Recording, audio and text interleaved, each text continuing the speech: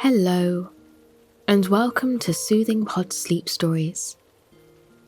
My name is Laura, and tonight I will be your guide as we travel back to the foggy moors of England and listen to the retelling of Persuasion, Jane Austen's finest novel. We follow the years-long love story of Captain Frederick Wentworth and Anne Elliot as they gradually learn to go against the expectations of others and follow their hearts to be united with their one true love.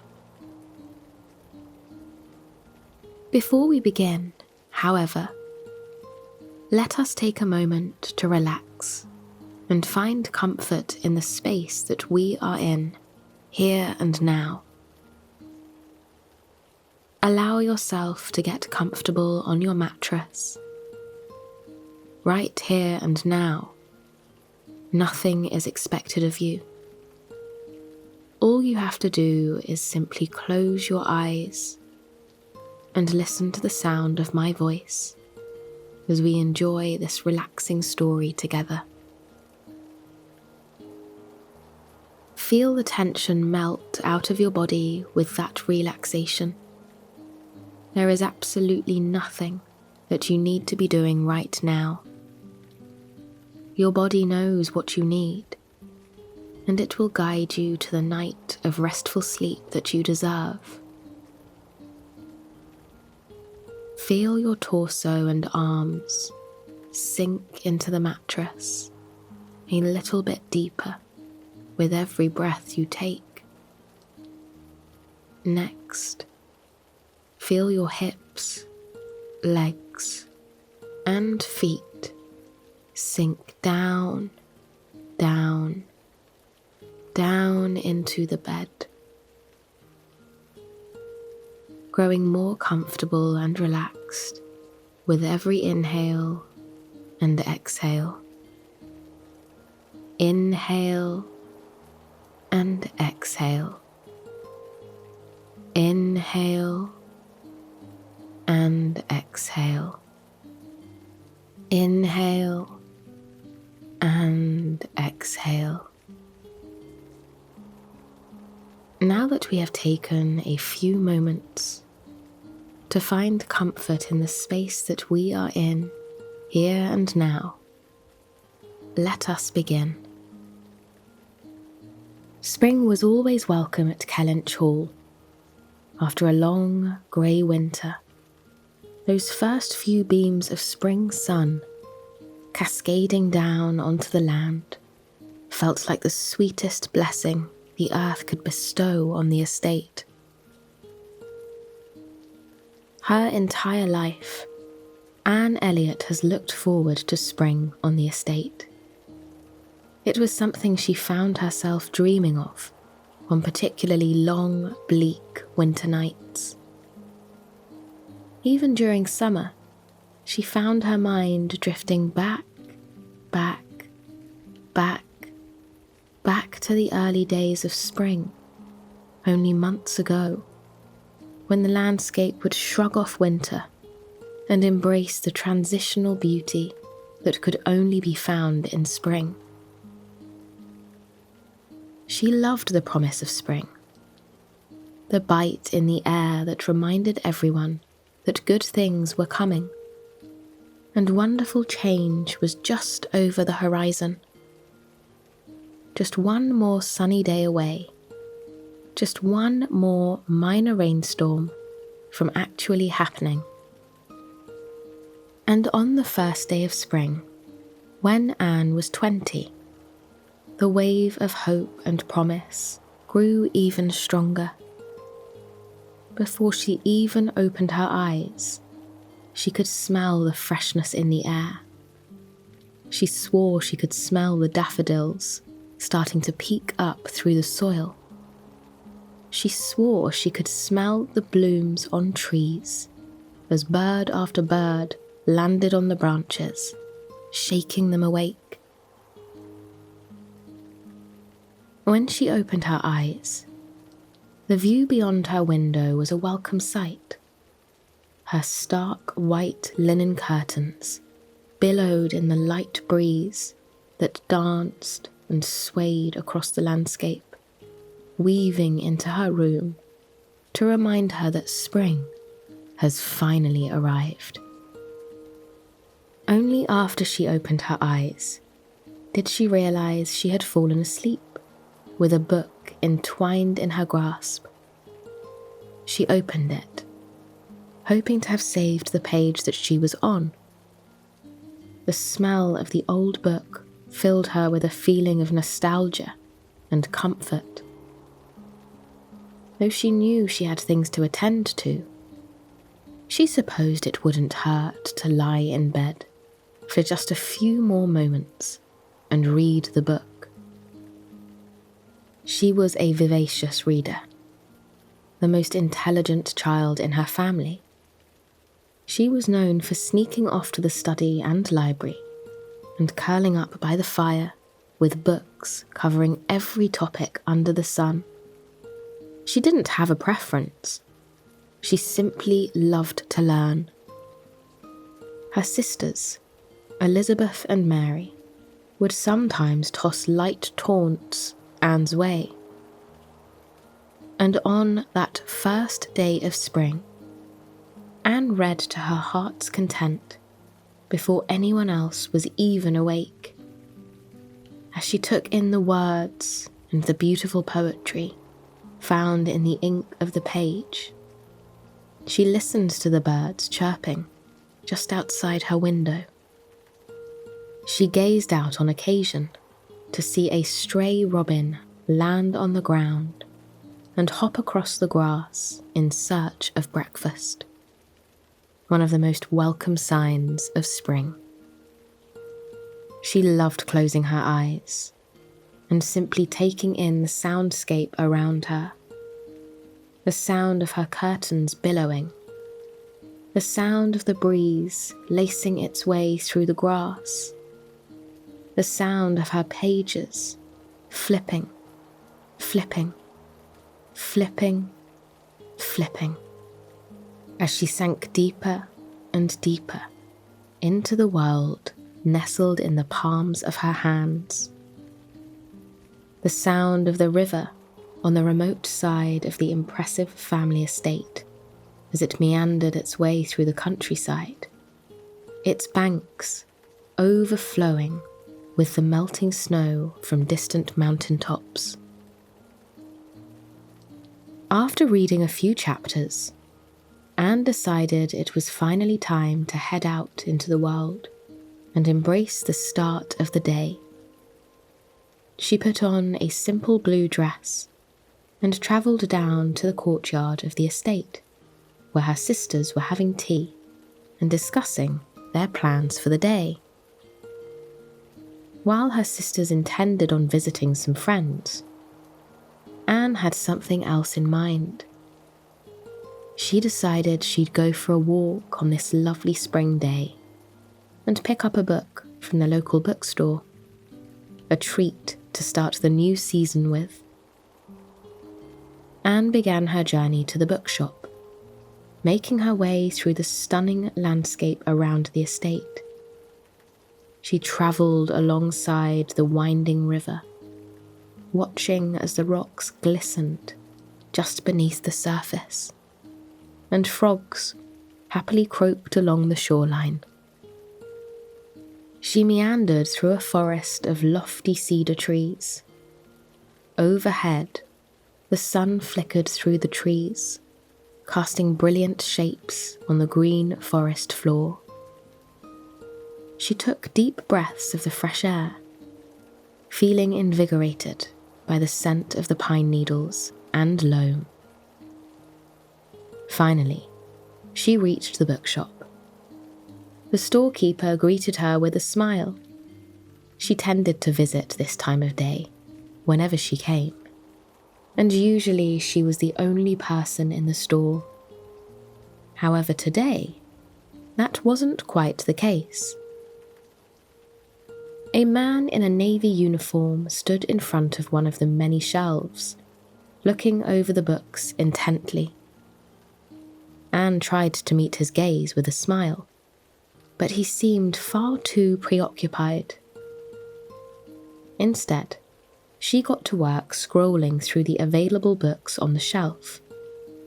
To her surprise, she had spotted a book she'd heard whispers of in the society circles.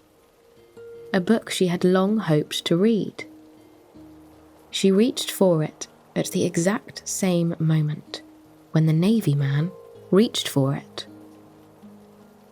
She gazed up at him, apologizing, only for the man to smile down at her, his blue eyes glistening in what little light was making its way through the open bookstore window.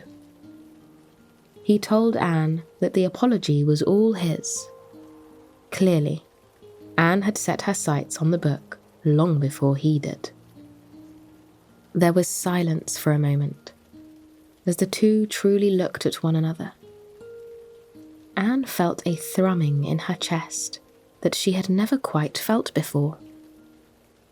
The man before her was tall and handsome, with sharp features, but an incredibly kind expression and soft mannerisms. There seemed to be a permanent smile etched into the corners of his lips. But she wasn't the only one with a pounding heart.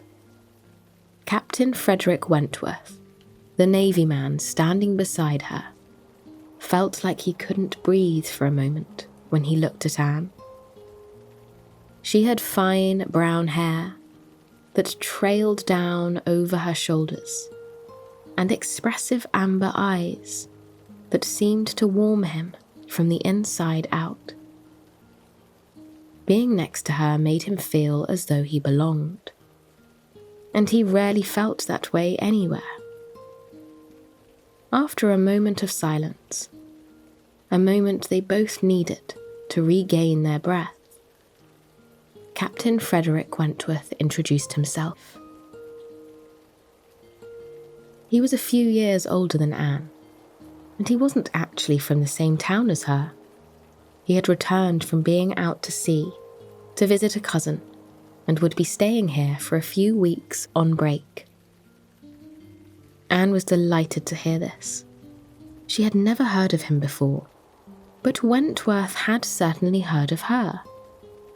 Her father was known for his wealth, a baron with a love of extravagance and spending. He knew that the baron had 3 daughters, but he didn't know he had one as charming as Anne.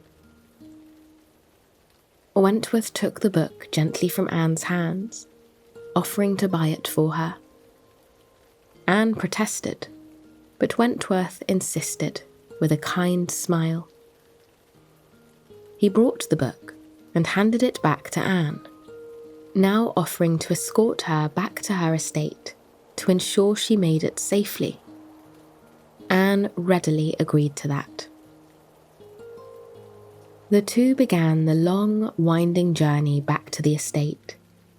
The whole time, their conversation flowed naturally. They spoke of their favourite books, their hobbies, and things they loved about the world. Anne was relieved to talk to someone who, for once, didn't want to just gossip and talk about aristocracy. It felt like the first genuine conversation she had had in quite some time. No discussion of social standing, or the latest drama between the wealthy families. No discussion about the things she couldn't care less about. They had only been speaking for a few minutes, but Anne already felt as though she could be herself with Wentworth, and Wentworth, in turn, felt a special kinship to Anne. They hardly looked at the path as they walked to the estate. On occasion, Anne would pause to look down at the river, or lean forward to look at a newly flowering daisy. It felt fitting to be stoking the embers of a new relationship as the world was beginning to bloom around her. Anne and Wentworth both came to realise how slow they were walking when a person zipped around them, gumbling under his breath about lovebirds as he passed by. The two couldn't help but laugh at the realization, though Anne felt her cheeks flushing with colour. Truthfully, she was in no hurry. This connection she felt, how free she felt with Wentworth by her side. It wasn't something she wanted to give up any time soon. And it seemed that the universe favoured her that day, because by the time they were about halfway home, dark clouds swept across the sky. It seemed to happen in a flash. However, they may have been too enraptured with each other to notice the many signs nature had been giving them. A downpour unleashed from overhead as spring rain cascaded down over them. Anne erupted into a fit of giggles as she searched for shelter. Wentworth placed his hand on the small of her back and urged her to move underneath a large oak tree at the edge of the forest. Anne plopped herself down at its base, hardly able to breathe from laughing so hard. Wentworth tumbled down beside her, clumsily trying to take off his overcoat. He wrapped his overcoat around Anne's drenched shoulders to warm her. As he did, Anne's heart skipped a beat. His hand brushed against the side of her neck, and as his jacket settled around her, she could smell him on it. It was a scent unlike any other. The scent of the sea, briny and invigorating, mixed with the scent of libraries, tucked into the corners of harbour cities, and the warm Earl Grey tea that he sipped every morning. Anne blinked a little slower as she breathed it in, finding instant comfort in it. The two sat under the tree in silence for a bit, taking in the views of the rain-soaked forest all around them. They watched raindrops fall down, down, down, down, until they landed on flower petals and rolled off into the grass below. They watched as the birds stopped flying, instead opting to cozy up in the branches overhead with one another for warmth and comfort. It was serene to see the forest slow down with the rain, and at the same time, Anne and Wentworth both felt as though the universe had slowed specifically for both of them. The sky had opened up so they could share this moment together, so they could go from being strangers to being something else entirely. Wentworth commented that it appeared as though they would be here for quite some time. The rain didn't seem to be too keen on stopping any time soon, and he could not ask a lady to drag herself through the rain with him. Anne smiled at Wentworth as she plucked the book out and held it up to him. "Thankfully, we have some entertainment," she chimed, flashing him a vibrant smile. Wentworth took the book, drying his hands as much as possible, and began to read aloud to Anne. It was something Anne had never experienced before, being read to in such a manner, and it made her heart flutter. She leaned against the bark and listened to Wentworth read until they were several chapters into the book. She watched him as he read, savouring the expressions he made. He wasn't just narrating to her. He was experiencing the book, loving the book just as much as she did. It was something they were sharing together for the very first time, and neither of them could have loved the experience any more. Soon, The sky began to clear as quickly as it darkened, as it often does during spring. They reached the end of a chapter as the last drop of rain fell from above. Wentworth closed the book, a bit sadly, and handed it back to Anne with a warm smile. He supposed it was time to escort her the rest of the way home. The last half of the walk was even better than the first. They were more comfortable now.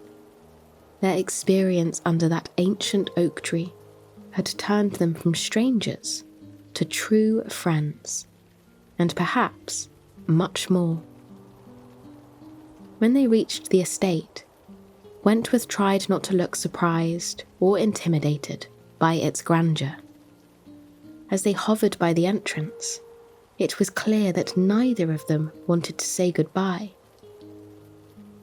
Anne suggested that they meet again tomorrow to continue reading from the book. After all, they had both been swept up by the story. It would just be cruel for Anne to keep it to herself now. Wentworth agreed, relieved that Anne wanted to see him again. And indeed, they did continue to see each other, nearly every day over the next few weeks. Wentworth would come to the estate in the early morning to see Anne and read alongside her. Sometimes when they were able to sneak away from the prying eyes of her family, they would settle under that large oak tree where they had read together for the very first time. But most days, they sat in the garden on the family estate, reading and enjoying one another's company, as Anne's family looked on with disapproval.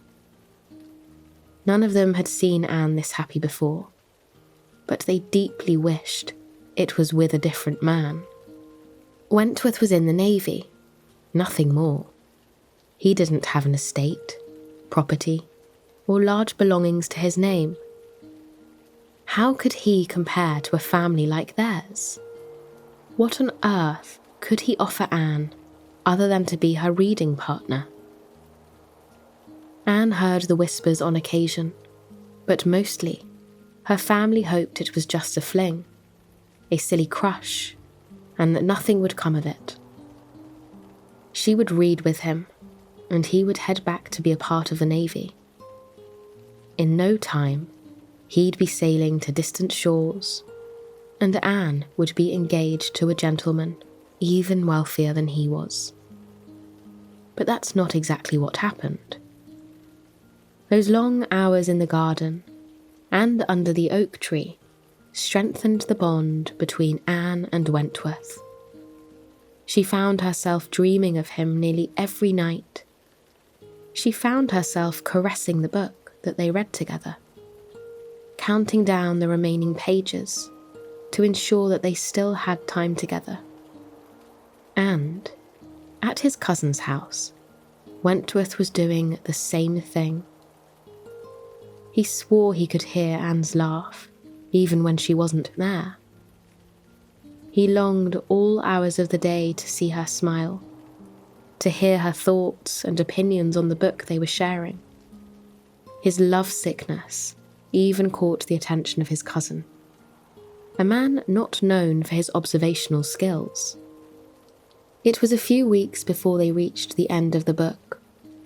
Wentworth approached her family's estate that day, with a request burning in his mind, and a ring burning a hole in his pocket.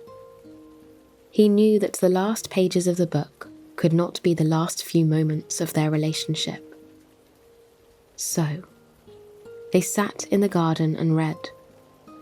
As he reached the last page, he read it slowly and intentionally, savouring every single word, savouring the feeling of Anne's hand against his arm as he read aloud.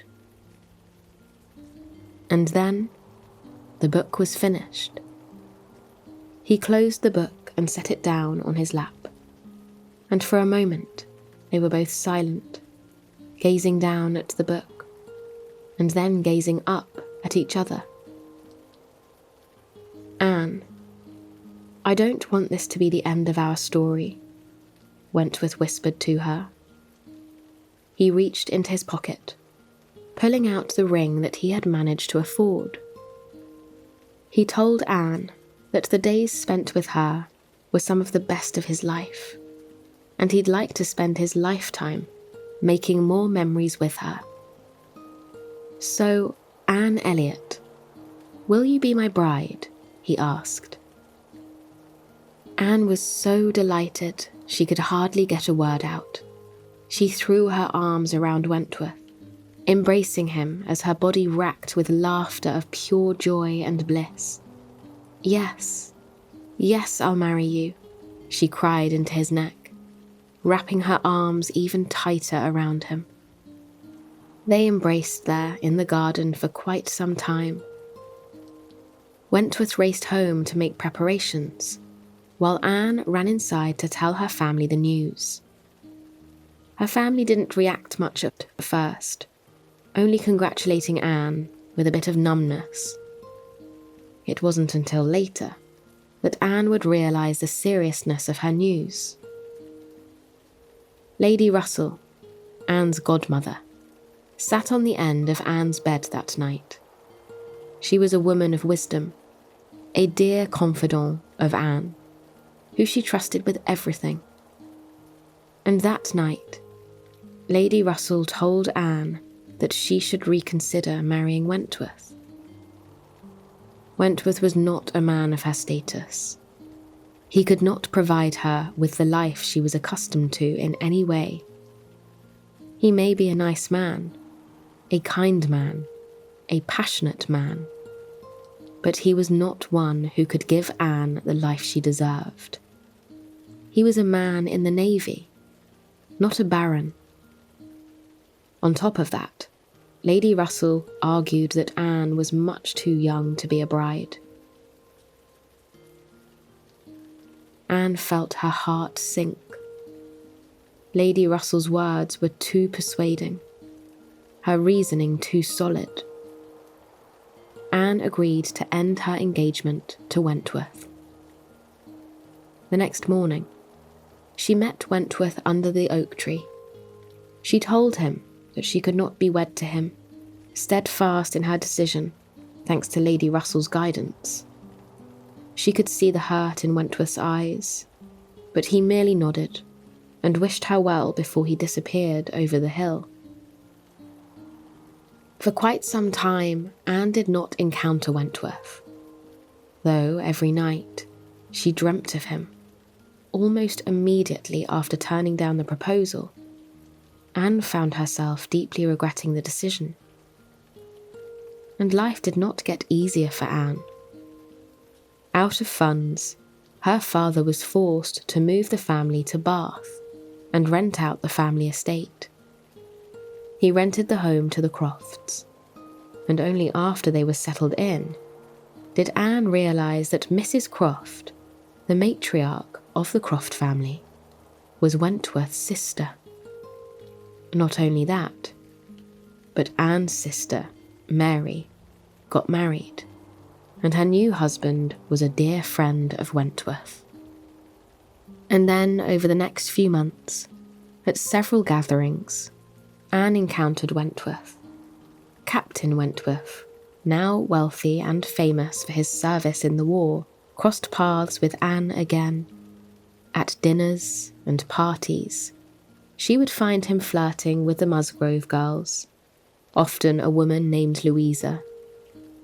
Anne tried to bury her regrets and her feelings, but inside she could feel the loss of Wentworth deeper than ever.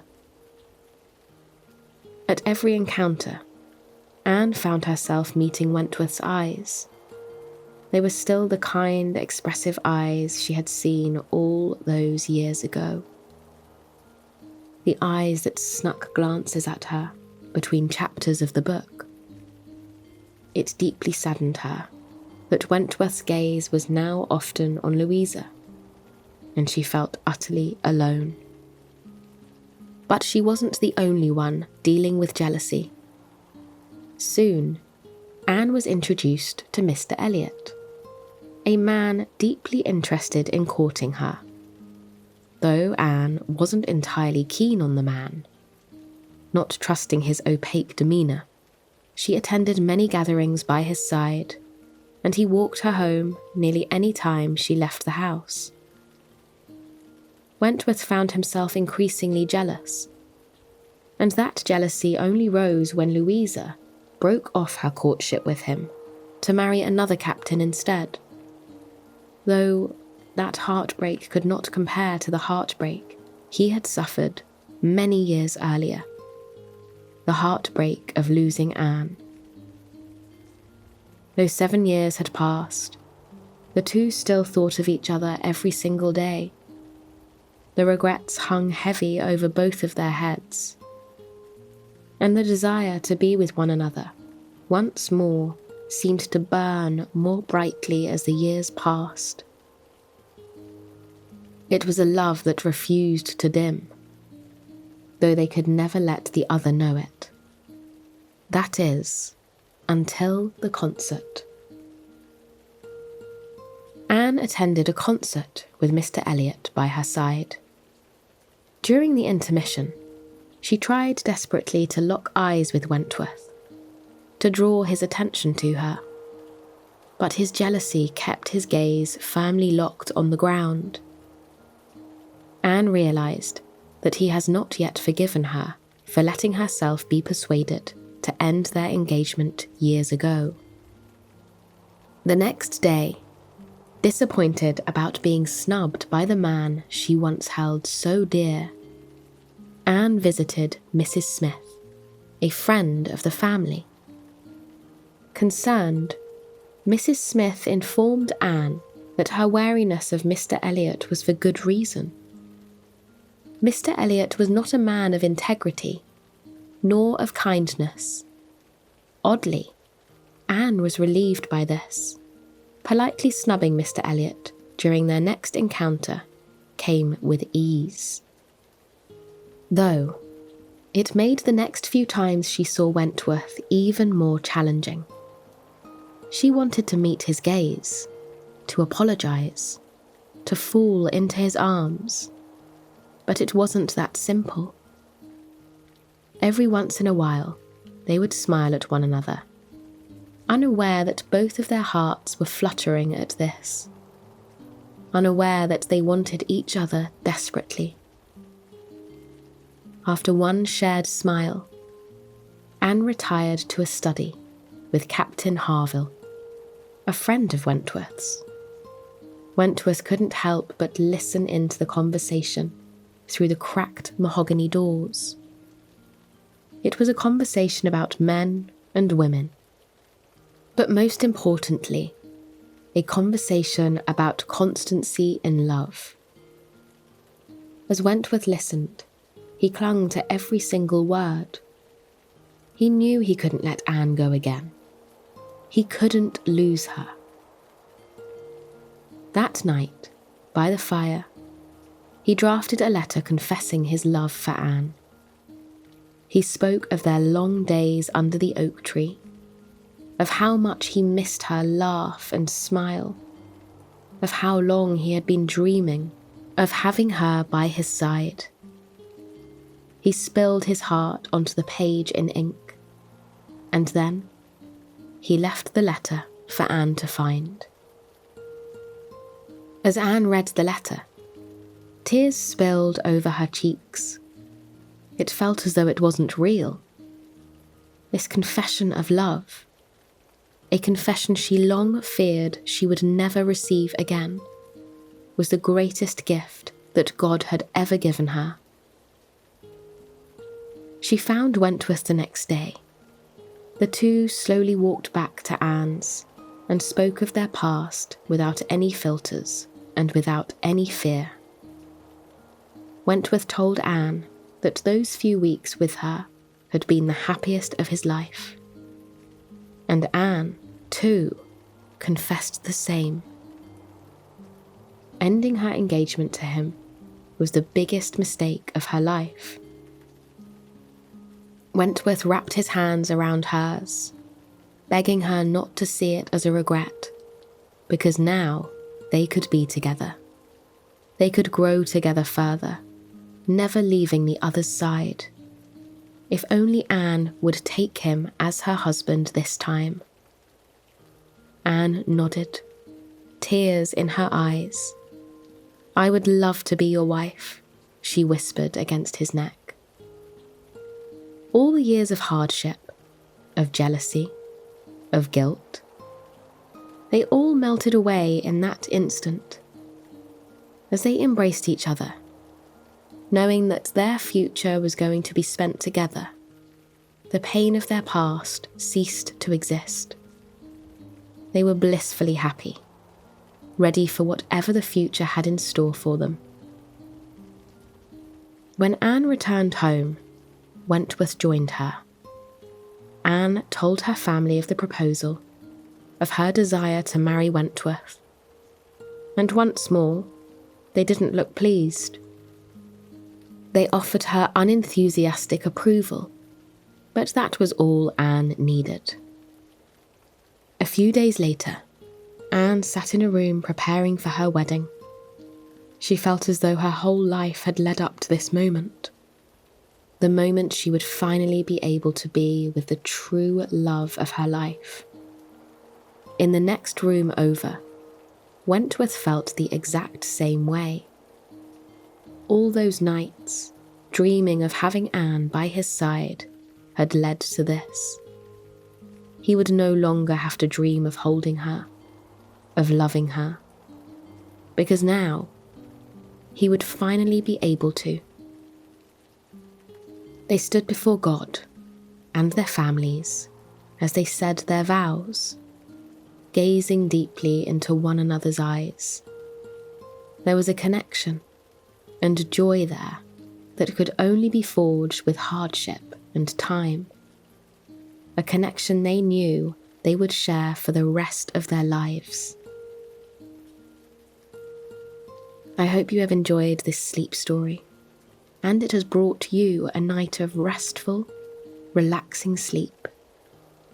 Please join me again tomorrow night for another sleep story. Until then, sweet dreams. Hello, and welcome to Soothing Pod Sleep Stories.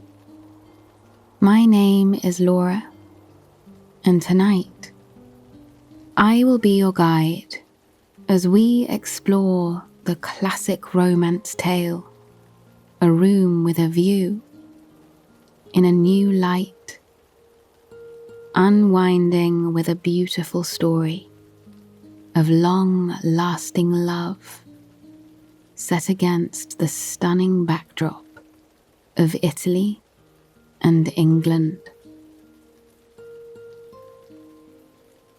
But before we begin, let us take some time to relax and find comfort in the space that we are in now. Close your eyes and allow your body to sink into the mattress. There are no expectations here and now. No obligations. This is your time to simply be and listen to what your body needs. Do not stress. Your body knows exactly what it wants, and it will take care of you. All you have to do is listen to the sound of my voice and allow your imagination to follow me to calm, peaceful places.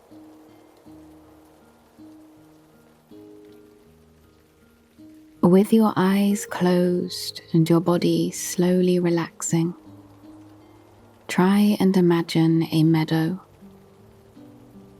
This is a meadow that belongs to you, and only you. It is something of your creation, that you can find comfort in. You can craft it to be whatever you need it to be. Is your meadow a beautiful bright green? Does it have flowers peppered across it? Can you smell the daisies, roses, and sunflowers on the breeze? Or perhaps your meadow is just made of tall grass that sways in the steady wind. Perhaps there are willow trees or old, steady oak trees in your meadow. And what does your sky look like? Is it bright blue and sunny, warming your body and lulling you to sleep? Or perhaps your sky is dark and cloudy, giving you time to unwind and appreciate how beautifully the grass pops against it. Whatever your meadow and sky may look like, try and picture yourself lying down in the grass.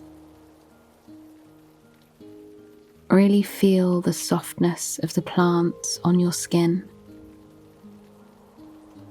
As you lie there, taking in what the nurturing earth is giving you, take a deep breath. As we take a moment to focus on our breath, let us discover the ways in which our breath can help us unwind. As you breathe in, try and picture the grass around you blowing towards you. As you hold your breath, feel the soft tickle of that grass against your skin. And as you exhale, imagine the grass blowing away from you, rippling in magnificent green hues. Breathe in for 1, 2, 3, 4, 5. Hold that breath, feeling the grass on your skin for 1, 2, 3, 4, 5. And exhale, watching the grass blow away for 1, 2, 3, 4, 5. Breathe in for 1, 2, 3, 4, 5. Hold that breath, feeling the grass on your skin for 1, 2, 3, 4, 5. And exhale, watching the grass blow away for 1, 2, 3, 4, 5. Breathe in for 1, 2, 3, 4, 5. Hold that breath, feeling the grass on your skin for 1, 2, 3, 4, 5. And exhale, watching the grass blow away for 1, 2, 3, 4, 5. Breathe in for 1, 2, 3, 4, 5. Hold that breath, feeling the grass on your skin for 1, 2, 3, 4, 5. And exhale, watching the grass blow away for 1, 2, 3, 4, 5.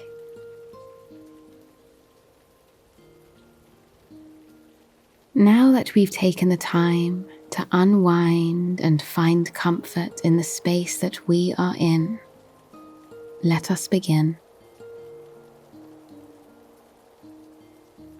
Lucy had never seen a city so beautiful, and she had never felt quite so free. The sun seemed to shine brighter here in Florence than it did in England. She could feel it kissing her fair skin all day, leaving her with the satisfying feeling of sunshine that seemed to follow her all day, no matter what bakery or church or library she tucked herself into. But it wasn't just the feeling of the sun in Florence that made her feel so alive. It was the architecture, and the people too. The stone streets were alive with people whose lives were very different to hers back home. Well-dressed men and women sat outside cafes, sipping frothy coffees as they exchanged warm stories.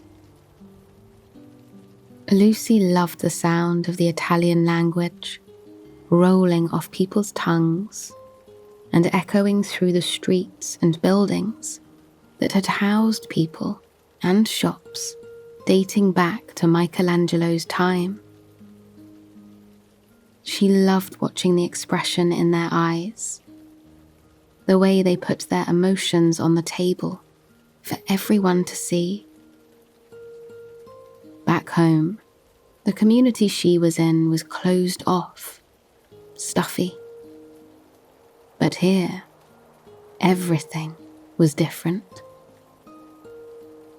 As she meandered through the streets, she couldn't help but get a little spring in her step. She wanted to dance with strangers, to bite down on the stunning, freshly baked pastries that seemed to be beckoning her from every glass storefront she passed by. She wanted to experience life. But there was someone with her that was going to make that a bit more challenging than she would have liked. Her cousin and chaperone, Charlotte, trailed behind her, urging her to slow down. Lucy couldn't help but roll her eyes with a smirk. Charlotte was an older woman, a woman much more set in the traditional way of things. But Lucy, she was starting to branch out. She was starting to enjoy different flavors of life that she didn't even know existed. And this trip, this journey to Italy, it was going to be the trip that changed her life. She just didn't know how much until they arrived at their hotel. Though they were promised rooms with views of the stunning River Arno that weaved through the city, they walked into their rooms to discover that that is not at all what they were given. They found themselves in a room overlooking a drab courtyard, perhaps the drabbest in all of Florence. In the midst of complaining, 2 men approached the ladies with smiles. When Lucy turned around to greet the men, her breath stopped in her throat for a moment. It was something about the father and son that made Lucy's heart skip a beat. They had a relaxed air about them, an open and vulnerable air. These weren't the closed-off, cold men that Lucy had grown so accustomed to in her social circles back home. These men were much more casual. They introduced themselves, the father as Mr. Emerson, and the son as George. As they spoke, Lucy couldn't help but steal some glances at George. He slouched a bit as he stood. His sleeves were rolled up a bit over his forearms, exposing toned muscles and a sleek watch. He had one hand tucked into the pocket of his charcoal grey pants, which appeared to be brand new. But his shoes, well, they were far from brand new. Worn and peppered with bits of dirt and soil, they had a story to tell.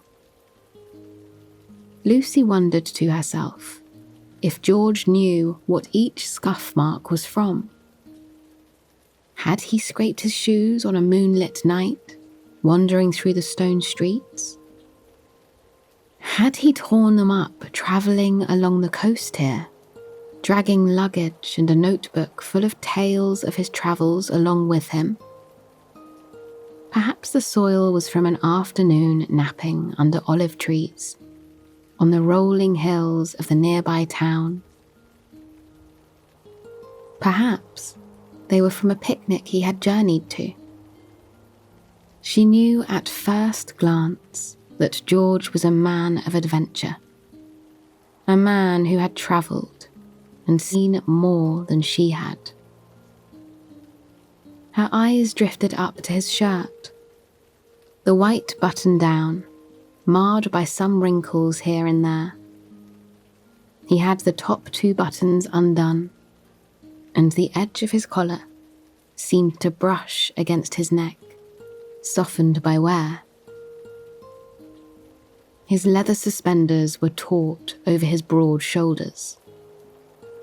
She was used to men in full suits, not this casual artist look standing before her. And yet, she was already quite fond of it. This was a man that seemed to have bigger concerns than appealing to others.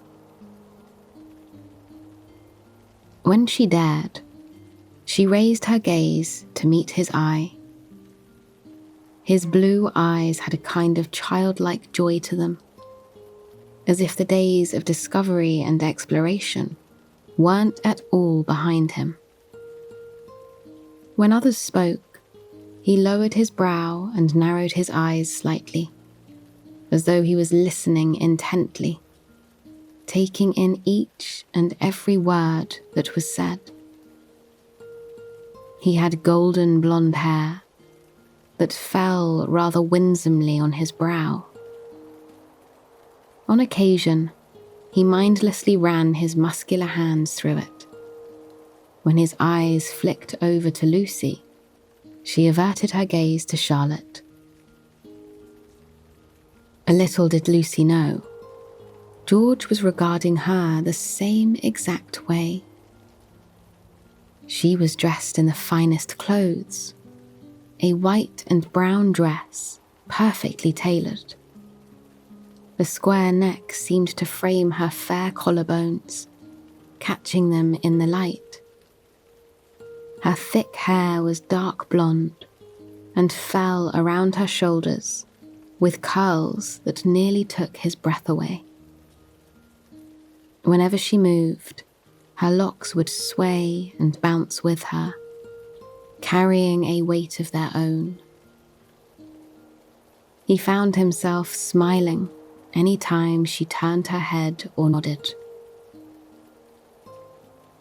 Then, when he looked at her, he was truly breathless. She had blue eyes, much more stunning than his own. There seemed to be flakes of silver and icy cyan within them that glistened any time she smiled. Her cheeks were tinged with a pale pink, that nearly matched her lips. When others spoke, she would offer them a warm smile and nod. And when she was truly listening, she would tuck her fingers underneath her chin, just against her neck, and rest them there. On occasion, she would tap her fingers as if moving them to the beat of a melody that only she could hear. Mr. Emerson offered to switch rooms with Lucy and Charlotte. They had a room with a view of the river, but had no need. Women like looking at that view, men don't, Mr. Emerson said, urging Lucy and Charlotte to take the room. Charlotte declined the offer rather quickly, and Lucy knew exactly why. The Emersons weren't people of high society. They didn't speak with flowery words or overly kind phrases. They simply spoke. However, after some convincing, Lucy and Charlotte agreed to take the room. As Lucy tried to bring her luggage into the room, George intercepted her, taking over the luggage with a warm smile. "No lady should have to carry her own luggage," he muttered, bringing the luggage to the door. Lucy thanked him, her heart fluttering. As he turned and went into the new room, Lucy watched him leave. Perhaps there were more adventures to be had in Florence. Perhaps there were even adventures with him by her side. The following day, Lucy journeyed into the city with a novelist, Eleanor. Eleanor promised to show Lucy the real city, but on a journey to Santa Croce, one of the most beautiful churches in all of Italy. The two found themselves lost. Lucy didn't mind terribly. Every new street was a slice of Italy she had never seen before. And my, were they beautiful. Soon, however, Lucy found herself alone. Eleanor bounded off to greet an acquaintance, leaving Lucy to find her way around the city by herself. She wandered through the streets, smiling at people as she passed, and there was a buzz in the air, a heaviness that could only mean one thing: rain. She watched from a cast iron table at the edge of a cafe as the dark clouds slowly swept across the sky, bringing with them a summer chill and dampness that often makes one reflective and sentimental. Wanting to seek shelter before the storm, Lucy rose from the table and turned through an alleyway. To her surprise, she found herself in a piazza, and in the center of the piazza was none other than the church she had been searching for earlier. She stood in the courtyard for a long moment, marveling at the sheer beauty of the building's architecture. The intricate stonework and glasswork was simply breathtaking, a reminder of how incredible mankind's creations can truly be. She stood there until the first raindrops of the summer storm began to fall from the sky, refreshing her skin as they pitter-pattered across her and the pavement around her. She meandered into the church, closing the door behind her. Her clothes were slightly damp to the touch, and the warm glow of the candles lining the inside of the massive church calmed her. Despite the impressive magnitude of the impossibly high ceilings within the church, it felt cozy and comforting in a way few places do. Deeper within the church, a melody danced through the air. A calm song played on an organ. As she tiptoed through the building, following the sound, she stepped into a hallway illuminated by flickering candles. The candles seemed to shimmer against the stained glass windows on either side. And, in the middle of the hall, there was a familiar face smiling back at her. George. He regarded her with surprise, but the surprise quickly shifted to concern. He could see that she was dripping wet. With no hesitation, he slipped off his overcoat, offering it to her. Lucy protested, but George insisted. God wouldn't want a lady freezing in his house, after all. He gently placed the jacket over her shoulders. An aroma washed over her as she nestled herself inside the jacket.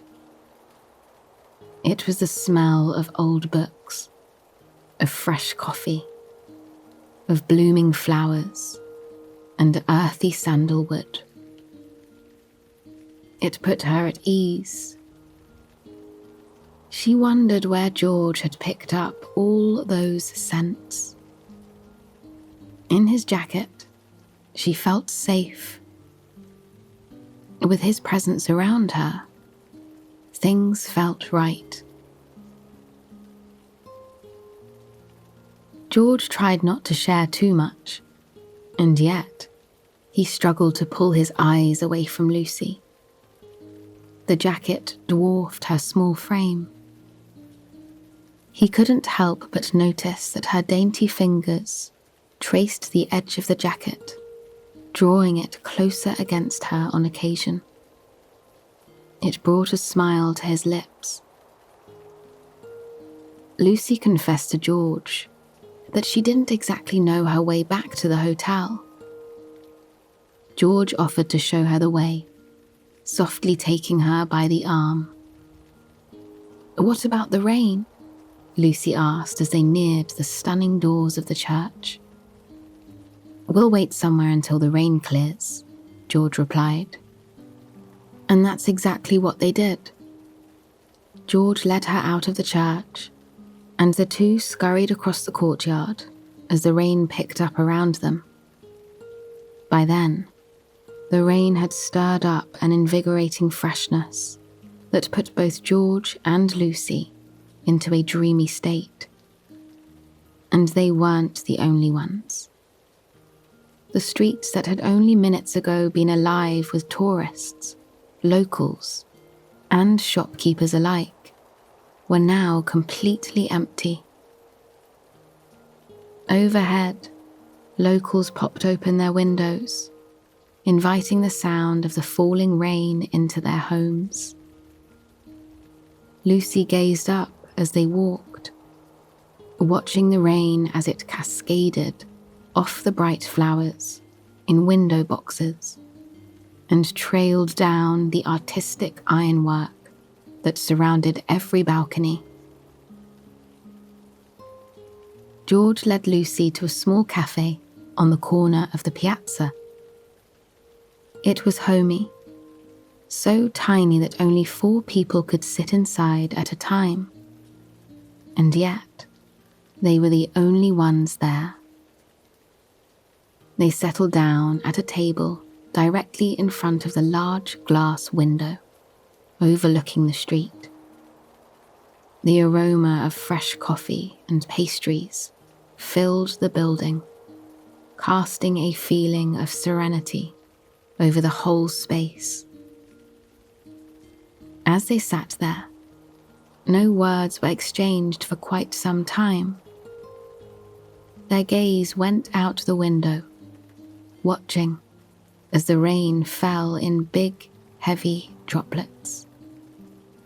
They listened to the pitter-patter, pitter-patter, pitter-patter, pitter-patter, their hearts beating in unison with the rhythm of the sky. They were so transfixed by the summer rain that they almost didn't notice the waiter approaching to take their order. Lucy ordered herself a hot chocolate, much to the waiter's dismay, and George ordered himself a tea. For the pastries, George joyfully told the waiter to surprise them with his own favourites. It wasn't something a society man would do, and yet Lucy found it charming. Perhaps that is exactly why she found it charming. They sat there for quite some time, talking about their lives in a quiet tone. Behind their conversation, they could hear the clouds of frothing milk and the steady rhythm of bread being made by the owner of the bakery. Brand new aromas filled the air now. A smell of dark melted chocolate, of warming cinnamon, of sugar and bread, and tart, sweet raspberries. It was dreamy, as though they had this heavenly bakery all to themselves. Lucy clung to every word that George said, and George did the same. They spoke in calm, low tones, discussing things with a musical quality. They each questioned, then answered, questioned, then answered, questioned, then answered, questioned, then mused about possible answers together. The conversation felt like a slow, relaxed stroll through a garden, rather than a walk down a busy street. When the waiter brought their food and drinks over, Lucy was in awe. Steam from her hot chocolate rose into the air, drifting up to the ceiling in a fragrant gossamer. There was cinnamon sprinkled across the foam on top, which was so white and fluffy, it put summer clouds to shame. Across from her, George was greeted with an equally appealing tea. It was a black tea. Even from across the table, Lucy could smell the apricots in it. She watched as George poured in cream, observing the way the waves of white swirled and transformed his dark tea into a honey-like drink, just as sweet. The pastries before them were a marvel in themselves. Golden brown cannoli, overflowing with sweet cream, drizzled with chocolate in a beautiful crosshatch. Chocolate brioche, perfectly flaky and warm to the touch. And some kind of raspberry tart, sprinkled with sugar, that looked like the first dusting of snow just before Christmas. The two sat there for hours, slowly drinking their warm, delicious drinks, watching the rain and sharing the pastries they ordered. Those few hours, full of hushed conversation, with no chaperones and no expectations, would change their lives forever, even if they didn't know it just yet. But there was one thing they both knew for sure. They liked one another. George loved the way that Lucy's eyes sparkled when she talked about things she loved. He loved the way her voice would waver in a little higher, losing control with passion as she explained her favourite poets and authors. He loved the way she closed her eyes when she took a bite of pastry, as if that would somehow allow her to savour it even more. And Lucy, she found plenty of things to love about George as well. She loved the way he held his teacup, wrapping his fingers around the cup from above, rather than grabbing the handle. He would hold it like that and swirl it on occasion, in front of his face, whenever he was deep in thought. She loved the way he stuck his tongue out the slightest bit when he laughed, as if his joy couldn't be contained. She loved the way in which he'd reach for her on occasion in moments of intense connection and shared laughter, but would then catch himself and shy away. When the rain stopped, the two journeyed back to the hotel together, meandering through the rain-soaked streets in no particular hurry. Now the air was fresher than ever, and there were plenty of novel, exciting opportunities for them just on the horizon. Later that week, Lucy found herself on a trip with her cousin, the Emersons, and others. They travelled to a scenic area above Florence, where they could take in the beauty of the city. After a slight miscommunication with the drivers, caused by Lucy's poor Italian skills, she found herself stepping out of a carriage and into a garden, where George was taking in the view of the city below. She wandered through the sea of roses, violets, and wisteria to reach him. And truly, the sight of her caught him by surprise. In front of them, the sun was beginning to set over the distant mountains. The sky was painted a watercolour of oranges, yellows, reds and pinks, creating the finest masterpiece either of them had ever seen.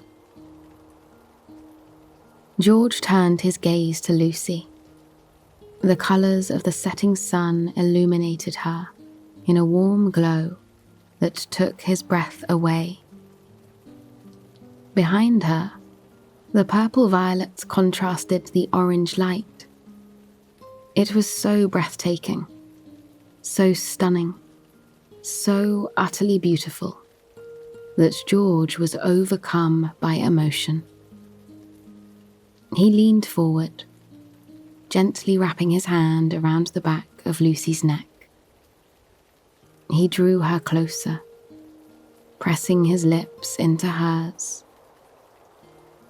In that moment, the rest of the world faded away. It was simply them, surrounded by violets, soaking in the view of Florence in the glow of the setting sun. When they pulled apart, Lucy lingered by his lips for a moment. Her fingers danced against his collarbones as she gazed into his eyes. It was the first time she had ever felt love, and she had no idea that it was the first time he had as well. They wanted to stay in that moment forever, to hold each other and embrace on this stunning mountaintop. But that wasn't possible.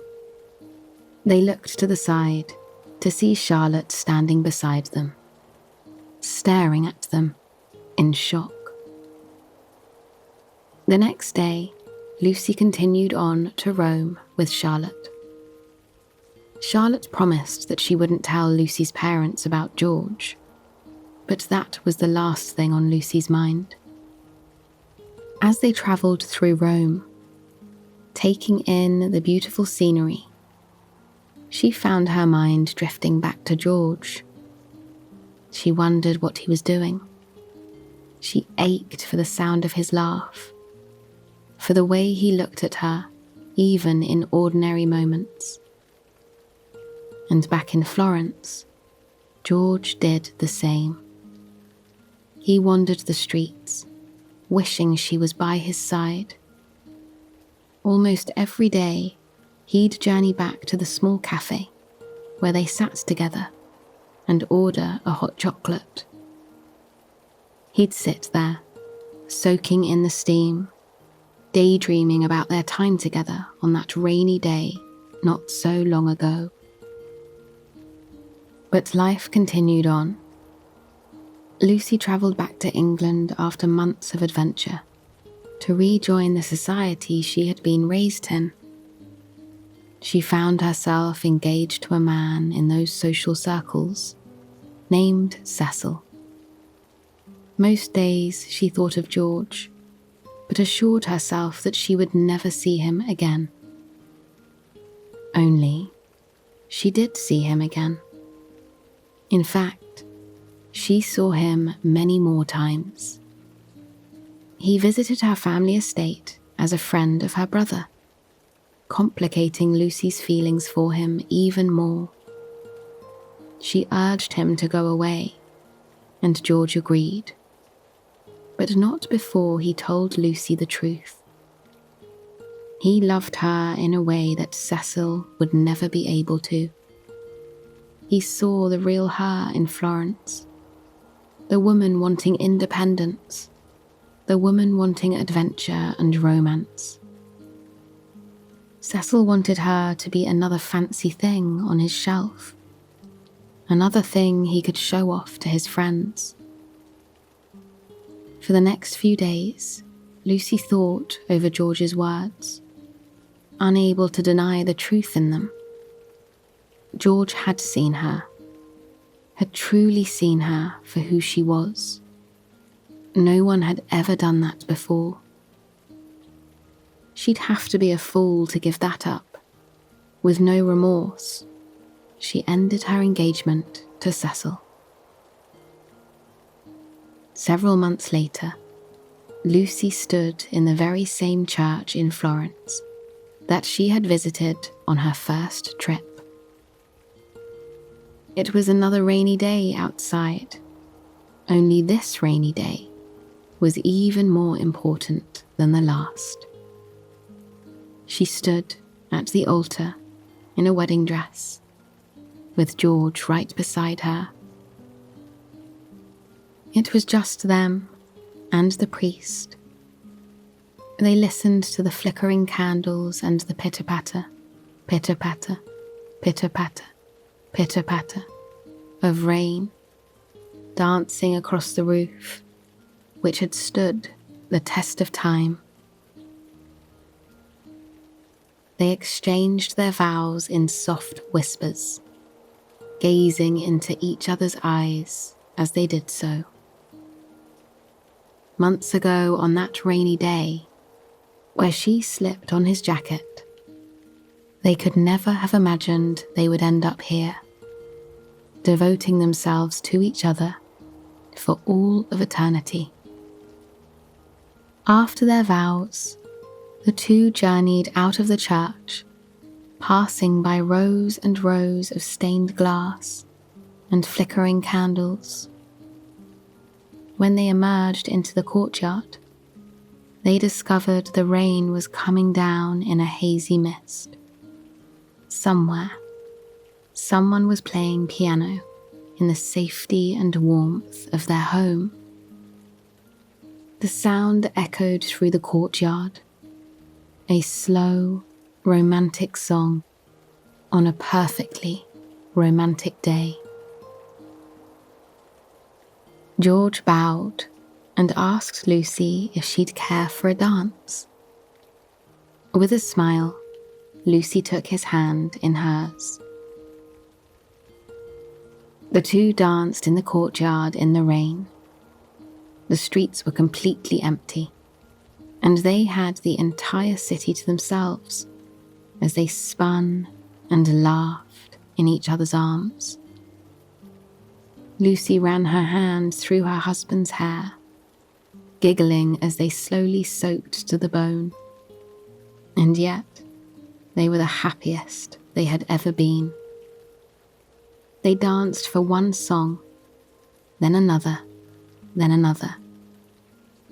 Gradually, people started to watch the show, whispering about how precious the couple in the courtyard was. In that moment, dancing in the rain just after their wedding, Lucy realized how truly beautiful life can be. And that night, she slipped into a nice, warm nightgown and curled up next to her husband. She knew she was in for an incredibly beautiful life. The fire crackled beside them as they slowly drifted to sleep in each other's arms. Just outside their window was a view of the river. Quite a view, indeed. I hope you've enjoyed this story, and it has helped you reach a night of peaceful and relaxing sleep. Please join me again tomorrow night for another sleep story. Hello, and welcome to Soothing Pod Sleep Stories. My name is Laura, and tonight I will be your guide as we reach a night of restful sleep with the classic story of Wuthering Heights. We'll find respite in foggy moors, relaxation in cups of tea by rain-soaked windows, and calm in a tale of love that lasts for generations. Before we begin, however, let us take a moment to relax and find comfort in the space we are in. Close your eyes and allow yourself to truly sink into the mattress. With your eyes closed and your body slowly untensing more and more by the second, picture grass-coated hills that will stretch as far as your eyes can see. What color is the grass on those beautiful hills? Is it dark emerald green? Perhaps it's a vibrant light green, the kind that can only be found in spring. Perhaps even your hills are peppered with wild flowers that are orange, purple, and yellow. Is it raining on your hill? Or perhaps it is sunny, and the sunlight is glistening off each individual blade of grass. Whatever it is, allow yourself to fully picture that scene as if you are there, feeling the gentle wind brushing against your skin. Smell the fresh air. If it is raining, imagine those refreshing droplets pitter-pattering across you.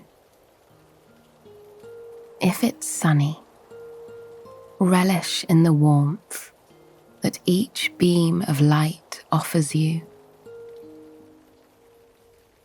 As you breathe in, try to imagine the wind blowing the grass uphill.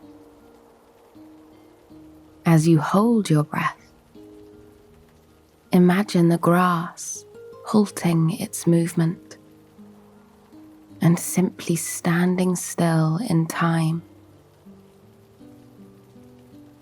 As you exhale, imagine the wind blowing downhill, rippling the grass all the way down to the basin of your hilly valley.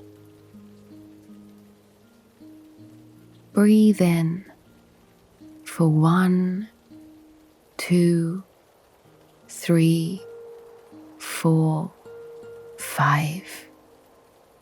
Hold for 1, 2, 3, 4, 5, 6, 7. And exhale for 1, 2, 3, 4, 5, 6, 7, 8. Breathe in for 1, 2, 3, 4, 5. Hold for 1, 2, 3, 4, 5, 6, 7. And exhale for 1, 2, 3, 4, 5, 6, 7, 8. Breathe in for 1, 2, 3, 4, 5. Hold for 1, 2, 3, 4, 5, 6, 7. And exhale for 1, 2, 3, 4, 5, 6, 7, 8. Breathe in for 1, 2, 3, 4, 5. Hold for 1, 2, 3, 4, 5, 6, 7. And exhale for 1, 2, 3, 4, 5, 6, 7, 8. Now that we've taken the time to relax and find comfort in the space that we are in, let us begin. It was a foggy day when Mr. Lockwood started his journey. He rode his horse with his head held high as he meandered deeper and deeper into the English countryside. The air seemed to grow more and more fresh by the moment as the city disappeared further and further into the distance. Mr. Lockwood longed for a home away from the hustle and bustle of city life.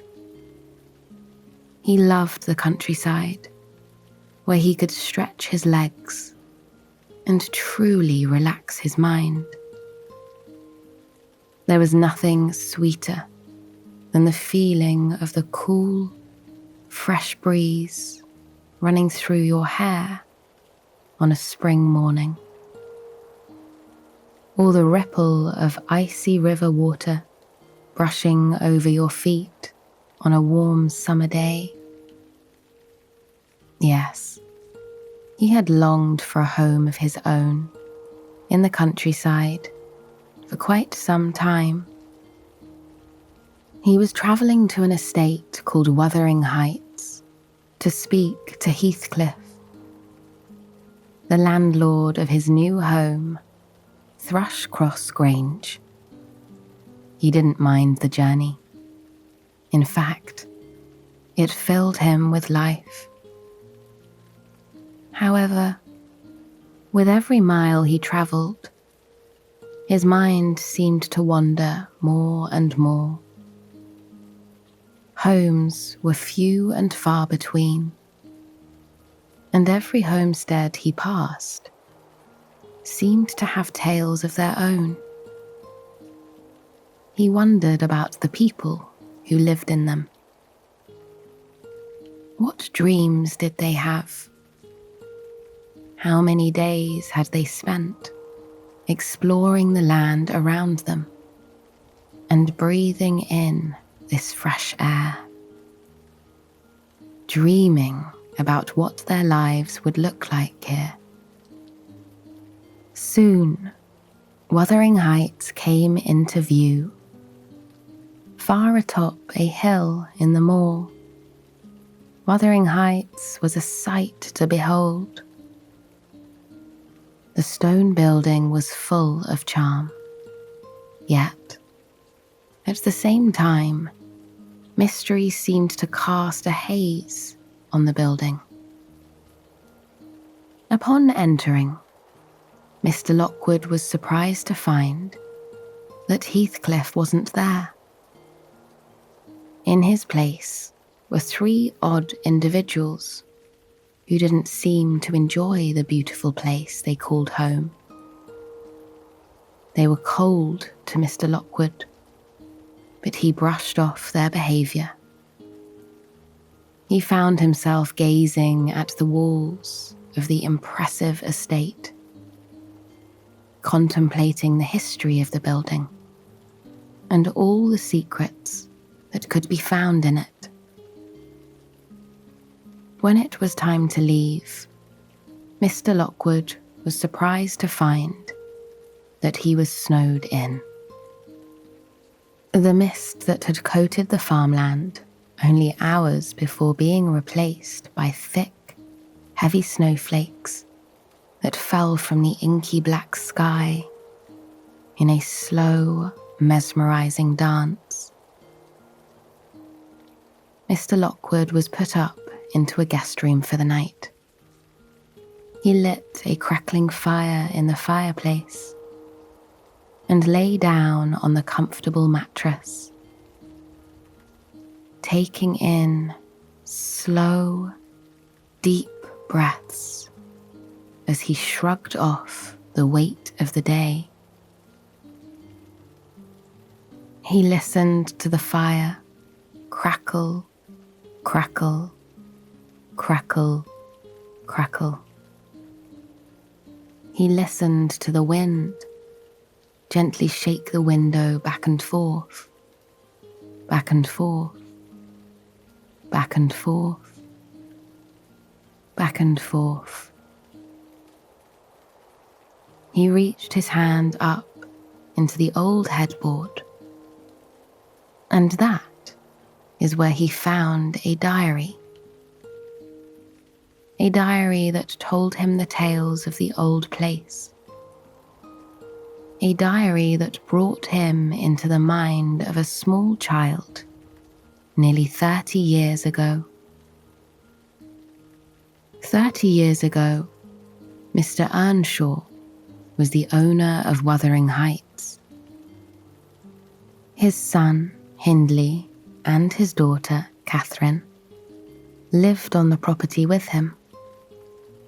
However, their lives weren't one of great joy or excitement.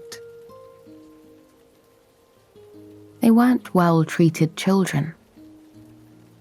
Their father was a distant man, a man who took little interest in his children, and would much rather have them wandering the moor so he could relax in peace.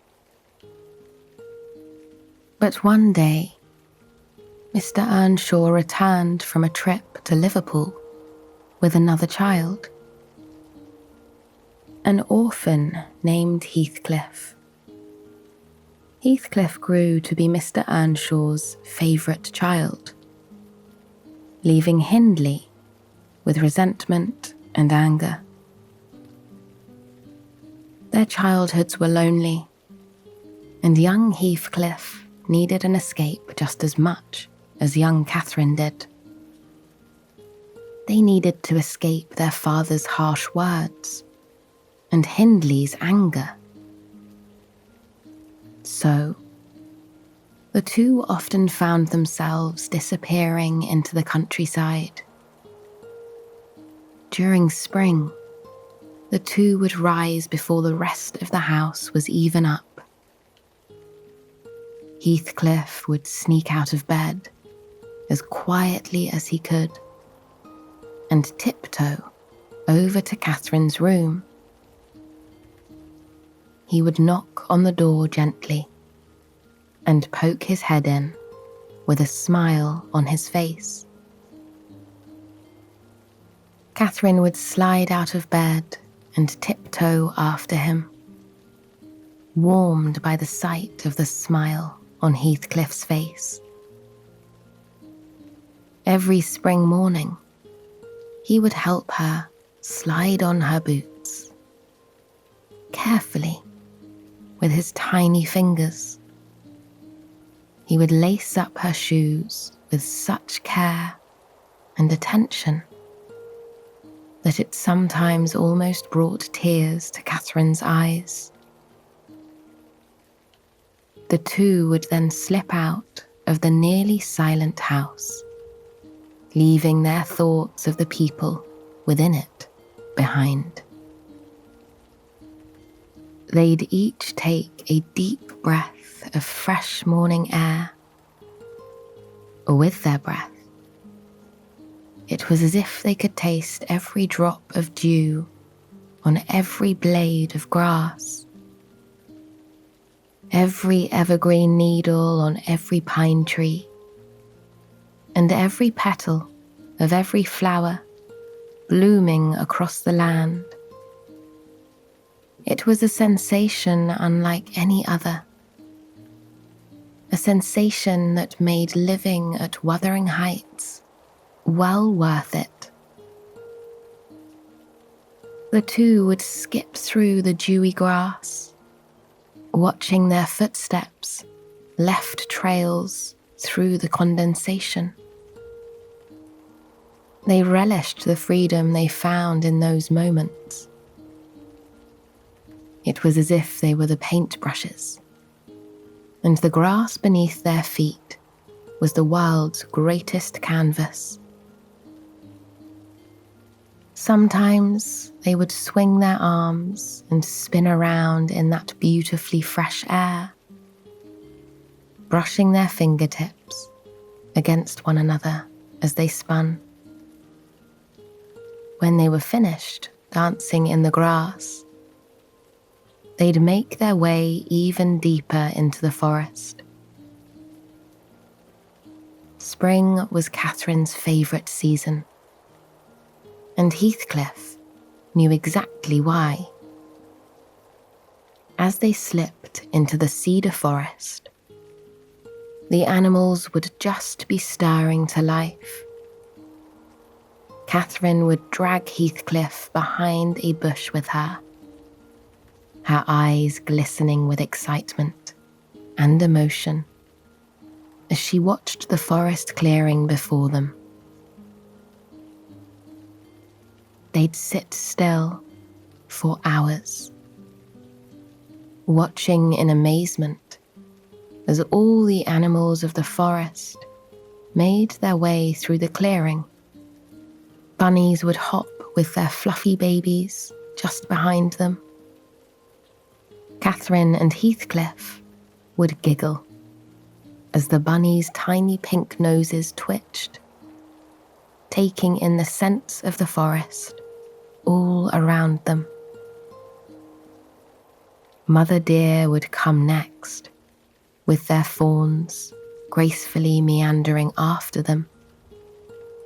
On occasion, the baby deer would come over to Heathcliff and Catherine and sniff their heads curiously. In those moments, Heathcliff wouldn't watch the deer. He would watch Catherine's reaction to the deer.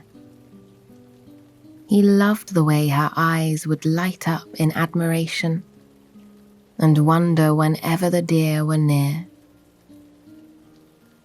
He loved the way that she would cup her tiny hands together and hold her breath. He loved the way she would look at him, waiting to see his happiness spilling out over the forest floor. In fact, Heathcliff loved nearly everything Catherine did. He noticed it during the very first spring they spent together. By the spring afternoon, the two would be ready for something nice to eat. Catherine would sit against the fence in the field and wait as Heathcliff disappeared into the house to fetch something to eat. Often, she would count the ladybugs making their way up to the fence post, or twirl her fingers in blades of grass as she waited. Heathcliff would normally return with fresh slices of bread and a brilliant blackberry jam. The two would climb to the top of their favourite hill and rest under an old oak tree as they ate. The sweetness of the home-cooked bread, with the tartness of the freshly made jam, always left the two with blissful smiles on their faces. Normally, there would be one extra piece of bread left over. Heathcliff would smile and eagerly give it to Catherine, who would squeal with delight and slather on more of the dark purple jam. It wasn't a coincidence that there was an extra piece. Certainly it was not. Heathcliff longed to see the delight on Catherine's face, time and time again, as she thought fortune was smiling down at her. It was a secret that Heathcliff would never tell. Before they knew it, spring would roll into summer. And though their lives at home never seemed to improve, they still found an escape in each other. With every harsh word from Mr. Earnshaw and Hindley, the two would try and turn their attention to the joy they could find in one another. On summer mornings, the two would rise even earlier. Catherine would often wake first, as the earliest rays of sun shone through her window. She would awaken Heathcliff by lightly shaking his arm. Waking up to her smile was the sweetest part of his day, and it made summer something he looked forward to every year. The two would disappear out into the countryside, only this time, their journey didn't take them to the forest. Instead, they would meander through the fields of wild flowers.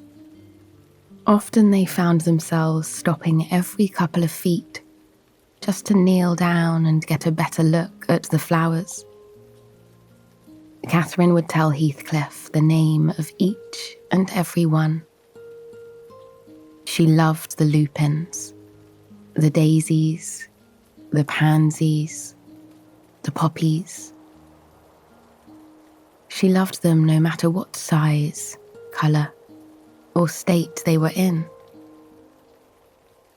Heathcliff would watch the bees float from flower to flower, hoping that they'd spread the pollen even further across the estate.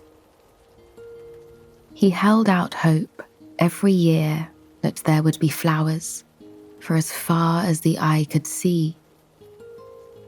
He held out hope that the entire countryside would one day become a garden just for him and Catherine.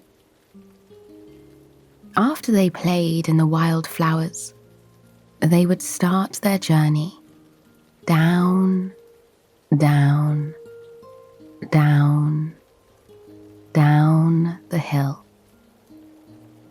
Sometimes Heathcliff would drop onto the grass, and Catherine would roll him to the bottom, giggling the entire way. Other times, it would be Catherine who would stop and drop, rolling over and over and over and over, until she sprawled out at the base of the hill, collapsed in a fit of joyful giggles. Then, the two would go to the river at the base of the mountain. They would slip off their socks and shoes and dangle their feet in the water. They loved the feeling of the icy cold river brushing over their skin. They loved the sight of the sun shining through each wave, casting intricate patterns on their skin and on the rocks below. They found their peace at the edge of the river, where they could lie on the banks and soak in the sun, ignoring the coldness of Wuthering Heights and their family within it. On the banks of that river, all that mattered was them. On the banks of the river, they both understood what tranquility really felt like. But not every summer day could be spent on the banks of the river. The English countryside has unpredictable weather, and the two often found themselves at the mercy of it. When they awakened to summer rainstorms, the two tried not to fret. They would be stuck inside the house with their cruel family, but they had ways to escape, even in their presence. Heathcliff and Catherine would sneak off to the library. In it was a window seat under a large window that stretched all the way to the ceiling. The two would grab books and curl up in the window seat, watching the rain trace down over each pane of glass. Sometimes they would close their eyes and listen to the pitter-patter, pitter-patter, pitter-patter, pitter-patter of the rain against the house. More often than not, Catherine would fall asleep, curled up with a book on her chest. Heathcliff would watch her for quite some time, soaking in the moment of peace with her. He knew when she was sleeping, she was truly free. She had no concerns about her father, no concerns about her brother, no concerns about her mother, who had passed. In her dreams, she was safe, and that truly made Heathcliff happy. At night, when the thunder came, the two would sneak back into the library while everyone was asleep. They'd sit in the window seat next to the crackling fire and wait to see the lightning light up the sky. It was a game they played, a game they found comfort in when the rest of the world was quiet and calm. Catherine loved watching Heathcliff jump with delight when the thunder would rumble the house and the lightning would illuminate the rolling hills far in the distance. Heathcliff had not had an easy life, and even though he was her father's favourite, he could not simply shrug off what years of being an orphan had done to him. Catherine wanted him to be happy. And in autumn, Heathcliff was often at his happiest. He and Catherine would bound out into the forest, breathing in the sweet, sweet aroma of the autumn air. Though summer had reached its end, there was life in the forest that couldn't be found at any other time of year. Everything seemed so fresh, so alive, so joyful. Squirrels would scurry through the treetops, collecting acorns and nuts for the coming snow. The fawns that they had seen in the spring would now gracefully hop through the forest on their own, searching for green patches of grass to eat and sleep in. But most of all, Heathcliff loved the trees. Every autumn, the forest was ablaze in an array of reds, oranges, pinks, and yellows. It was as if nature was at its most creative this time of year. Often, Heathcliff and Catherine would search the forest floor for wild mushrooms to collect and cook over an open fire.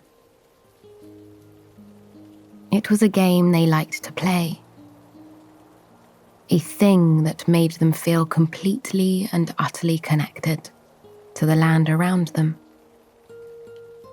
They'd duck behind mossy logs and towering cedar trees in search of the perfect mushroom. Sometimes, Catherine would pass up the best mushroom of the day, pretending she hadn't seen it, just so Heathcliff could find it and present it to her with pride and glee. After they journeyed through the forest, finding all the mushrooms that they could carry, they'd head back home with their bounty. Winter was by far the most challenging for Heathcliff and Catherine. It was much harder to escape outside, and often their family was more cruel than usual. Most days, they would hide in the library with books by the fire, hoping that no one would come looking for them. They found comfort in their stories, almost as much as they found comfort in one another. But on snowy days, they would brave the cold and journey out into the forest. There was a kind of peace that only winter brought to the land around Wuthering Heights. The snow falling in fat, heavy flakes almost seemed to be an invitation for everyone to slow down, to take a breath, and relax in the world around them. The forest was silent during this time of year, and Heathcliff and Catherine were grateful for that. It gave them time to clear their heads, time to unload the burdens that the world placed on them. they got older, unfortunately, those burdens got heavier. Mr. Earnshaw died, leaving his estate to Hindley, who had become even crueler as he became an adult. He treated Heathcliff like a servant, ordering him around day in and day out. Catherine couldn't escape from her brother's wrath either. Even though they were adults, they were at the mercy of Hindley, at the mercy of Wuthering Heights. But they had one thing that Hindley did not. One thing that would carry them through everything. They had each other. Some mornings Heathcliff would find Hindley sleeping in. With much joy, Heathcliff would slip into Catherine's room and awaken her with a smile. No matter what season, the two would disappear into the moor. They would dance in the wild flowers, or dip their toes in the water, or forage for mushrooms in the dense, stunning forest. Heathcliff would always surprise Catherine with a basket of bread and fresh blackberry jam, just like when they were children. And, still, Heathcliff always made sure there was one extra piece of bread left. He would watch as Catherine exclaimed with delight when he offered her the extra piece. He'd smile as he watched her savour every last bite, her eyes glistening with joy. Heathcliff knew his life wouldn't ever be easy again. But as long as he had those moments with Catherine, he was okay with whatever life gave him. The two would sneak back into the house before Hindley woke up on those rare mornings when they could escape. For the rest of the day, they would exchange cheerful glances. The memories of the morning they had shared danced in those glances. Blackberry jam, and winter sunrises, and river water coursing over their skin, and wild flowers swaying in the early morning breeze danced in those glances. In those glances, they were reminded of what truly mattered. And though their lives did not follow a typical path, and though they were not given a fair hand, the two experienced something in life that few people get to experience. They had each other for years. They had each other to share the enjoyment of the sweetest moments in life. They had each other to help them overcome the hardest moments of life. They had a bond that made everything else fade away. And there, at Wuthering Heights, that was the greatest blessing they could ever ask for. Truly, all it takes is one bond to make our lives completely different. One bond to make our lives joyful. One bond to make thunderstorms moments of connection. And slices of bread and jam a sign of love. Heathcliff and Catherine had a story that followed them to their graves. They had a story that existed long before their passing. A story that was scrawled in a journal for a passerby to find 30 years later.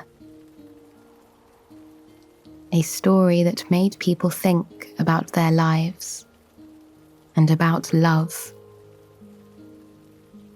I hope you've enjoyed this story and it has helped you reach a night of relaxation and peace.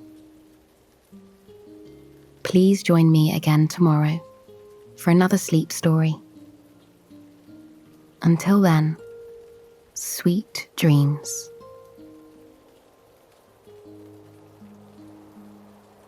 Hello, and welcome to Soothing Pod Sleep Stories. My name is Laura, and tonight I will be your guide as we journey back in time to beautiful Prince Edward Island, where we will soothe our souls with the classic romance between Gilbert and Anne of Green Gables. Before we begin, however, let us take a moment to relax and find comfort in the space that we are in, here and now. Allow yourself to find a comfortable position on your mattress. Here and now, there is nothing to do but relax and simply be. Close your eyes and relish in the feeling of your body sinking more and more and more into the mattress beneath you. With every breath you take into your lungs, feel as your body expands, then relaxes. Before we join Anne and Gil on Prince Edward Island, let us travel there ourselves first. Keeping your eyes closed, try and imagine yourself in a meadow. You're on a hill peppered with sweet grass, wild flowers and wheat. As an ocean breeze ripples through the grass around you, breathe in the sweetness and freshness of this vibrant meadow. Listen closely to the leaves as they brush against one another, rustling to create nature's finest symphony. In the distance over this hill, you can see an ocean. It sparkles in the sunlight. Stretching on and on to the horizon is a swathe of soothing cerulean and navy. The briny, invigorating scent of the ocean fills you with a sense of peace and calm. Here on the island, away from the hustle and bustle of the city, you can truly rest and be still. Run your hands through the grass around you, feeling the gentle caress of the leaves and silky smooth petals as they bend and sway under your touch. There is no obligation here, no to-do list. You can simply be one with nature and be true to yourself. Now that we have taken the time to relax and find comfort in the space that we are in, here and now, let us begin. Anne was 11 the first time she set foot in Avonlea, a quaint, cosy farming community on Prince Edward Island. It had been quite some time since she had had a home, a real, true home, and she was excited to finally escape the orphanage and move somewhere where she could be free and happy. Anne was what many would call a free spirit, and it certainly showed on her ride to her new residence. She gazed out the window, blathering on and on and on about everything they passed by. musing about the people who lived in the cottages they were passing, weaving exciting, fantastical stories about the lives of the people who lived there. The driver nodded along, amused by the little girl's enthusiasm. For an orphan, she was especially cheery, and for a child, she was especially imaginative. When they finally arrived at Anne's new residence, she was delighted by what she saw. Unfortunately, for a split second, her new parents did not feel the same way. Matthew and Marilla Cuthbert looked at the red-headed, cheery child on their doorstep with a look of utter confusion. The two were middle-aged siblings, and having never married, they ran a farm together. They wrote to the orphanage several weeks before, intending to adopt a young boy who'd also help them run their farm. Instead, due to a misunderstanding, they got Anne. At first, they were mentally preparing themselves to send Anne back. Marilla was a stern woman, and Matthew was rather quiet. But after observing Anne for a few days, their intention to send her back waned. Anne was a curious child, unlike any child they had ever seen before. And though she was a bit wild, blunt, and dramatic, they both felt drawn to her, appreciative of her. Anne settled into the town of Avonlea with a flourish. She was the kind of girl who ran through the streets, sprinkling her personality everywhere she went. It didn't take her much time at all to make friends with Diana Barry, the girl living next door, and it took even less time for her to catch the eye of a local boy.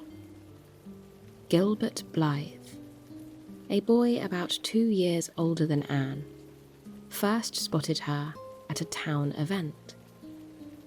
After a neck-and-neck three-legged race, Anne and Gilbert both fell to the ground with their respective partners. Gilbert laughed and gave Anne a wink as the two stumbled to their feet. Anne's new friend told her who Gilbert was, to which Anne replied, "I think your Gilbert Blythe is handsome, but I think he's very bold. It isn't good manners to wink at a strange girl." And truly, things were only about to get stranger for Anne. At school the next day, Gilbert sat next to her in class. Unbeknownst to Anne, there was a spark in Gil the moment that he saw her. Her striking red hair, the way she talked about the world to her friends, it all drew him in, making him look at her in a way he had never looked at a girl before. Desperately wanting her attention, but unsure of how to get it, the particularly playful Gil reached over and gently pulled on Anne's pigtail with a charming smile on his face. "Hey, carrots," he said to her, his voice silky smooth. But Gil was unaware that Anne was not a fan of her red hair. Actually, she considered her bright red, beautiful hair to be a curse. Thinking that Gil was making fun of her, Anne rose to her feet, lifting her slate over her head and slamming it down over Gil's head, breaking the slate. Gil sat there in shock as Anne raced off, wounded and embarrassed. He couldn't understand what he did wrong, and he wondered if this girl with the beautiful red hair would ever forgive him. When Anne's friend Diana caught up with her, asking about what happened with Gilbert, Anne replied rather spitefully, "I shall never forgive Gilbert Blythe. An iron has entered my soul, Diana. My mind is made up. My red hair is a curse." And for the next few years, Anne stayed true to that statement. On more than one occasion, Gil tried to apologize, but he was met by silence from Anne. She had decided Gil was her enemy, a boy she would never forgive or interact with again. And yet, there was a softness in her heart for him. As they progressed through school, it became clear that Anne and Gil were the most intelligent students.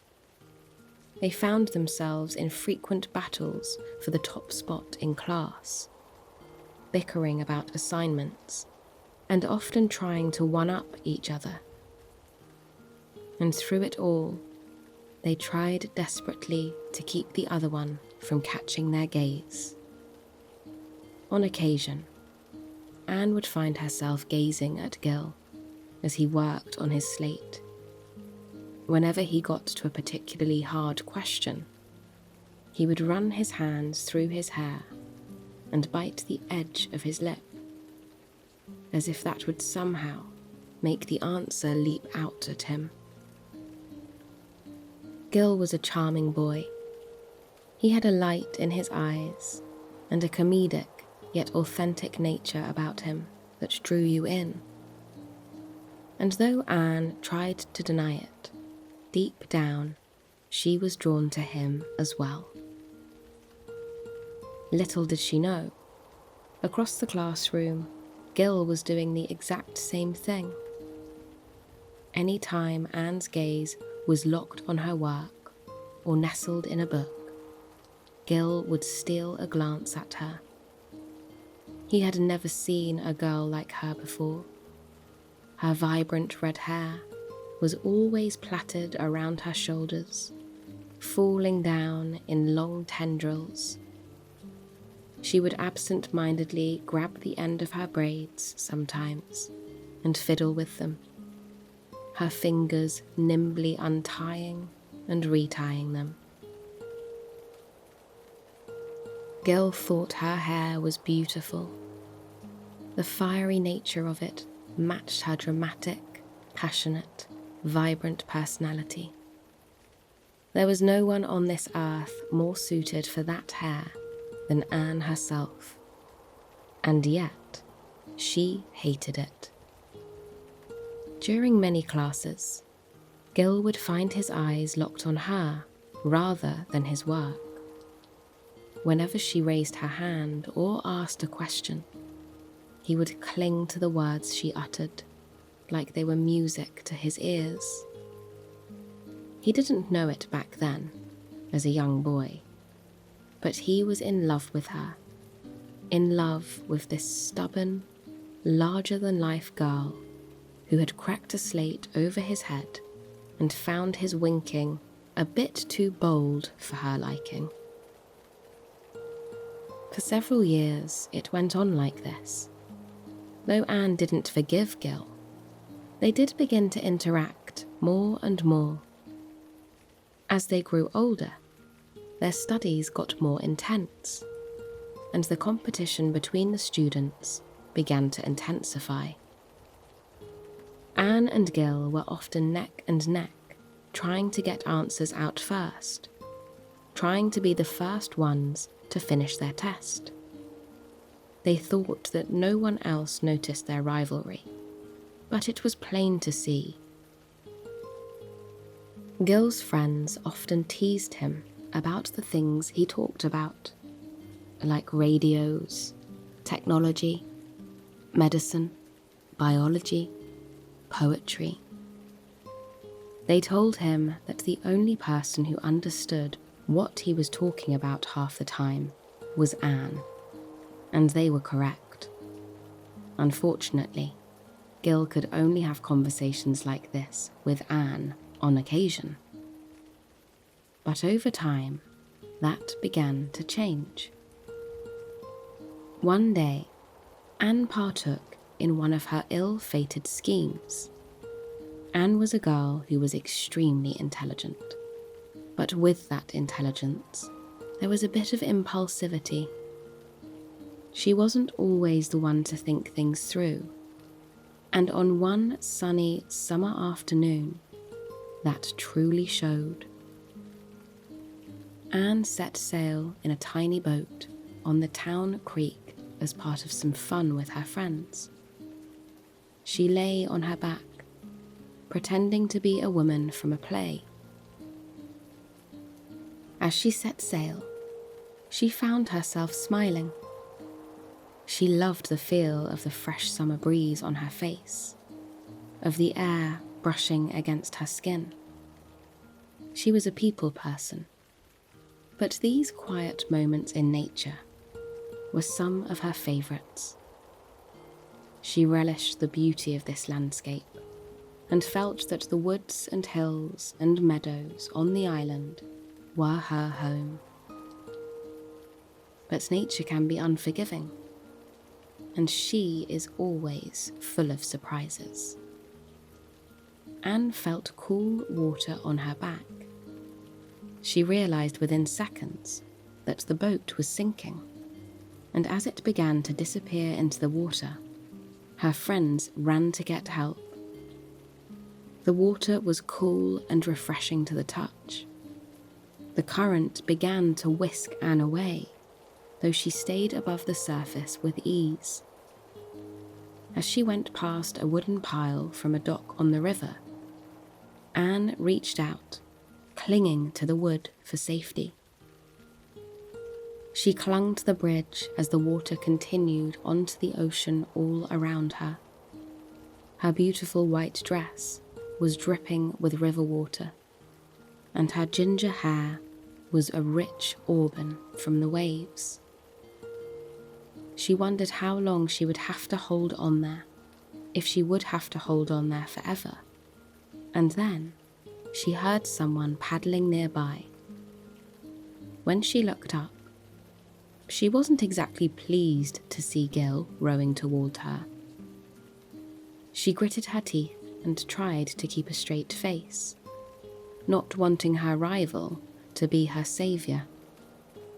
Little did she know, in that boat, Gil's heart was thrumming in his chest. He had seen the boat sink, and he desperately wanted, no, needed, Anne to be all right. He saw the look in Anne's eyes, the frustration and annoyance that he was the one rowing up to her. He gave her a charming smile and dared to ask, "Anne Shirley, what the heck are you doing down there?" Avoiding his eyes, Anne coldly replied, "Fishing for lake trout." Without saying another word, Gil extended his hand to Anne to help her into his boat. As they touched, their eyes met. Though both of them would deny it, there were sparks that flew between them. There was an undeniable connection on a deep level, one that would follow them through the rest of their lives together. As Gil rowed them toward the meadow on the far shore, he couldn't help but tease Anne a little bit. He told her that it seemed as though he had rescued her from the river. Anne replied in her calm, cool demeanour yet again, telling Gil that help was already on the way, and that she was simply, patiently waiting for it to arrive. But both of them knew better. Even out here, in the warm sunshine, Anne was quivering slightly from the adrenaline of the experience and the cold water. Knowing she wouldn't accept his jacket, even if she was freezing to death, Gil did what he could to turn the boat so as to block the wind from hitting Anne. Finally, they arrived on shore. Anne gave Gil a rather insecure thank you, but Gil couldn't deny the feelings welling inside him any longer. He couldn't continue this childish rivalry. He wanted something else entirely. He apologised to Anne for calling her carrots when they first met. He confessed that he only called her that to get her attention, because he so desperately wanted to talk to her. For the first time ever, Anne told Gil how much his words had hurt her. It was something she was always self-conscious about, something she got picked on for at the orphanage, and it was the first thing he ever said to her. Gil understood her pain and frustration, but asked if they could move past that now. Couldn't they be friends now? Anne began to run into the field. Wheat and sweet grass whipped by her as she ran, holding her wet dress up around her ankles.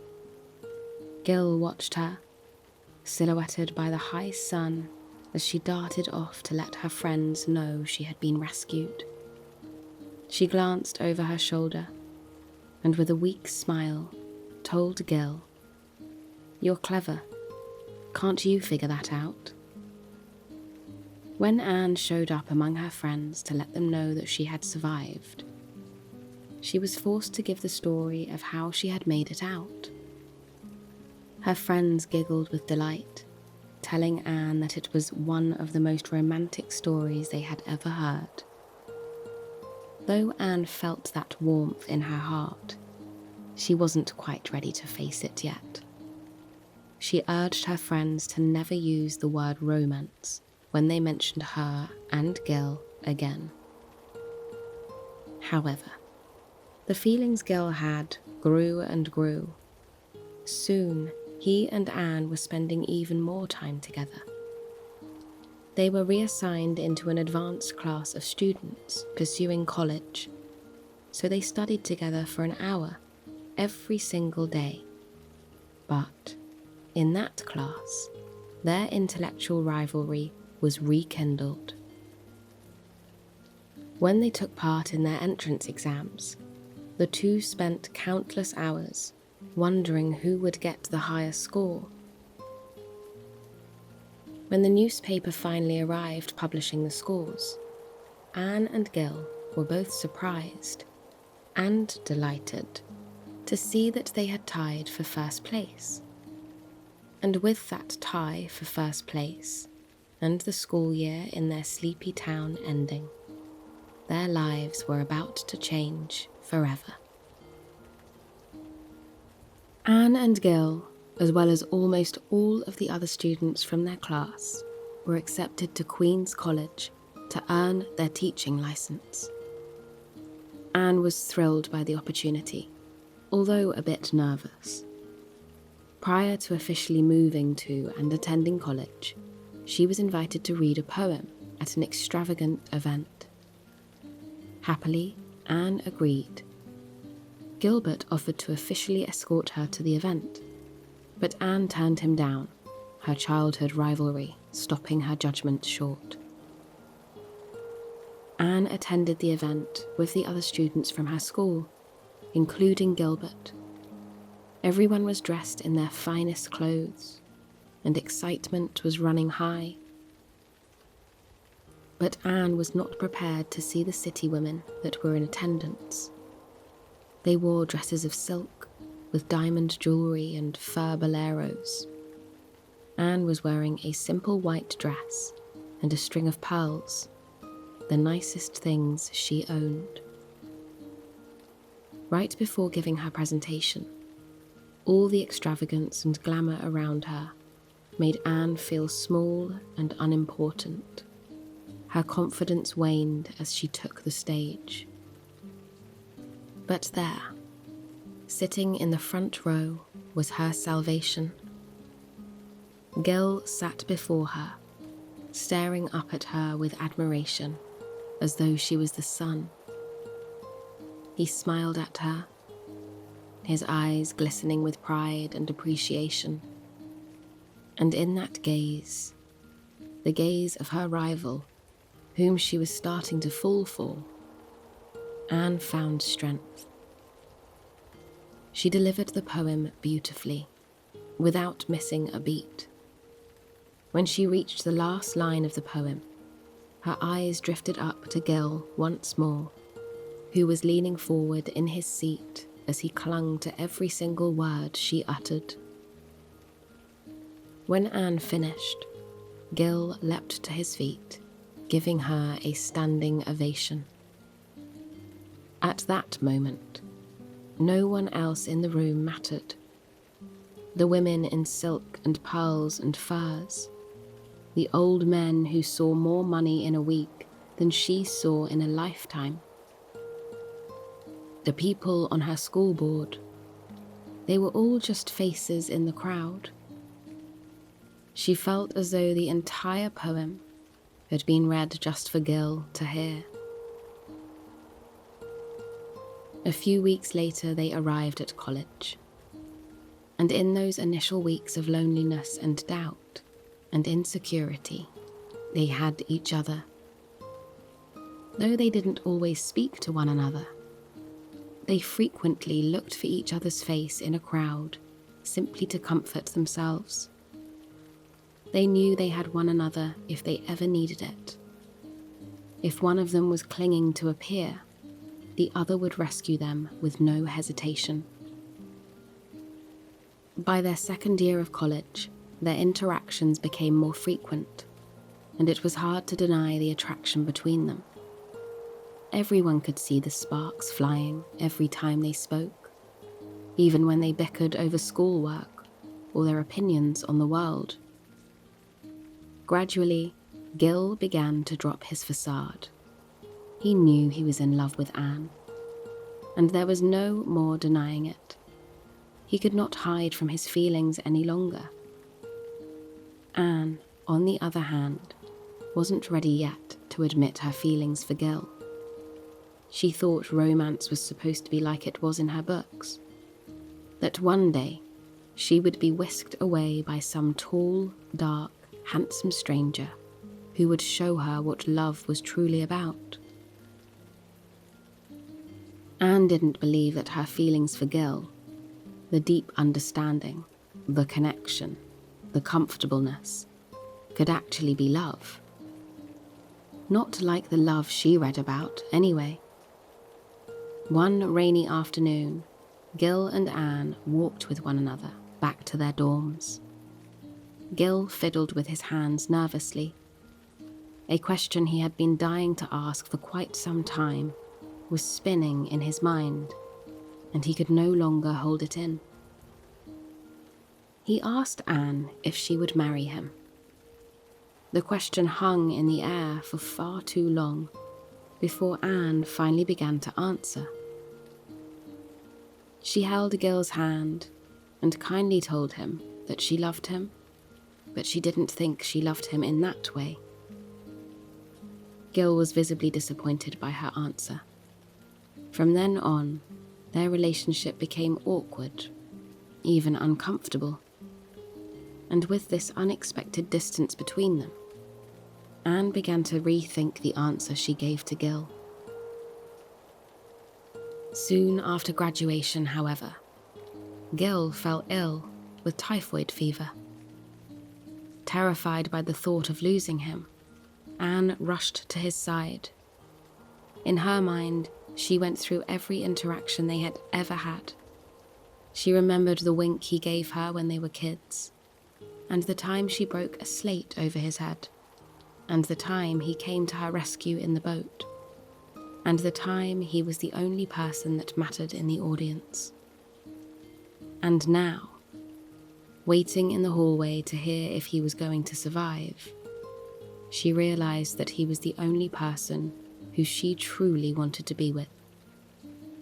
When the doctor came out, telling Anne that Gil was going to survive, Anne was incredibly relieved. From that point forward, Anne was no longer cold to Gil. She realized that the strong bond she felt to Gil, that she had thought was friendship, was absolutely, without a doubt, true love. After Gil's illness, he and Anne spent every moment possible together. Finally, they could look at one another without having to steal glances, without having to endure witty remarks if they were ever caught. It was a glorious, brilliant time in their lives. But there was something looming on the horizon. Gil wanted to become a doctor, and with 3 years of medical school ahead of him, their lives together were about to become challenging and distant. But Gil couldn't bear the thought of that. One day, the two went for a walk in a garden and paused in the gazebo, taking in the sights around them. They spoke of their childhood, of their plans for the future, of all the wonderful memories that they had together.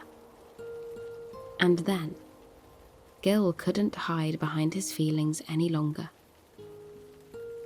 He told Anne that he was going away to medical school for 3 years, but he couldn't bear the thought of being away from her without knowing what their relationship would become.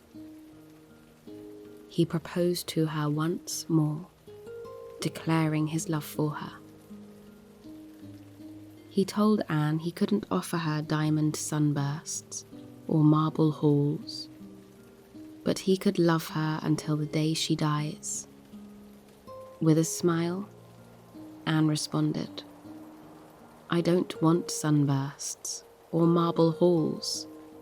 I just want you." The two embraced, brushing their lips together.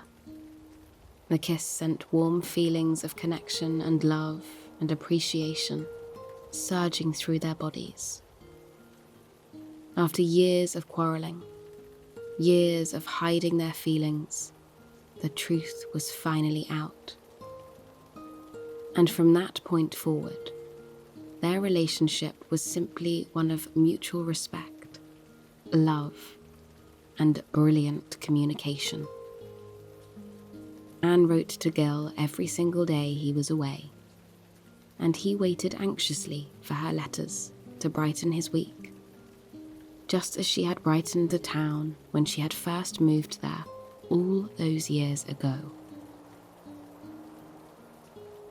When Gilbert returned, the two got married in a ceremony that nearly the entire town attended. As they said their vows, happy tears rolled down over Anne's cheeks. Gilbert reached up, brushing them away with a comforting smile. He promised Anne that as his wife, she would only ever cry happy tears. The two moved to the nearby town of Glen St. Mary, where Gilbert took over his uncle's medical practice. There, the two got settled into their very first home, a home which Anne lovingly referred to as their house of dreams. And truly, it was a house of dreams. Every morning, Anne would awaken to her loving husband beside her. Most mornings, she would roll on her side and simply watch him for a few moments. He was so at peace when he slept, his dark curls draped on his forehead. She wondered what he was dreaming about. For so long, they had both dreamt of having exactly what they had right now. Then she would go down to the kitchen and prepare a nice breakfast for the two of them to share. Usually over breakfast, they would talk about current events, or read books to one another, or tell old stories. They were not just a couple. They were, really and truly, best friends. They had watched one another grow, watching one another change and evolve as the years passed. And they knew with certainty that as New Year's passed, the love they had for one another was only going to grow and grow. They always made sure to spend a fair amount of time at the breakfast table together, before they started their day. It was the most sacred part of their day, the part of their day that reminded them of the most important things in love. Those we love, and those who love us.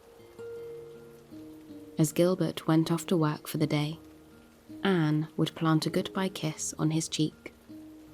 The simple kiss would put a smile on his face that lingered all the way to his office. And often, on that walk, he found himself thinking of Anne, the little red-haired girl who broke the slate over his head, the woman who made his life so much sweeter and more vibrant and worth living. And every single day, Gilbert was immensely grateful for it. I hope this story has helped you reach a night of restful and peaceful sleep. Please join me again tomorrow for another sleep story. Until then, sweet dreams.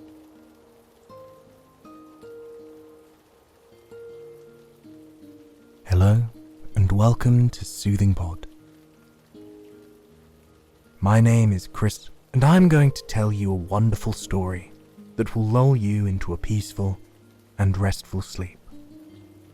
Tonight, I will be your guide as we travel to the wonderful world of ancient Greece to hear a very old and complicated love story from a great storyteller who lived long ago.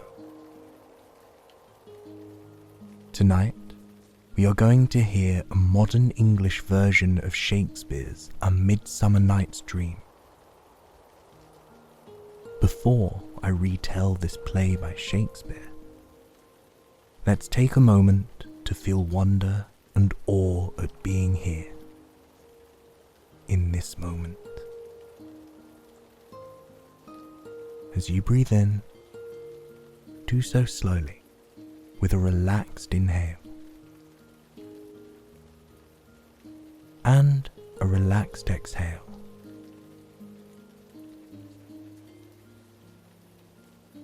Take a few seconds to calm your breathing. Allow your body to sink deeply into your mattress. And as you lie down, lay any burdens aside, any other thoughts that have been crowding your mind. Slowly close your eyes, feeling your body become heavy, your breathing less forced. Let's inhale again and hold for a few seconds.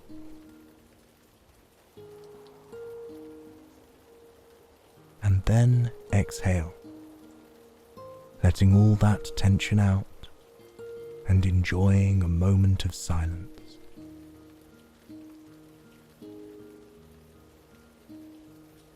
Allow yourself to revel in this ancient story, a tale of forbidden love and passion. Are you ready? Let's begin.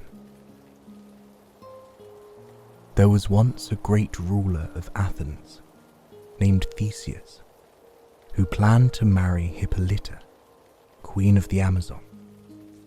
She was a fierce warrior, and so was he. It is in their grand palace that our story begins.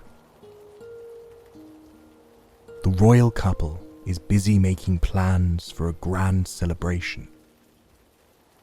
As they speak together, a citizen of Athens, Aegeus, enters the grand hall with his daughter Hermia. Following them were two equally handsome young men, Lysander and Demetrius. Aegeus is come to see King Theseus to complain. Hermia does not wish to marry Demetrius, whom she is betrothed to, but has eyes only for this other fellow, Lysander. How dare she disobey her father's will? Aegeus demands that the king punish his daughter Hermia, and also her lover Lysander. Lysander protests, accusing Demetrius of loving Hermia's friend Helena. The king wonders if this is true, for he recalls hearing those rumors before. He tells Hermia that she still has time to decide who she wishes to give her heart to. But she must make up her mind in these remaining days before the wedding celebration. When the young couple are finally left alone, Lysander and Hermia, that is, we hear the famous words, "The course of true love never did run smooth." They decide to elope the following night and start to plan for an escape to Lysander's aunt, whom they might be able to stay with for a while. After all, she treats him as a son and will surely understand their plight. Helena, Hermia's friend whom we heard about before, now enters the room. She is troubled because her lover Demetrius has jilted her and left her to marry Hermia instead. Hermia and Lysander, seeing her, reassure her that Demetrius can be hers again, for they are planning to escape the following night. Helena secretly envies their happiness. She devises a plan. She will tell Demetrius of their plan to elope. He will surely follow them into the woods to hinder their plans. Once there, Helena plans to follow the trio into the woods and win back Demetrius. It certainly is a strange love triangle, or assembly of couples. Who do you suppose will end up together in the end? Love looks not with the eyes, but with the mind, and therefore is winged Cupid painted blind. We now come to another part of Athens, where a group of workers, for lack of something more entertaining to do for the day, decide to rehearse and perform a play. Maybe they can even perform it for the grand wedding celebration. That is the talk of the town. There is Peter Quince, owner of the house where they are meeting, a weaver named Nick Bottom, and their friends. They are a rugged group, a complete contrast to the pairs of lovers we have just met. They all agree to meet in the woods the following night to rehearse their play. Now, our scenes change to the middle of the forest, where fairies roam and magic is the most usual thing in the world. Two fairies are discussing recent events. The fairy queen, Titania, is quite displeased with the fairy king named Oberon. In the thick woods, where no one can hear them, Oberon's servant tells Titania's servant that the two are having a feud. Titania has taken a little Indian prince to be her servant, but Oberon wants the boy for his knight. The fairy queen will not give the beautiful Indian boy up, not under any circumstances. Now, Oberon's servant is, in fact, Robin Goodfellow, but the fairies all call him Puck. He is a mischievous sprite known for his many pranks. Truth be told, he does often prank the humans. And why not? They are easily fooled, Puck reasons. Just then, Oberon enters from one side of the glade, and the Queen Titania from the other. both have their trail of attendants, little obedient fairies surrounding them. And, as one suspects, the two head fairies are still bickering. When Titania finally leaves, Oberon thinks of a way to get back at her. He instructs Puck to look for the white and purple flower, also known as love in idleness. This is a peculiar blossom, which Cupid had once struck with his arrows. Ever since then, the flower's juice, when rubbed on a sleeping creature's eyelids, causes that creature to fall madly in love with the first living thing he or she might see upon waking. Oberon, of course, plans to use this juice on Titania. He hopes that she will fall in love with some silly, or even better, hideous creature. Until Titania decides to give the Indian prince to him, she will remain in love with whomever she is now fated for. And so, Puck flits off in search of the flower. Just then, Demetrius and Helena pass through the glade. Oberon quickly makes himself invisible, while watching and listening to them converse. Demetrius is annoyed with Helena, and does not love her or wish to see her any longer. Poor Helena! He even tells her to stop following him immediately. Yet Helena is unmoved. She repeatedly declares her loyalty, love, and adoration for Demetrius, despite his many insults. She really is hopelessly in love. The two wander away in search of Lysander and Hermia. Oberon, who has heard the whole thing, takes pity on the maiden, and he decides to take matters into his own hands. When Puck appears with the magical flower, Oberon orders him to look for an Athenian youth. He tells his servant that this man is being pursued by a lady who is in love with him. He instructs Puck to pour the magic flower liquid onto the youth's eyelids, so that he will fall in love with the poor girl and she will be appeased. He tells Puck that he will know who to find because of the Greek clothes he is wearing. Puck leaves at once to carry out his master's bidding. Meanwhile, the fairy queen Titania is quite tired from all the day's revelry.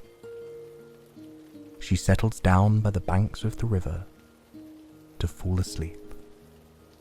And, as her eyelids close, Oberon is by her side, though invisible, to pour the flower's enchanting juice on her soft eyelids. Back with the two lovers, Lysander and Hermia. Lysander admits that he has forgotten the way to his aunt's house. He suggests sleeping in the forest for the night. It is so dark already, and useless to try to find their way at this late hour. Lysander expresses his desire to sleep close to Hermia, but she wants to wait for the wedding day. She insists on sleeping a little way apart, and so, with a little distance between them, they soon grow tired and both fall asleep. Now Puck returns to the very same spot as the two sleeping lovers. He is exasperated, having looked all over the forest for a youth with a Grecian garb that his master spoke of.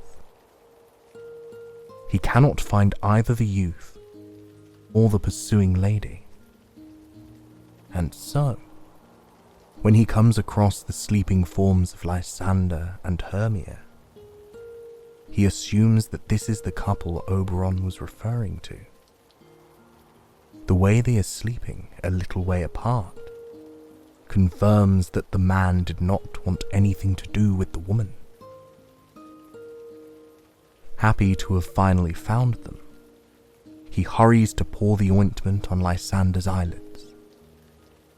The fairy hopes that when the young man awakes, he will see the woman who loves him, and all will be well. Well, it could have gone according to plan. However, at that moment, Helena appears. She was not able to keep up with Demetrius, whom she was pursuing. And now, spying Lysander, she decides that maybe he can talk to his friend on her behalf. She rouses him awake as a last resort. Unbeknownst to them both, the potion has already started to work its magic. Upon seeing the face of Helena, Lysander falls deeply in love. All at once, he proclaims how beautiful she is. He declares his love and passion for her and hopes that she will return his love in that instant.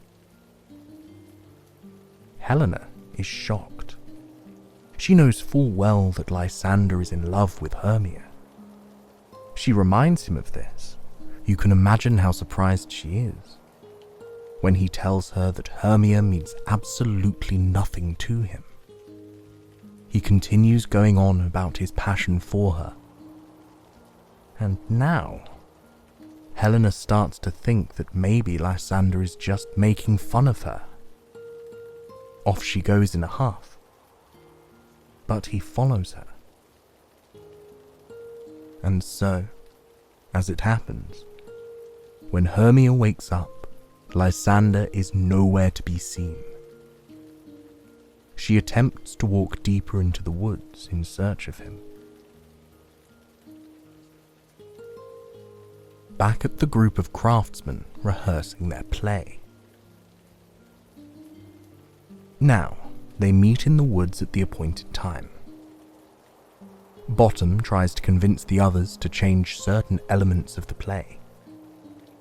He explains that details of one character's suicide and the lion's roaring might frighten the noblewomen in the audience.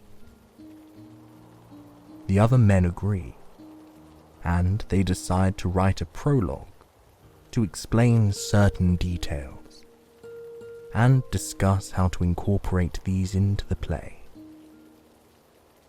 While discussing these trivial matters, the fairy servant, Puck, enters their part of the woods.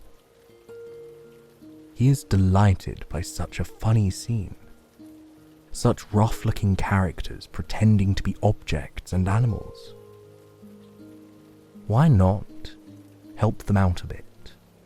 He wonders to himself, and, in that instant, changes the head of Bottom into a donkey's head.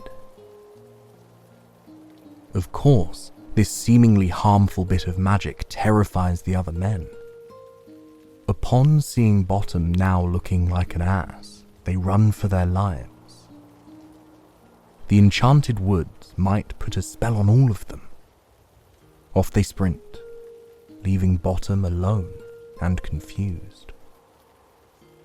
Now, who do you think might enter the scene but the Queen Fairy, Titania herself? For all this time she was sleeping. But remember, with the magic potion on her eyelids. And when she awakes, the first creature she sees is Bottom, with a donkey's head. And immediately, the fairy queen is in love. She calls upon her flock of servant fairies, Peaseblossom, Cobweb, Moat, and Mustard Seed, to attend to the new object of her affection. Bottom is delighted, and hasn't realized that his head has been replaced with that of an ass. He is flattered at such great attention, and promptly follows Titania and her fairies into their wooded glade. The mischievous Puck can now report to Oberon, who is gleeful at the news Titania loves a donkey. Oberon laughs and laughs. His plan is working so well. But, as the two jest, in come Hermia and Demetrius. And now, the confusion ensues. Puck wonders why the woman he saw earlier is now with a different man from the one he enchanted. Oberon is equally surprised that the man he ordered Puck to enchant is with an entirely different woman. Upon realizing their mistake, the two fairies must now figure out how to fix it. Oberon tells Puck to remedy this terrible situation. Hermia, upset with Demetrius, leaves him to fall asleep that evening, while she stalks away to find Lysander. With Hermia gone, Puck squeezes the flower juice onto Demetrius's eyelids. He awakes to the sound of the other couple, Lysander and Helena. The noise of their bickering roused him from sleep. Upon seeing Helena, he immediately falls in love with her. So now, both Demetrius and Lysander are declaring their love. At this point, the confused Helena decides they are both mocking her. How can she believe either of them? As Hermia re-enters and sees that now both men love her friend instead, she is appalled at all three. Her heart, though broken before, now feels ruptured. Lysander and Demetrius are ready to fight over Helena now, and Hermia is convinced that her best friend Helena has certainly betrayed her. She attempts to scratch out Helena's eyes. Puck has really done his mischief now. Demetrius and Lysander start fighting, and the girls disperse. Oberon sends Puck to fix this seemingly hopeless situation. As night falls, all four of the young Athenian lovers finally wander back into the woods and fall asleep. When they are settled, Puck pours the magic potion on Lysander's eyelids, hoping that in the morning all will be well. Meanwhile, Queen Titania enters the grove with Bottom. He still looks quite ridiculous with the head of a donkey. Titania tells Bottom to lie down with his head in her lap, and he does so. She continues to kiss and stroke his long ears, declaring her love and passion. And he, in a trance, lets her. "Oh, how I love thee, how I dote on thee," she says as they fall asleep. Puck and Oberon enter the glade and see how Oberon's revenge has had its way. Satisfied, Oberon bends over the fairy queen and undoes the magic. When she awakes, of course she is horrified to find an ugly donkey snoring in her lap. Oberon whisks her away to dance, and Bottom's normal head and face are restored. He wakes, as if from a dream. The next morning, Theseus, Hippolyta, and their attendants enter the forest. They are amazed to find the Athenian couples sleeping soundly on the ground. Upon waking them, They demand to know what this nonsense is. Nobody seems quite sure of themselves, only that they are now with the partners whom they love and want to stay with forever. The king and his queen are happy and content, as it seems that finally the young lovers have come to their senses. Or, at least, Hermia, who had been giving her father a hard time, was now so sure of her love, and they must honour that. Why not have a great celebration? This calls for singing and dancing, a feast, and all the good things in life. And so, the king and queen instruct the young lovers to follow them to their own wedding ceremony in the castle, and celebrate. Back at Quince's house, we find the craftsmen worrying about their missing friend, Bottom. Someone says they last saw him in the forest with a donkey's head on, so perhaps he has come under some evil spell. They all wonder aloud if they can still go through with the play without Bottom. In the end, they decide it would be madness, as there is no one in Athens so witty, intelligent, or able to act in this play. Just then, who do you suppose enters the room but Bottom, with his normal self? He wonders why everyone looks so glum. "Cheer up, friends," he says. "I have an amazing story to tell you about my adventure in the forest." And he proceeds to tell them all about it, after they have performed for the king and queen's wedding. Off the merry bunch of men go, off to see the king and the queen, and perform their play. Meanwhile, back in the fairies' portion of the woods, there are celebrations too, for now things are back to normal, and all is full of wonder and magic again.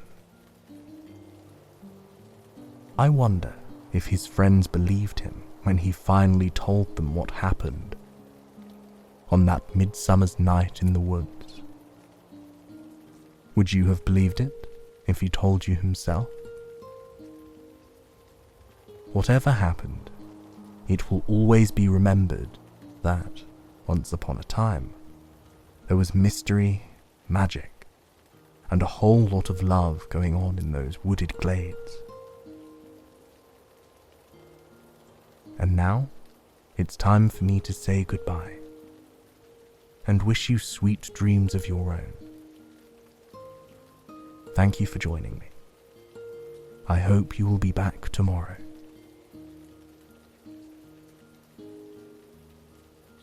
Hello, and welcome to Soothing Pod Sleep Stories. My name is Laura, and tonight I will be your guide as we journey to the foggy moor of Thornfield Hall to relax with the retelling of one of the most famous romance novels of all time, Jane Eyre.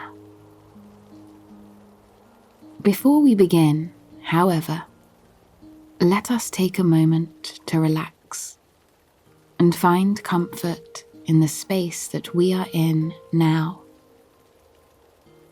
Find a comfortable position on your mattress and gently close your eyes.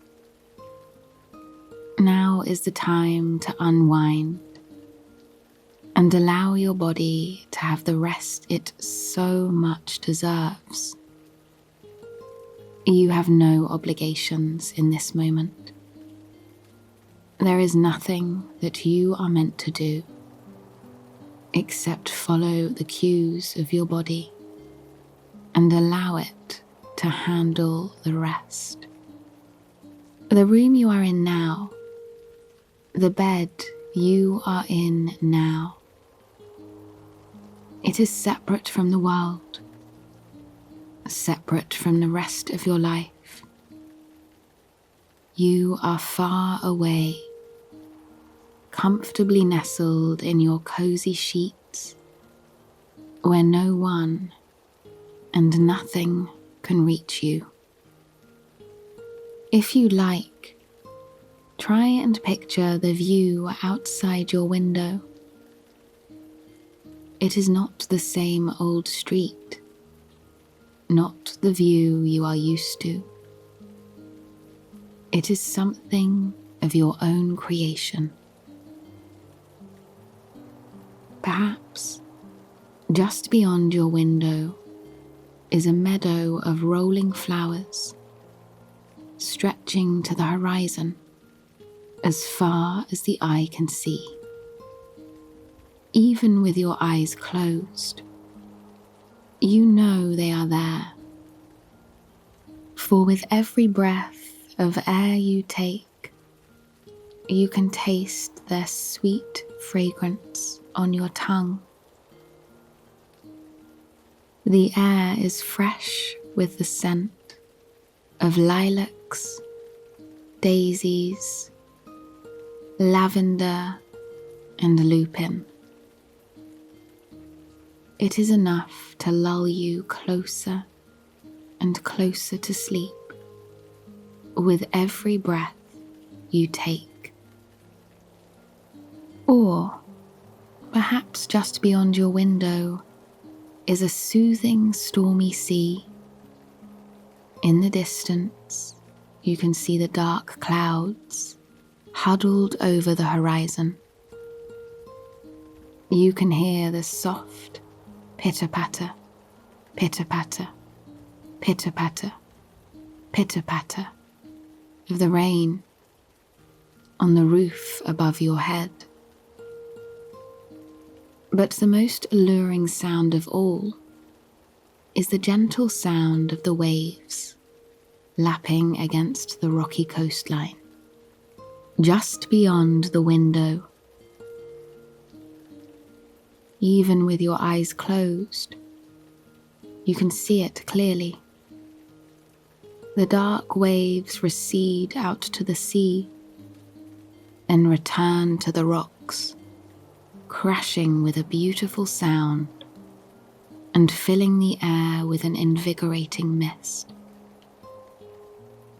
You can feel the coolness of that mist against your skin with every crash of the waves, reminding you of where you are and how soothing the rhythm of nature can truly be. With your eyes still closed, turn your attention briefly to your breath.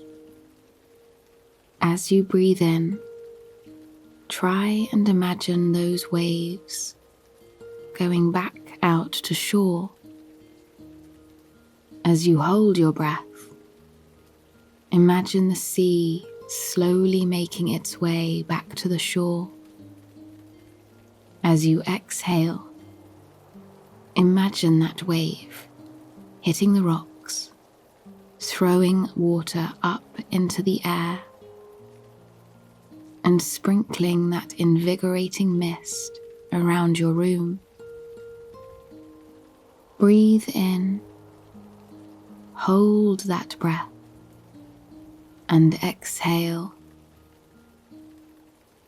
Watch the waves go out, out, out. Watch them move back, in, in, in, in. And feel the cool splash of the water against your skin. Breathe in, hold that breath, and exhale. Watch the waves go out, out, out. Watch them move back in, in, in, in. cool splash of the water against your skin. Breathe in. Hold that breath and exhale. Watch the waves go out, out, out. Watch them move back in, in, in, in. And feel the cool splash of water against your skin. Now that we've taken the time to relax and find comfort in the space we are in, let us begin our journey to Thornfield Hall, where a story of love and romance awaits us. Jane Eyre sat on the edge of her family property, underneath the shade of an old oak tree. On particularly challenging days, she liked to escape out the back door of the family home and disappear into the wilderness behind it. There, she would find comfort under the lofty branches of the decades-old tree, where she would sit for hours with books in hand. It was an escape she was all too familiar with, a place where she had a chance to forget the pain of her living situation. She lived with her uncle's maternal family, the Reeds. Mr. Reed wasn't particularly fond of Jane, and that marred any soft family moments one could expect in their home. Jane turned to books and dreaming of a bright future. She often found herself reading romance novels, exploring the pure love between star-crossed couples of different backgrounds, couples who did all they could just to be together. She would find herself daydreaming for hours, wondering when the day would come where she would fall in love with a man. The day when he would sweep her off her feet, and they would retire by the fire together to relax and breathe in life's treasured moments. She imagined herself sitting by the fire in a stunning estate, scrolling through books that had been in her husband's family for generations. Every so often, her husband, who was sitting opposite her, would give her a warm smile without saying a word, and sometimes would squeeze her hand. It was as if he was reminding her that he was there, reminding her that in all moments in life, even the mundane ones, he was by her side. She longed for that kind of love more than anything. However, it would take some time and several years for Jane to escape from that house and that oak tree to see her own future, unaware of the love that was waiting for her just around the bend. After attending school, Jane placed an ad seeking to become a governess. She had long left the Reeds behind, happy to be free of their cruelty.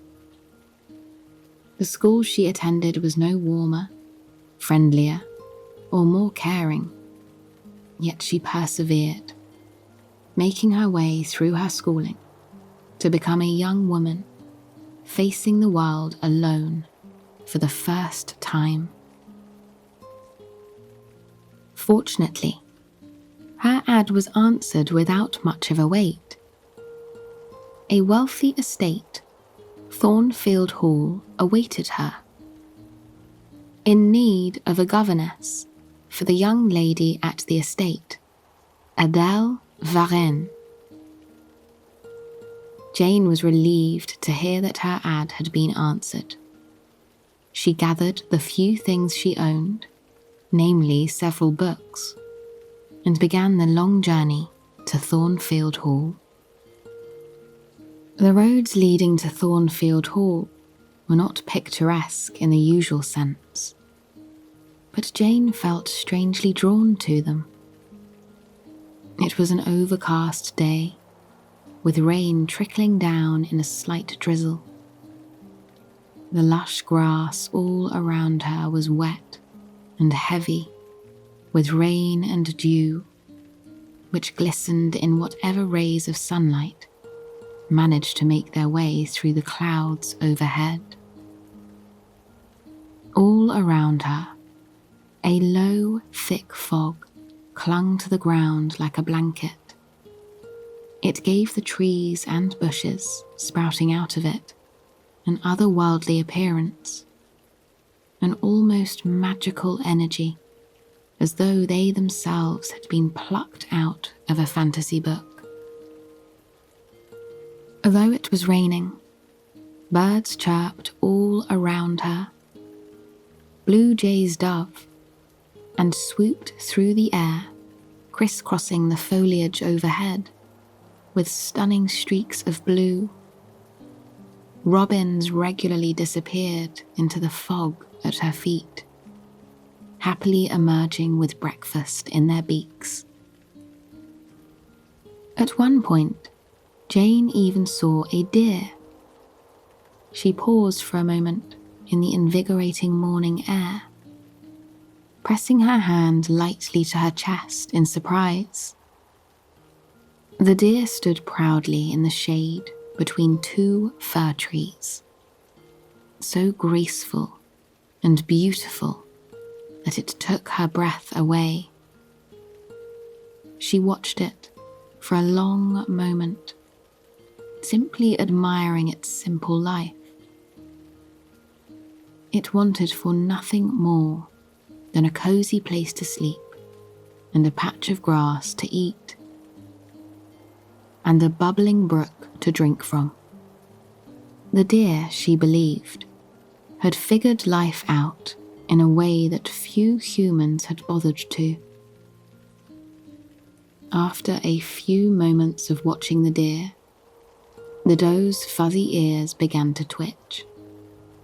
It lifted its head, curious and alert, before bouncing off into the depths of the forest with such grace that it left Jane still cemented in that spot, taking in the sight. Jane was so enthralled that she almost didn't notice the sound of horse hooves approaching. Then, he emerged through the fog. A man on horseback, dressed rather debonairly, with a stern expression on his face. His horse clomped along, determined, undistracted. So much so, in fact, that Jane was utterly surprised when the horse suddenly spooked in her presence, throwing the rider off his back. Startled, Jane made her way to the side of the rider. He clung to his hip in pain, gritting his teeth as he lay in the mud. As Jane approached him, his hat fell off, revealing his face, which took Jane's breath away. He was a bit older than her, with dark hair and light eyes that seemed to catch what little light was around them. The thin lines on his face told her he was a brooder, but there was something in his eyes that she was utterly fascinated by. Something that drew her in. There was some depth there, a story that she was desperate to learn more than any novel she had ever read. And yet, at the same time, she could tell that by the guards he had up. That wasn't going to be happening anytime soon. "Sir, are you injured?" she cautiously asked. "May I be of service to you?" For the first time, the man truly looked at her. The hardness and coldness he seemed to carry with him at all times faded away for a split second, disappearing from his gaze as though it had never been there in the first place. There was a softness in him now, as though he was looking at a book of poetry or a painting hung in a place he was never quite expecting. There was a brief moment before he answered, a brief moment that he seemed to have taken to gather his composure back. "You could be of service if you brought my horse to my side. Please, grab his bridle and lead him to me," the man said. His voice had a poetic tinge to it, wavering between its depth and the softness that he gave to certain words. Rather unsurely, Jane rose to her feet to grab the horse's bridle and lead him to the man's side. She approached the horse with a hand outstretched and a kind smile on her face, but the horse was still spooked by the foggy encounter. It reared on its back legs, forcing Jane to step aside in surprise. She looked at the man with a small, playful smile on her face, muttering, "It seems your horse could use some training." The man gave her a gruff nod, refusing to smile. However, Jane could see a warm, charmed light ignite in his eyes at her joke. "Well, with so little training, I suppose it would be easier for you to lead me to the horse, wouldn't it?" Jane hesitated. The man sat several feet away from her on a mossy boulder, holding his shoulder a bit tenderly. She had never been close to a man like him before, or any man, really. A childlike anxiety spun inside her as he softly repeated, "Please, do not fret. I just need assistance reaching my horse." With his reassurance, Jane floated toward him. Gently, she wrapped her arm around his back as he placed his arm over her shoulder. Her fingers coiled tightly around his ribcage, supporting his strong figure. She couldn't help but notice her heart as it began to gently thud, thud, thud, thud at his touch. She suddenly became aware of his scent. A mix of bergamot and pine and Earl Grey tea, which combined with the fresh air to create a fragrance unlike any other. He, too, was trying to stifle the feeling of his own beating heart. Mere inches away, he could see the determination on Jane's face. Her gaze was locked firmly on the horse in front of them. And yet, he could see a tingle of pink splashed across her cheeks. He could feel her fingers quivering slightly against his ribs and see her pulse jumping in her snow-white neck. She too carried an aroma with her that put him at ease. She smelled of a warm crackling fire, of dried lavender, and a warm cup of English breakfast tea that she had sipped while reading from worn-out books. He felt comfortable in her presence, comfortable in a way he hadn't felt in years. And that is precisely what got his heart pounding. When they reached the horse, Jane gently let go of him. He climbed back on, letting go of her hand, only once he was firmly lodged in his saddle. Her touch seemed to linger in his hand, as though her delicate fingers had left a trail of warmth across his palm. He gave her a nod from atop his horse. Silhouetted by the dark clouds, Jane felt as though he had been plucked out of a romance novel about a debonair hero. He nodded to her with gratitude. "Thank you. Be sure to be careful," he said, tipping his hat. Just as quickly as he had arrived, he disappeared, trailing off into the fog, leaving only hoof prints behind. Jane gathered her belongings and continued to walk to Thornfield Hall, a new-found lightness brewing in her chest. The man was rather gruff, rather standoffish and sarcastic, yet she felt utterly drawn to him. He didn't feel like a man that would question her intelligence or ability. Several minutes later, Jane arrived at Thornfield Hall, and she was utterly delighted by what she saw lying before her. The beautiful estate was nestled at the top of a hill. On one side, a thick forest of shimmering birch trees and lofty pines surrounded a simple pond. On the other side, the estate was wrapped with a moorland that seemed to go on forever, extending down the hill and far into the distance, where it met with another forest at the base of the hill. The estate itself was breathtaking. There were dozens of windows overlooking the stunning landscape, and manicured grounds inside an iron fence that had been painstakingly cared for. It was a kind of home Jane had read about in her novels, certainly the biggest home she had ever seen, and she was utterly delighted that it was about to become her home. She meandered up the dirt drive that was peppered with pine and oak trees, a design choice that only added to the grandeur of the mansion.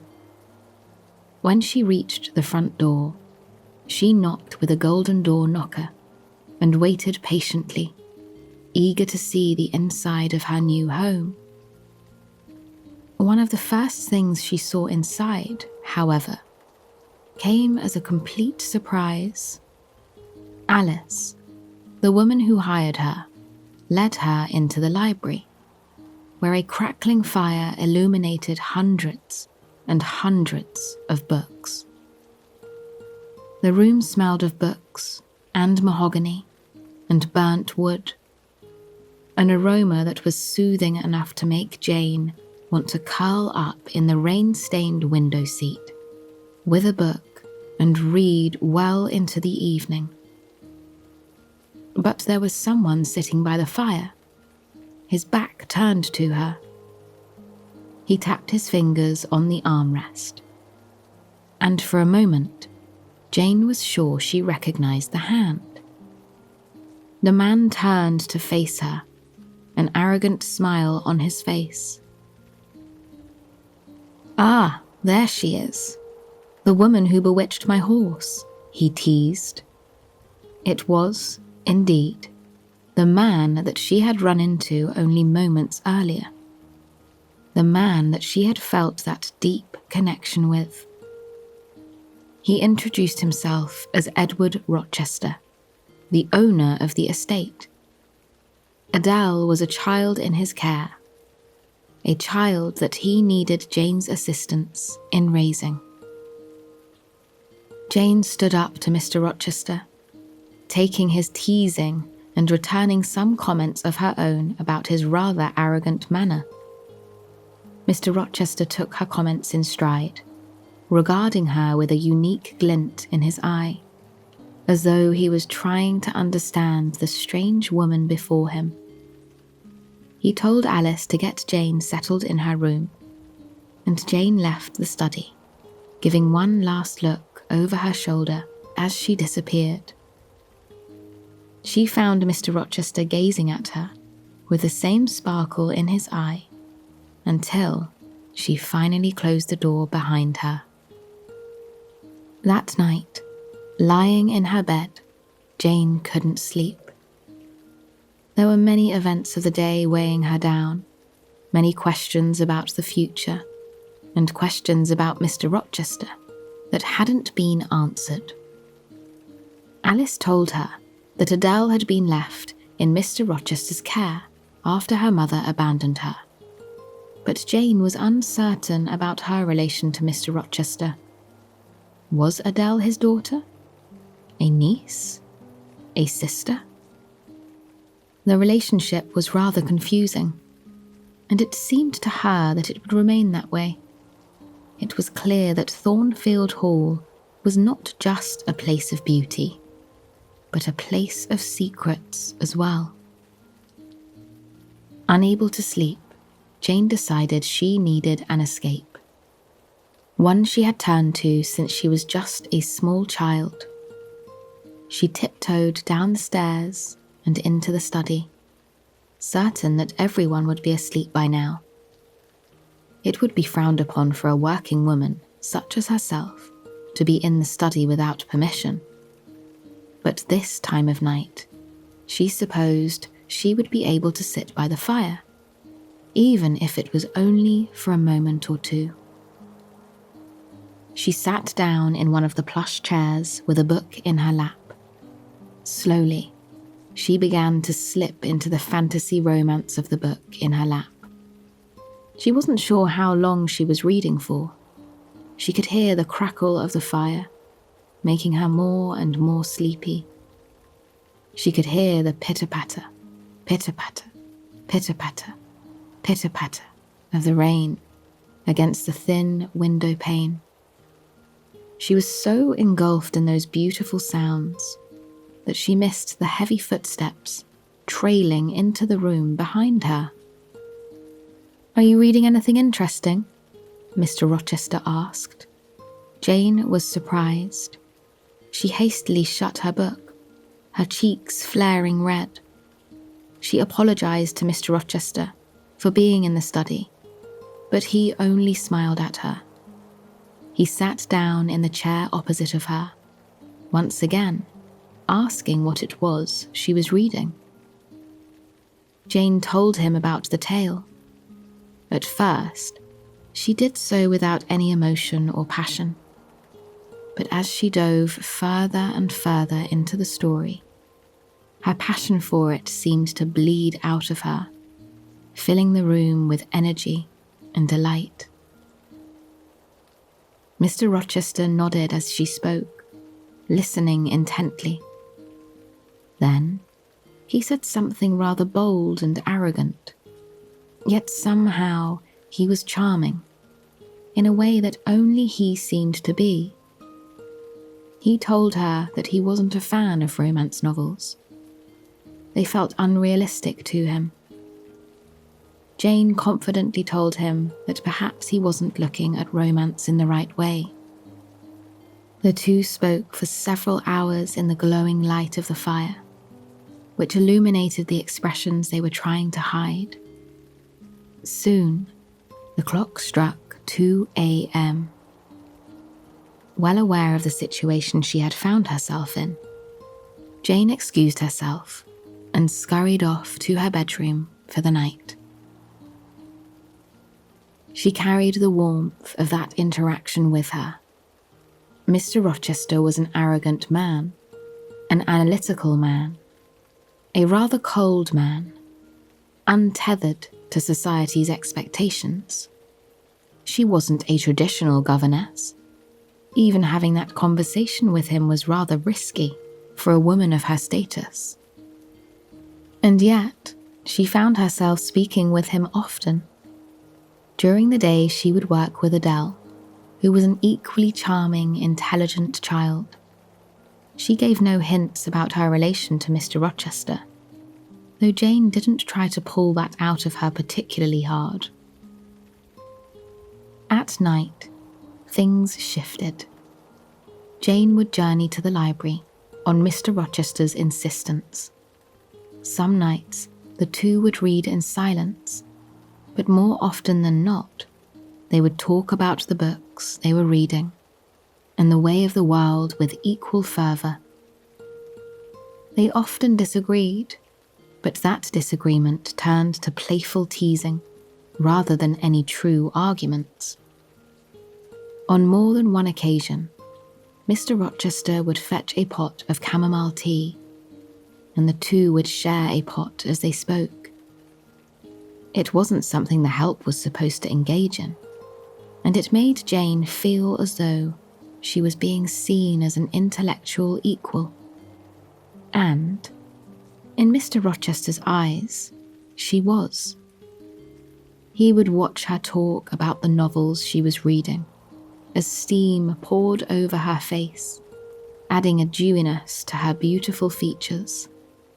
He loved the way her eyes lit up as she spoke, the way she talked with her hands, as though that somehow brought her closer to the story she was telling. It wasn't long before Jane was going for walks in the garden with Mr. Rochester during the day. When it rained, they would huddle under the same umbrella, and when it was sunny, they would sit in the shade of an oak tree on a blanket, much like Jane had as an orphan child all those years ago. Their relationship drew them closer and closer, until Jane was pulled away to visit the ailing Reeds. She journeyed to her childhood home to care for her aunt, receiving not only an apology for her treatment as a child, but reassurance that it wasn't her fault.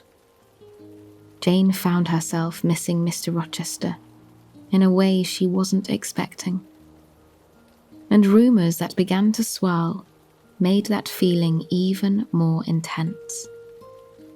It had been said that Mr. Rochester was destined to marry Blanche Ingram, a woman of equal status.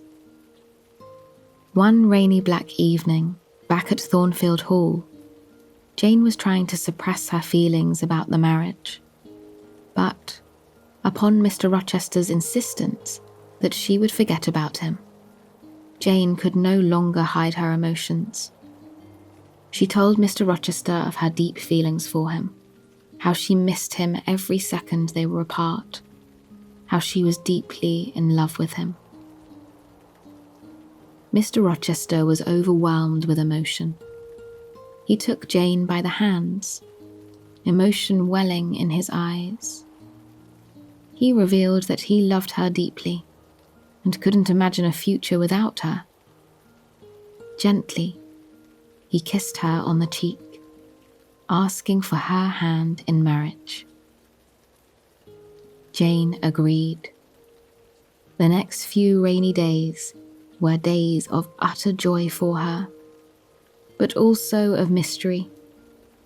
Strange things began to happen at Thornfield Hall. Jane's veil was ripped in half, and a fire broke out in the dead of night for no apparent reason. It wasn't until their wedding day that Jane had learned the truth. Mr. Rochester had already been wed. His wife was living at Thornfield Hall in secret, though she was a woman who had lost her mind long ago. Mr. Rochester had been tricked into a marriage with the woman, though there was no love or romance between the two. He took care of her like a patient, keeping her in the house and assuring she was all right. And though Jane wanted nothing more than to marry Mr. Rochester, she knew she could not. He was already wed, though the marriage was far from a true marriage. It was a legal one. Tearfully, she left Thornfield Hall in the dead of night when no one else was around, too heartbroken to face the love of her life. She wanted to stay, to be with him, but her faith told her she could not. Over the next year, Jane found herself far away from Thornfield Hall. She worked as a governess and a teacher, with Mr. Rochester on her mind at all times. Then, one night, she swore she could hear his voice calling to her. Unable to fight the love she had for Mr. Rochester any longer, she hopped on a horse and journeyed across the rainy countryside to Thornfield Hall. What she found was astounding. The beautiful estate was in ruins, blackened by a fire. She learned that a fire had been set by Mr. Rochester's wife.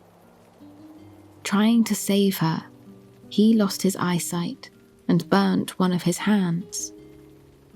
Determined to live as a recluse after losing her and his home, he was living nearby, all alone. Jane knew immediately that she needed to be by him. She went to where he was living, her heart thudding with that familiar feeling. Mr. Rochester knew it was her the moment he felt her touch.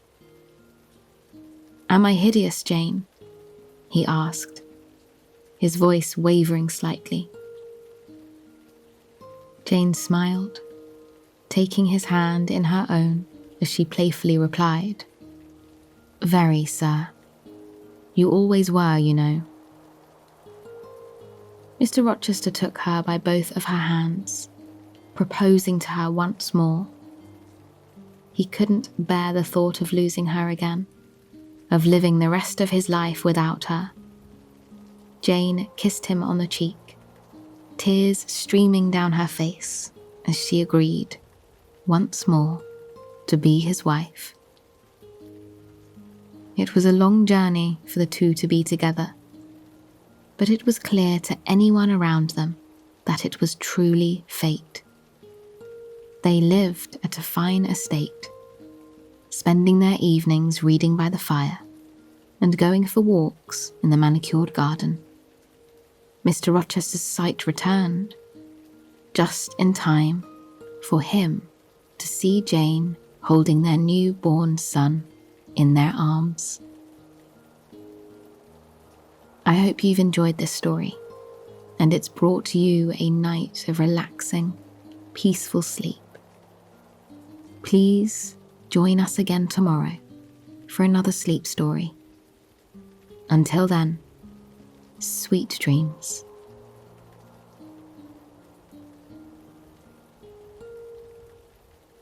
Hello and welcome to Soothing Pod.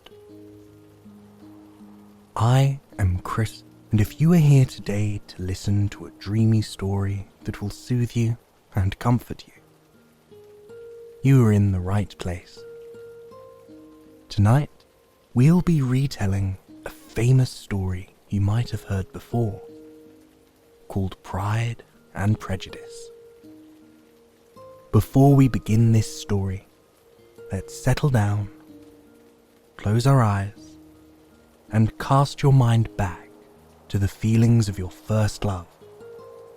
Innocent, hopeful, young.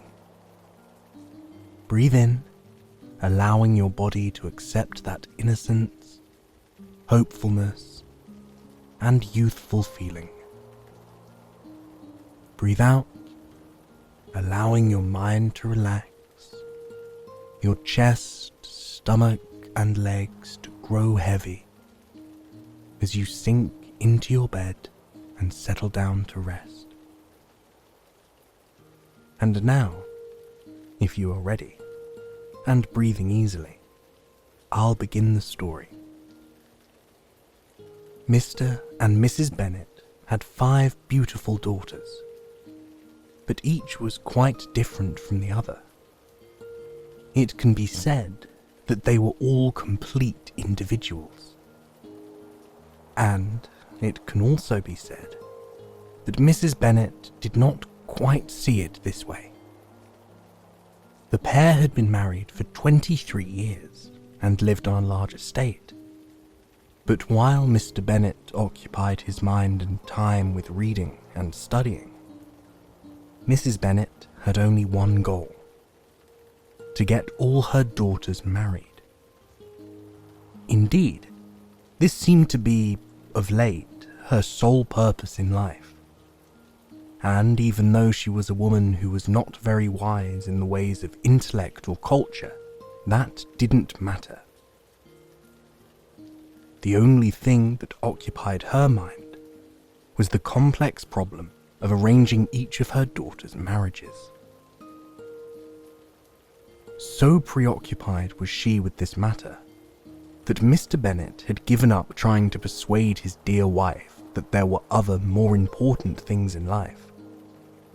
Thus, he took a nonchalant view and let Mrs. Bennet go about fussing as she did on a daily basis with each of her daughters.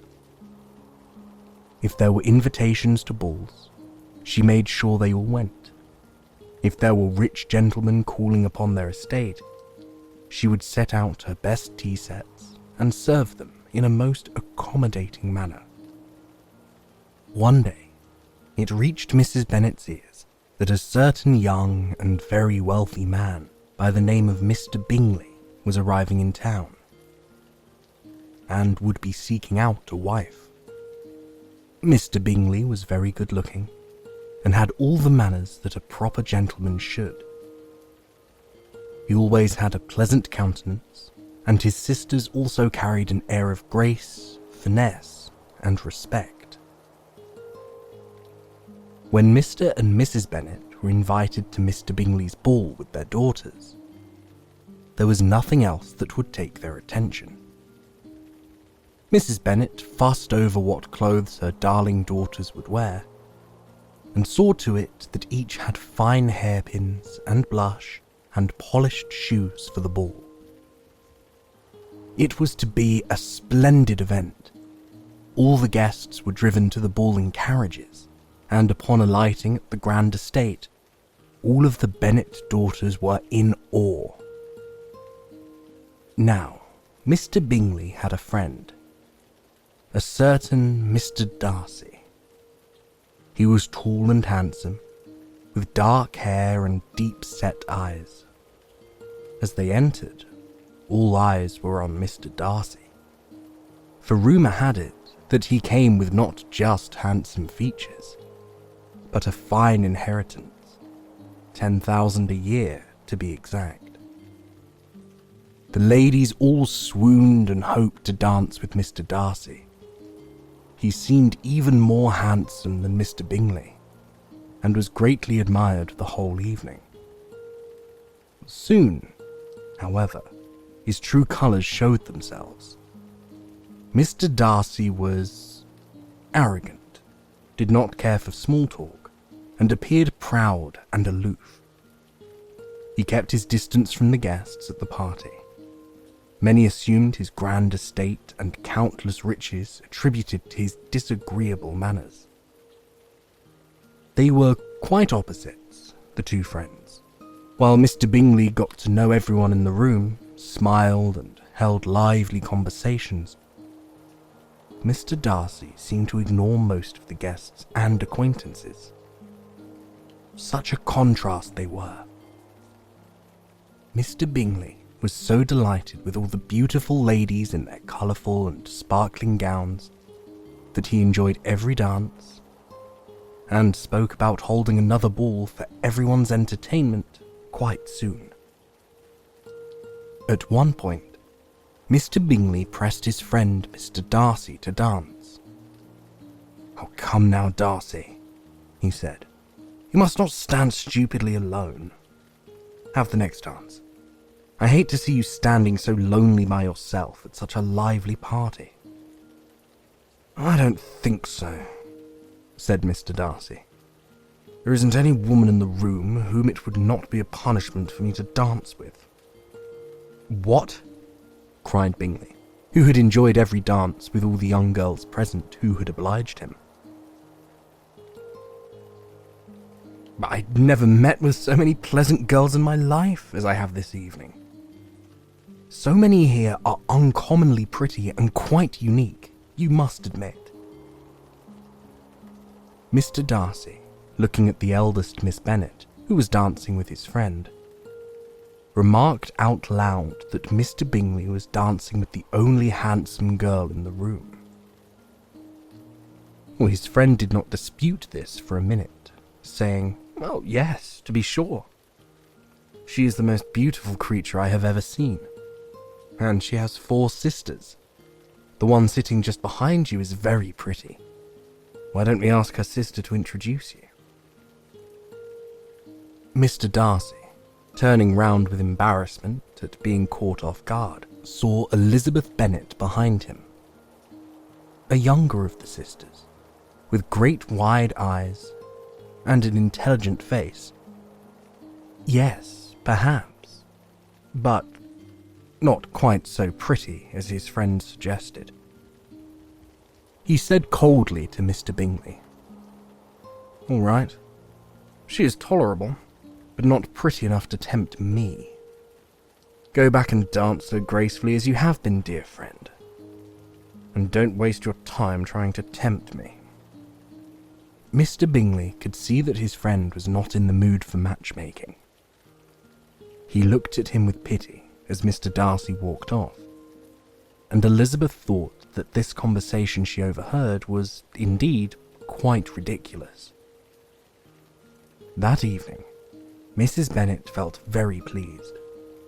Her daughters had danced and were admired, especially the eldest Jane. And not just once, but Mr. Bingley had danced with her twice. Jane was satisfied. Her mother was satisfied, and it seemed that Mr. Bingley would be calling at their home to make a proposal very soon. Elizabeth had kept to herself much of the evening, but this was her usual way. Catherine and Lydia had both danced with so many young men they couldn't keep count. Mary had made plenty of conversation with some of the elderly women. All in all, it was a successful party. When they returned home late that night, they found the head of the household, Mr. Bennet, still up, his nose buried in an intellectual book. For, with a book, he kept no track of time and never worried about the female members of his household. He was content to read at home and know that his daughters were enjoying the dance. Plus, there was the issue of his wife, and if she was content with her evening, then he was a happy husband too. He only looked up when his wife called quite excitedly, "Oh, my dear Mr. Bennet!" She was so happy. "We have had a wonderful evening, a most excellent ball. You should have been there, for I'm sure you would have enjoyed the sight of your daughters dancing with such handsome partners. Jane was so admired by everyone, and not least by Mr. Bingley. Imagine, he even danced with her twice in a row." Mr. Bennet looked up from the pages of his book a little, as his wife continued prattling on. "Oh, I am so delighted with Mr. Bingley," continued Mrs. Bennet, "and I haven't even begun to tell you how charming his sister was, and how elegant and lovely and modern the dresses that they danced in were. The lace was exquisite." Well, here Mr. Bennet decided to interrupt her, for he did not care much for descriptions of finery. His wife saw the glint in his eyes and decided to change the subject matter, instead to the rudeness of Mr. Darcy. "Oh, what a disagreeable, horrid man that Mr. Darcy," she said. "And he thinks of himself so highly, well, he must, walking in the way that he does. I did hope Lizzie would take a liking to him, but now I have changed my mind, and it is probably for the better. He is not even that handsome, I should say, not like Mr. Bingley in the least." After her mutterings, the elderly pair retired to bed. When Jane and Elizabeth were alone that night, Jane confided in her sister how very much she admired Mr. Bingley. "He is so good-humoured, lively, sensible, with exquisite manners," she said. "He is simply perfect for me." "Yes, and he is also handsome," replied Elizabeth, agreeing with her sister's observations. "It was such a compliment that he asked me to dance a second time, don't you think?" asked Jane. Elizabeth was her sister's best friend, and agreed with all of her musings. The two enjoyed each other's company, and Elizabeth thought to herself that she only wanted the best for Jane. That is how she loved her. Now, Mr. Bingley was quite a wealthy man. He had inherited from his father an entire estate and manor. He and Mr. Darcy had a very steady friendship, but they were quite opposite in character. Mr. Darcy could sometimes seem haughty, but the truth was that he was reserved and didn't really care about what other people thought of him. His friend, on the other hand, put a great deal of value on others' opinions. Well, Mr. Bingley and Jane soon became quite close. Indeed, it seemed that they were meant for each other. Meanwhile, Mr. Darcy began to grow more and more fond of Elizabeth. He didn't quite agree with her whole family, however, especially the chatty mother who seemed overeager to marry all of her daughters off. Mr. Darcy didn't quite know what it was about Elizabeth that attracted him the most. Her spirited wit was one of them. Her beautiful, dark and expressive eyes were another reason he found himself thinking about her all the time. However, to his dismay, Elizabeth showed no reciprocal interest in him. Instead, she voiced her attraction to George Wickham, a soldier and former officer. Handsome Wickham, with his dark blonde hair and flirtatious boyish ways. Mr. Darcy knew many a girl who had fallen for Wickham's charms. One day, Elizabeth found herself alone with Wickham, and asked the young man what he thought about his friend, Mr. Darcy. Mr. Wickham shrugged and did not look too interested in pursuing the topic. So, Elizabeth pressed him, reluctantly. It seemed Mr. Wickham admitted to Elizabeth that he was not very close to Mr. Darcy, because of a past issue that he cared not to bring up right away. Well, this curious answer intrigued Elizabeth all the more. Finally, Wickham tells Elizabeth the truth. He and Mr. Darcy have known each other since boyhood. Darcy's father even favoured Wickham and took him under his wing. According to Mr. Wickham, Mr. Darcy swindled him out of a fortune, and because of this, the two grew apart as they grew older. Elizabeth, hearing all of this, decided that now she liked Mr. Darcy even less. How could he be so cruel to poor Mr. Wickham? She thought to herself. While Jane and Elizabeth developed deeper relationships with each of their close friends, a certain William Collins, a clergyman, visits the Bennet family. His patroness, Lady Catherine de Bourgh, informs the Bennet family that she highly approves of his marrying one of the Bennet daughters. After all, according to legal papers, it is Colin who will inherit the family estate after the parents are deceased, and he will need a decent wife to run the household and do the Lord's work. Mr. Collins, after visiting the family, takes a special liking to Elizabeth. He asks her hand in marriage. Mother Bennet is delighted, but everyone's excitement turns to disappointment when Elizabeth refuses Mr. Collins flat out. Mr. Collins is angry. Of course, try as he may, he cannot force Elizabeth to love him. And so the unhandsome clergyman settles for Elizabeth's friend, Charlotte Lucas. She, Charlotte, is content to marry for security rather than love. And in no time at all, it seems the two are engaged and wed. When Elizabeth visits Charlotte at her new estate in Hunsford, Kent, she meets Mr. Collins' patroness, who also happens to be Darcy's aunt. She is the Lady Catherine de Bourgh, an overbearing woman. Lady Catherine seems to enjoy, or thrive rather, on meddling with other people's relationships, lives, and their very futures. It's no secret what she thinks about each lady and her suitor. Lady Catherine carries this arrogant air wherever she goes.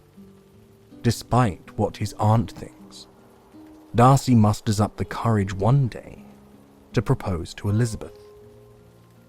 Calmly, he confesses that he has taken an interest in her, but not just an interest.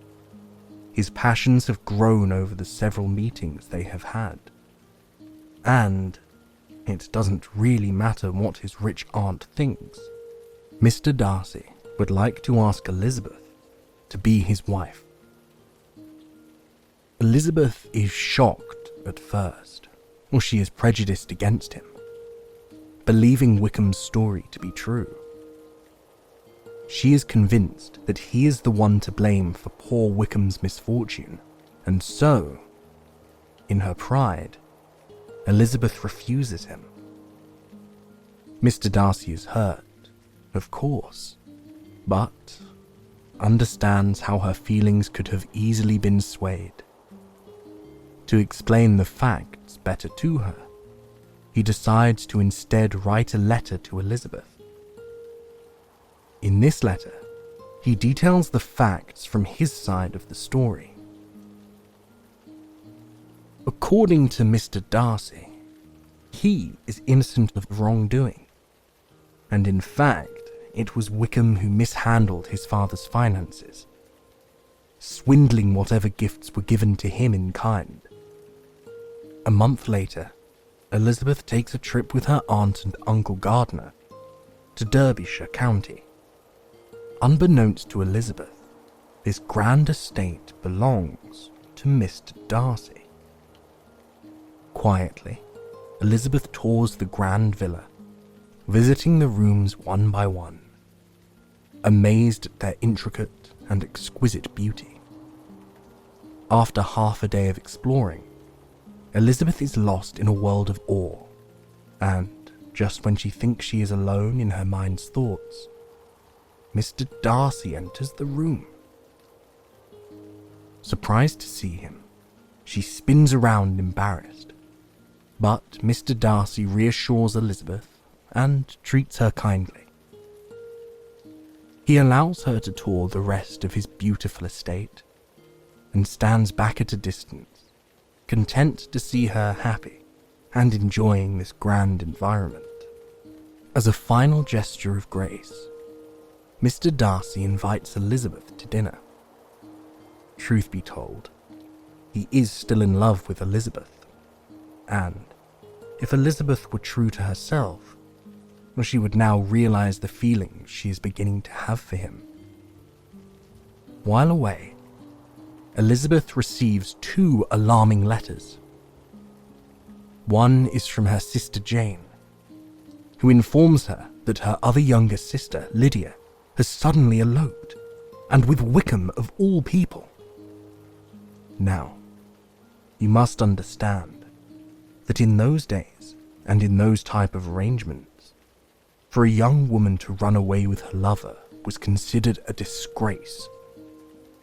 Elizabeth and her whole family are distressed. The dishonor this event would bring on their family is so great, it might ruin the future of each of the girls. However, they don't have to worry about a thing. Upon their return, Elizabeth finds out that Wickham has, in fact, gone the proper route and planned a wedding for him and Lydia.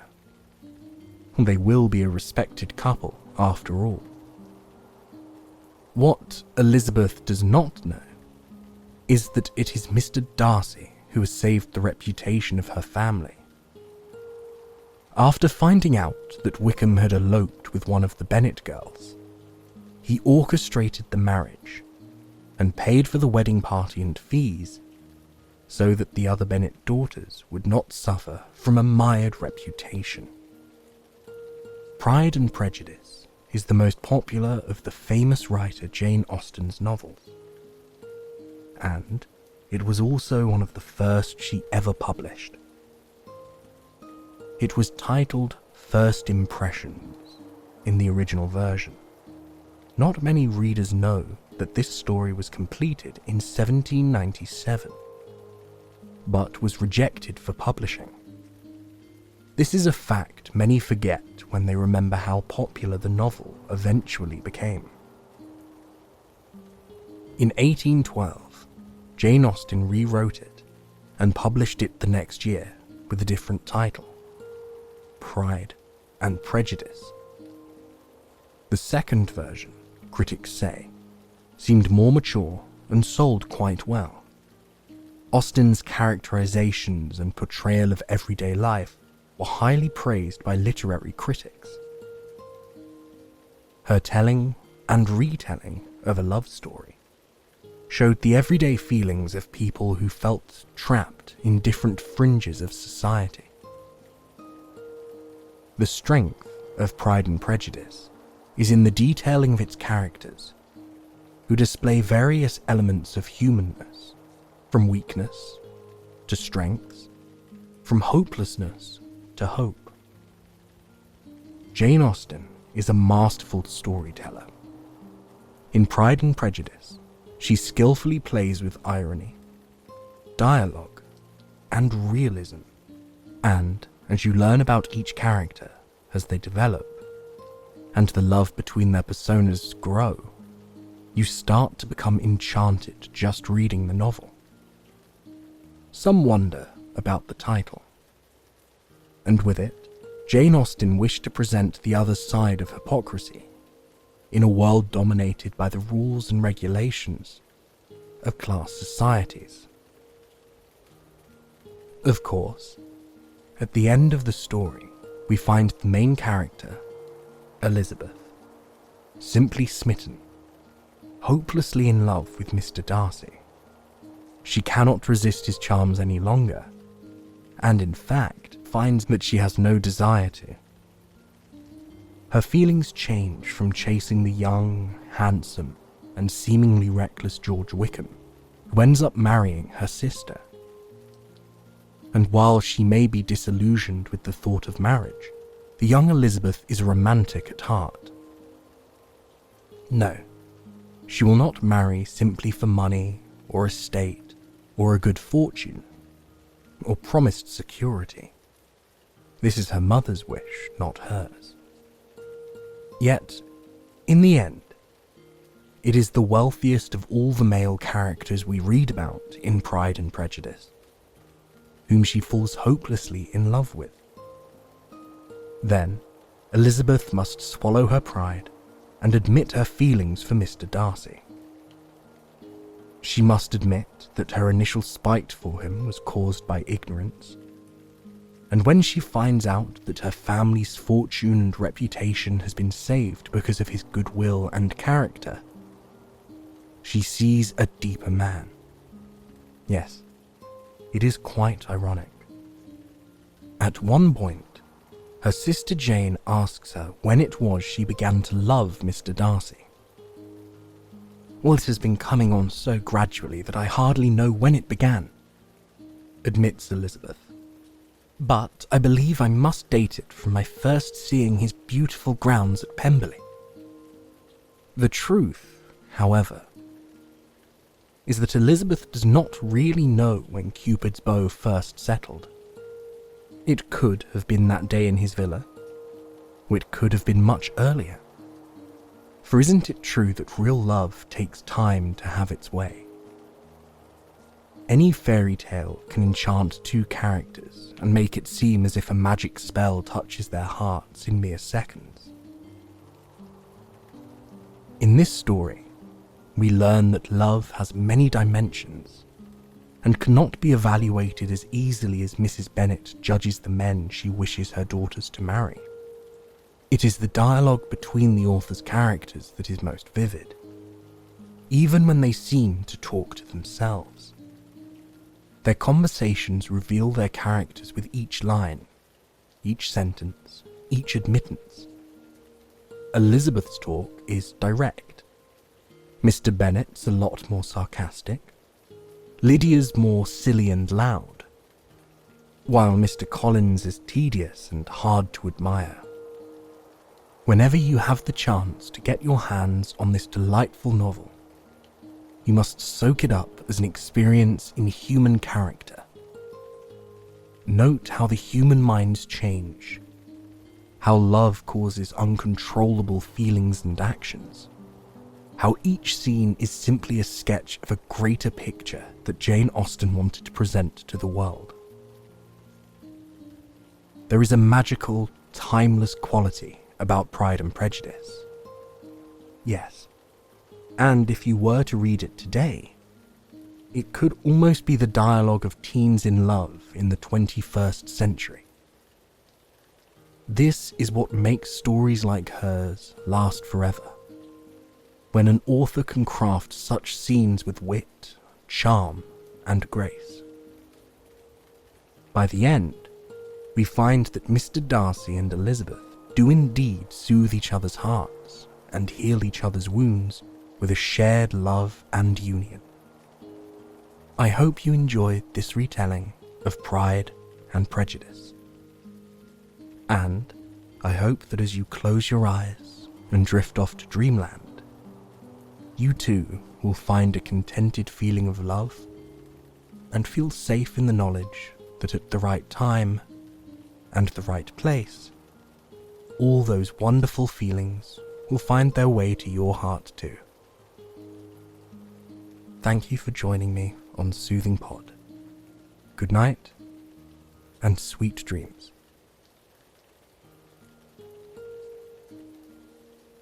Hello and welcome to Soothing Pod Sleep Stories. My name is Chris, and tonight I will guide you on your journey to a night of restful, revitalizing sleep as you listen to the retelling of the classic American novel, The Great Gatsby. We'll dive in between the lines of the book, exploring Daisy and Gatsby's first meeting in the magnolia-coated streets of the South. Before we begin, however, let us take a moment to unwind and find comfort in the space that we are in. Close your eyes and relax the muscles in your body. Unclench your jaw. Drop your shoulders and allow your hands to fall flat. Embrace the feeling of calmness as your relaxed body sinks deeper into the mattress. As you sink more and more into the mattress, let your imagination take hold. Picture a lake. Is the lake small or large? What kind of trees do you picture surrounding the lake and extending into the mountains surrounding it? Do you see white birch trees or tall emerald pines? Is it autumn on the lake, where the trees are ablaze in a sea of orange, yellow, and red? Or is it summer, where the forest is alive and humming with the warmth of the sun? Imagine yourself floating on that lake. Are you in an inner tube or perhaps a kayak? Maybe you're on a nice boat, lounging in the sun and letting the waves gently rock you side to side, side to side, side to side. Wherever you are, embrace the feeling of that sun on your skin.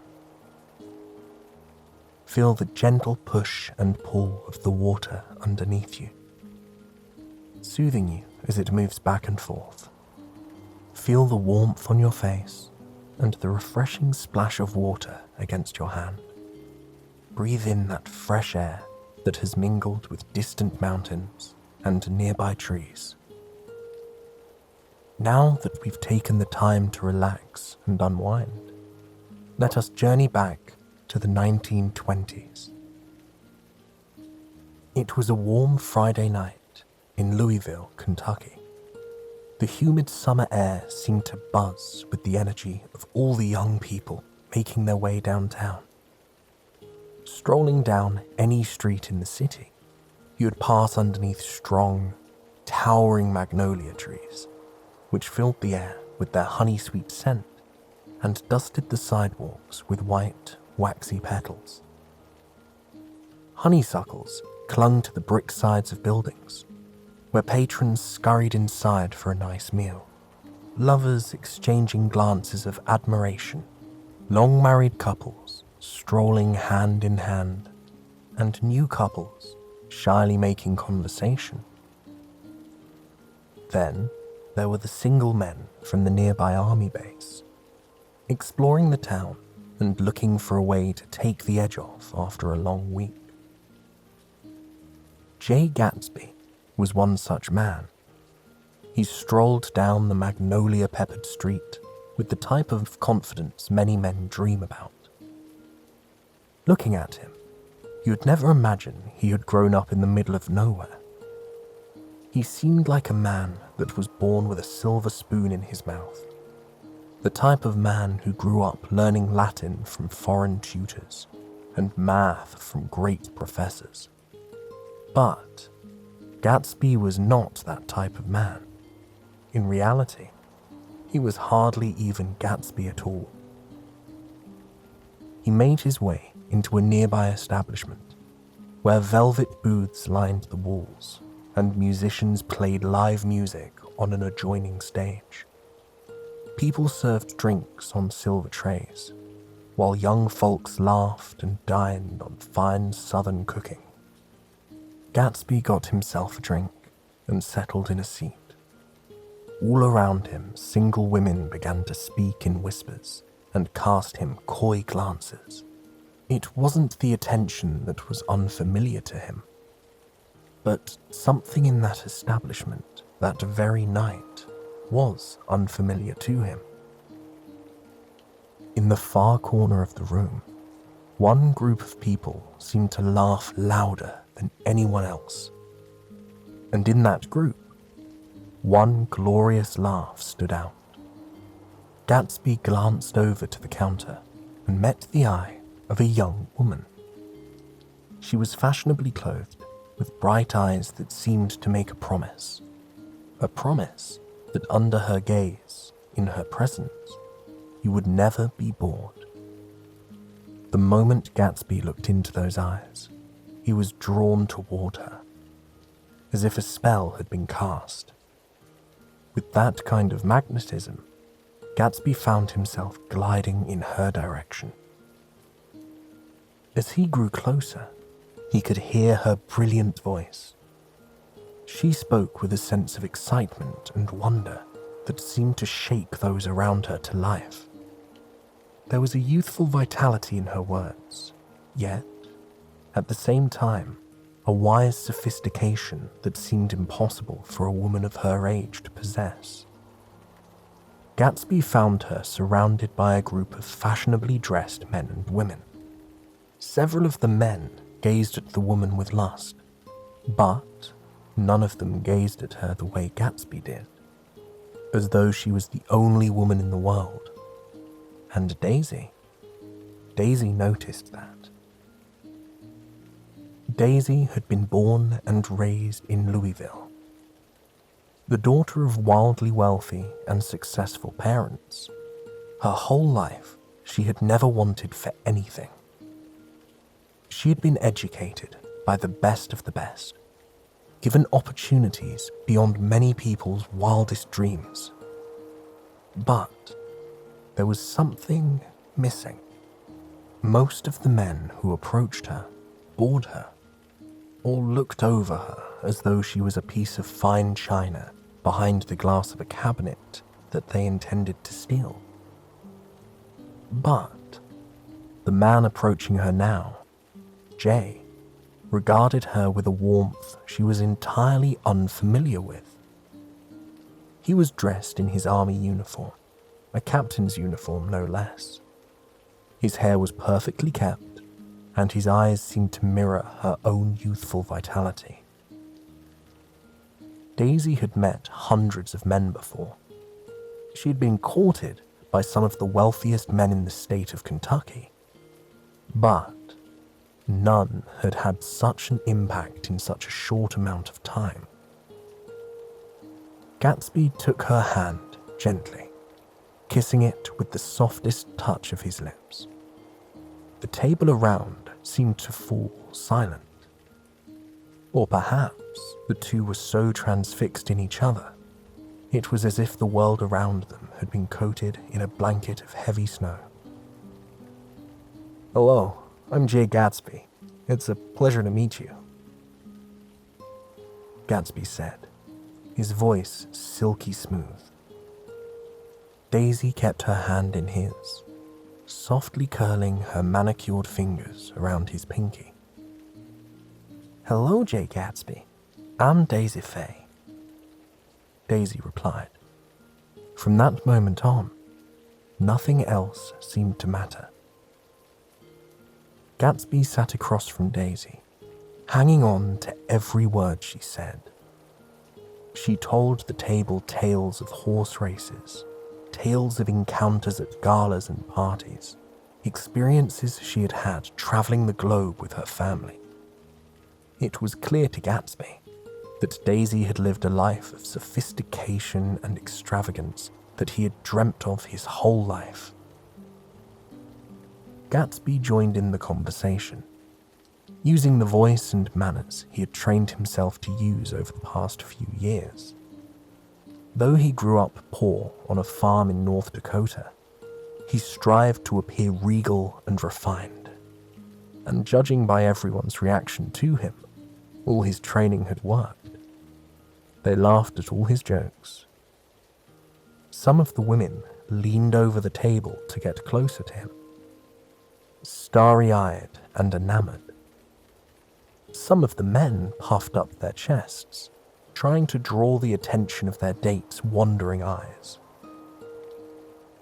For several hours, they laughed and entertained. Soon, the venue was ready to close down for the night. Daisy's fellow aristocrats waved for her to follow them home, but Daisy gave Gatsby a smile, then turned to her friends and said, "I've got a way home, thank you." Jay's heart began to beat even faster in his chest. Though he appeared cool and collected on the outside, on the inside, he was absolutely mesmerized by Daisy. He felt as though she was too perfect, too extravagant for this world. Nevertheless, he gently took Daisy by the arm as he led her out of the establishment and onto the city streets. This time of night, the streets lost that exciting buzz. There was a sense of stillness, a romantic energy that seemed to float through the air, casting a dreamy spell on everyone making their way down the streets. The air was still full and humid, but a soft evening breeze wound its way through the cobblestone streets. Around Daisy and Jay, everything was illuminated by the soft glow of streetlights. For the first time ever, the two lovebirds found themselves alone. Daisy led the way to her family's mansion in the wealthy part of town. They walked in silence for a few moments, but it didn't last for long. Daisy began asking Gatsby about his past. Gatsby knew, deep down, that a woman like Daisy would never love a man like him, if she knew how unremarkable his upbringing had been. This was a woman who regularly had millionaires trying to win her affections. What interest could she possibly have in a man that grew up tending a farm on the wind-swept prairies of North Dakota? As they walked down the cobblestone streets underneath the starry sky, Gatsby told Daisy the story he had told almost everyone. He had been born to a wealthy family. His father owned a steel company, and he had grown up traveling the globe. He told Daisy about his imaginary time spent on the French Riviera and strolling the streets of London. As he talked, Gatsby couldn't help but notice the way Daisy hung on to every word he said. She was eloquent and entertaining to listen to, but when she listened, there was a kindness to her, a comforting half-smile etched onto her lips that told you were being heard. The walk to her estate wasn't a short one.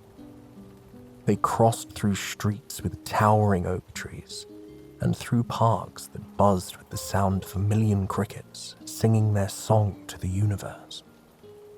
The entire walk, the two talked with a kind of fervor that can only be found on first dates. Daisy talked about the future she wanted with shiny things, fine clothes, and luxurious trips to foreign lands. Gatsby wanted that as well, but that was quite a bit further off for him than it was for Daisy. For a moment, Daisy hesitated by the edge of a pond in a park. It was a perfect mirror of the night sky. The moon shined on the glossy surface, rippling slightly at the touch of dragonflies and fireflies, tiptoeing across the water. Daisy knelt down, tracing her fingers across the surface. My parents have been trying to set me up for marriage, you know. They have suitors come to the parlor to meet with me all the time. It seems like every weekend there's some son of a diplomat or heir to a business waiting for me downstairs, but they bore me. It doesn't interest me to be with someone who only speaks of money and business. I want someone who can excite me, someone with charisma, who sees the world as I do. As Daisy spoke, her eyes never wavered from the pond. Gatsby dared to slide his hand into hers and squeeze it reassuringly. The two exchanged a look that said more than words ever could. When they finally arrived at the stunning mansion Daisy's family owned, there was a certain magic in the air. They hovered in front of the home, where warm candles burned behind the thick window panes. Daisy leaned forward, placing a single kiss on Jay's cheek, but she lingered for a moment too long. In that moment, Gatsby felt himself falling even deeper for Daisy. She smiled coyly as she made her way down the walkway to her front door and looked back. So I'll be seeing you tomorrow, won't I? About 10 a.m.? 10 a.m. came after a night of sweet dreams. Gatsby paced in front of the house, his soul feeling lighter than ever. He was surprised to see Daisy rushing out of the house, wearing nothing but a bathing suit. She gleefully took Gatsby by the hand and urged him to follow her down the street. When they arrived at a local river, Gatsby was surprised, to say the least. Daisy lowered herself into the cold water, beating the heat of the humid Kentucky day. The freedom in her movements made Gatsby feel as though he was seeing something precious, something few people would ever experience. She coaxed Gatsby into the water. As the fresh water splashed against his body, Gatsby found himself smiling as though he was a small child again. He and Daisy reclined in the water against some smooth rocks, letting the river's current wash over them. They lounged there all day, playing like children, splashing each other and giggling at the world around them. They watched the sun filter through the tree canopy above, causing shadows to dance over the water and riverbed. For lunch, they sat on the riverbed and dined on cucumber sandwiches made by one of Daisy's servants. It felt as though the moment belonged in a painting in a museum somewhere. They relaxed as the sun kissed their skin and the birds chirped overhead.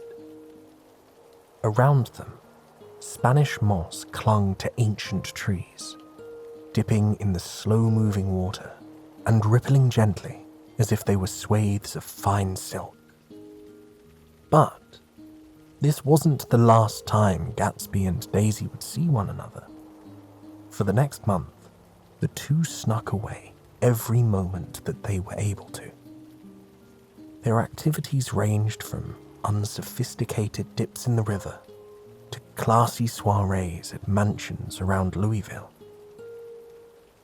Daisy seemed to fit seamlessly, no matter what crowd she found herself in, something that had taken Gatsby years to master. It wasn't long before Gatsby realized the truth. This woman, the beautiful, intelligent, charming, captivating Daisy, he knew she was the woman he wanted to marry. But then, the news came. Gatsby was going to be sent to war. There was no way to escape this, no way to keep him and the glorious moments they spent together frozen in time. When Gatsby told Daisy the news, her heartbreak was obvious. The day before he left for New York to prepare for shipping out, Daisy met him in his simple home.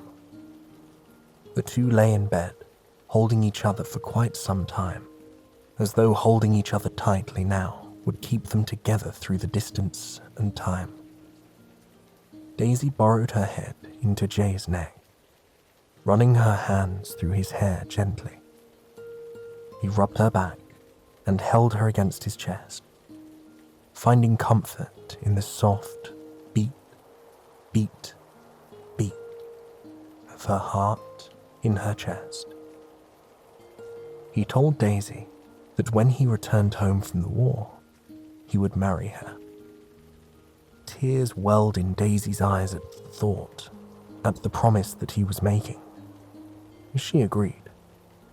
When he returns from the wretched war, they would be together and live the rest of their lives in comfort and luxury, holding each other close. When Gatsby dropped Daisy off at her house that day, she could hardly stand to let him go. She kissed him deeply and fully, eyes shimmering with tears.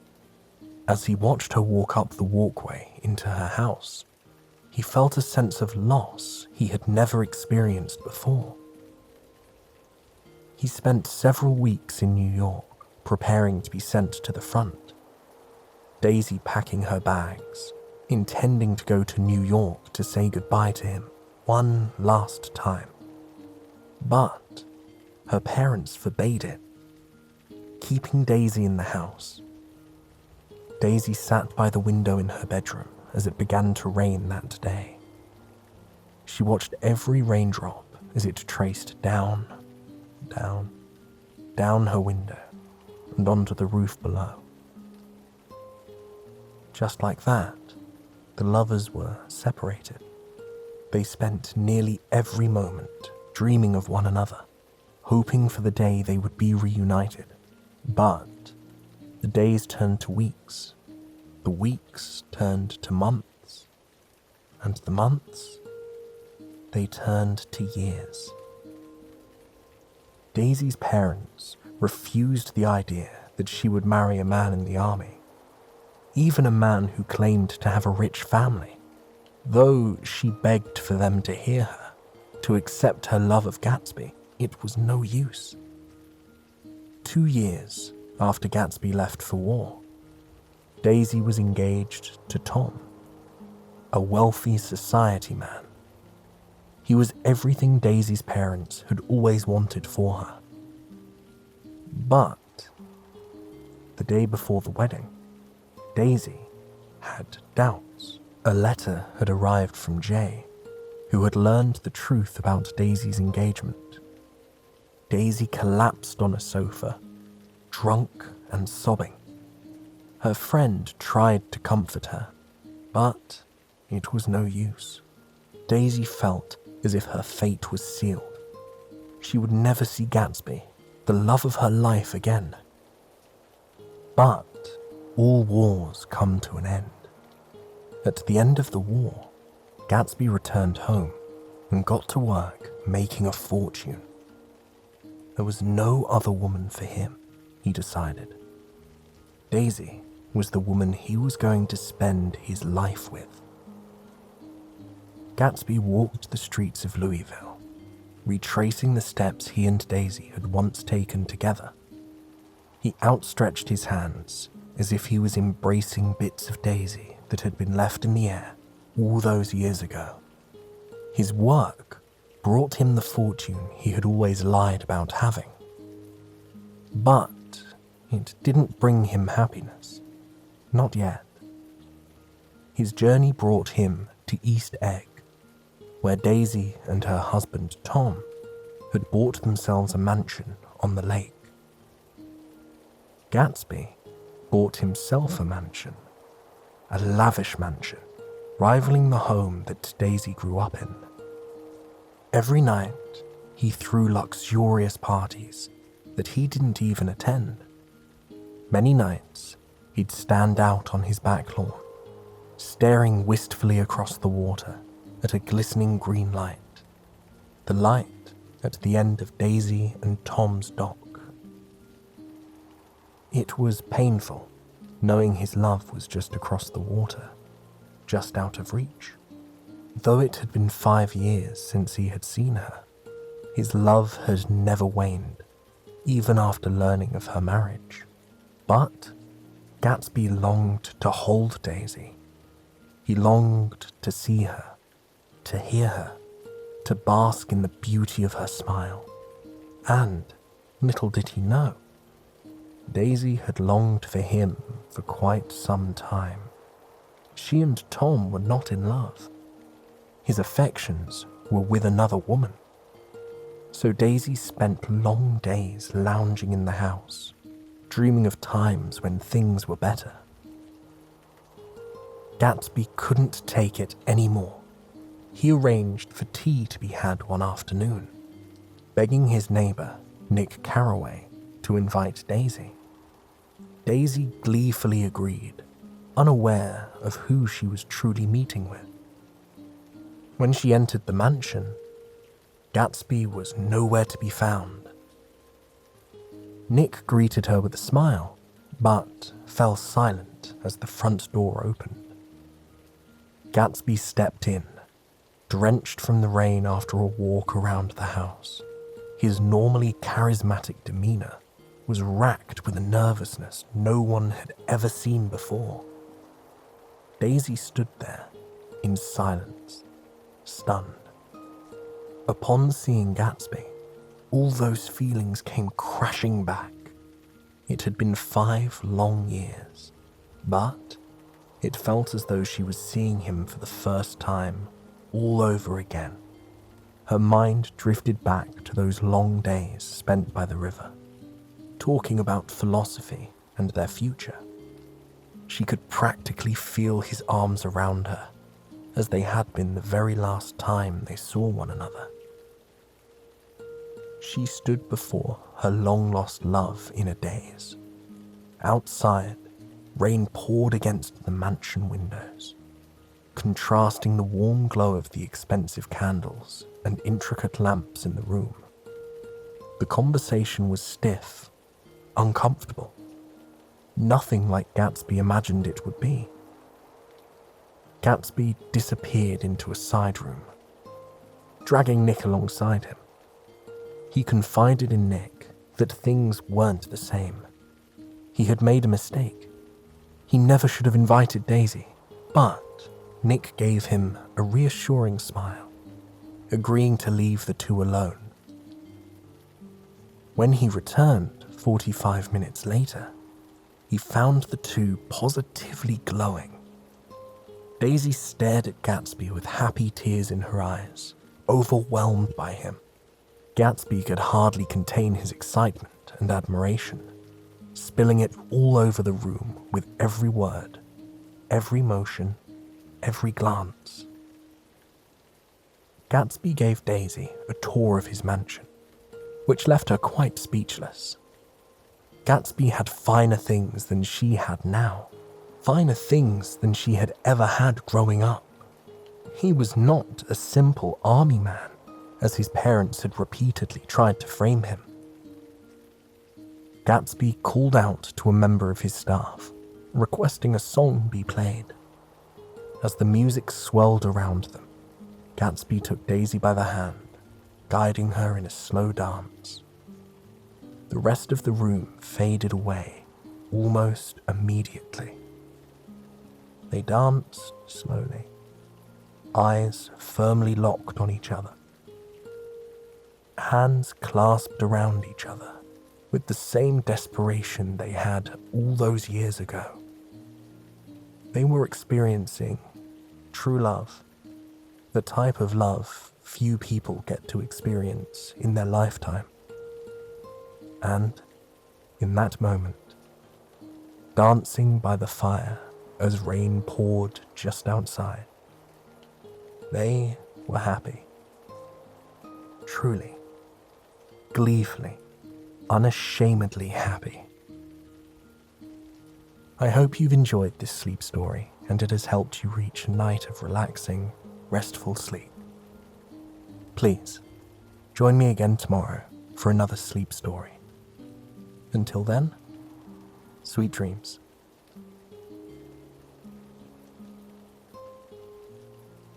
Hello, and welcome to Soothing Pod's Sleep Stories. My name is Arif, and I am going to tell you a wonderful story that will lull you into a peaceful and restful sleep. Tonight, I will be your guide to a beautiful medieval city of Italy called Verona. It is known for its amphitheater, its romantic bridges that cross over the Adige River, and marvelous sunsets. But more than anything else, Verona is famous as the home of two star-crossed lovers, whose names you may also be familiar with, Romeo and Juliet. But before I tell you the story, let's take a moment to be whisked away to a place where all is calm and quiet and relaxing. Get comfortable in your own bed or on your pillow. Let's inhale and exhale, feeling our body release any tension. Let go of the cares of the day, any complicated thoughts.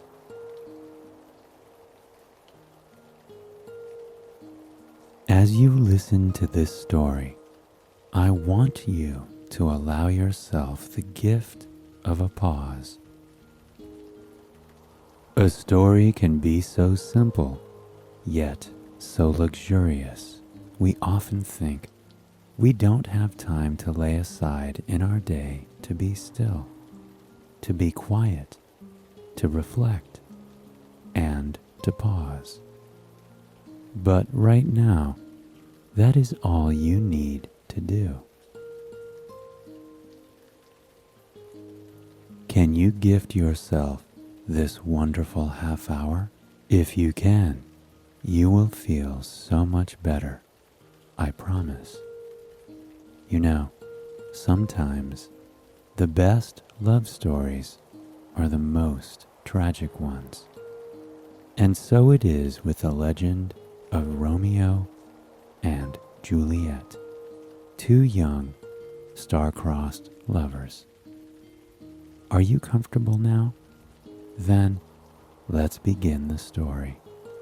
The story of Romeo and Juliet takes place on the streets of Verona, a city in northern Italy. Here, there is always life and merrymaking, youths walking along the riverbanks, embracing or chatting. In the 14th century, it was much the same, except that a lot of the chatter on the streets and a bit of violence was caused by deeply rooted family problems. One of the most known was the feud between noble families Capulet and Montague. And here we find our hero, Romeo, the son of a Montague. Today, he is chatting with his friend and cousin, Benvolio. But it is not too joyful a conversation. Romeo is perplexed, and his cousin tries to comfort him. "Rosaline does not return my affections," cries Romeo, whom you can imagine, with his good looks and handsome face, is desired by many young ladies in Verona.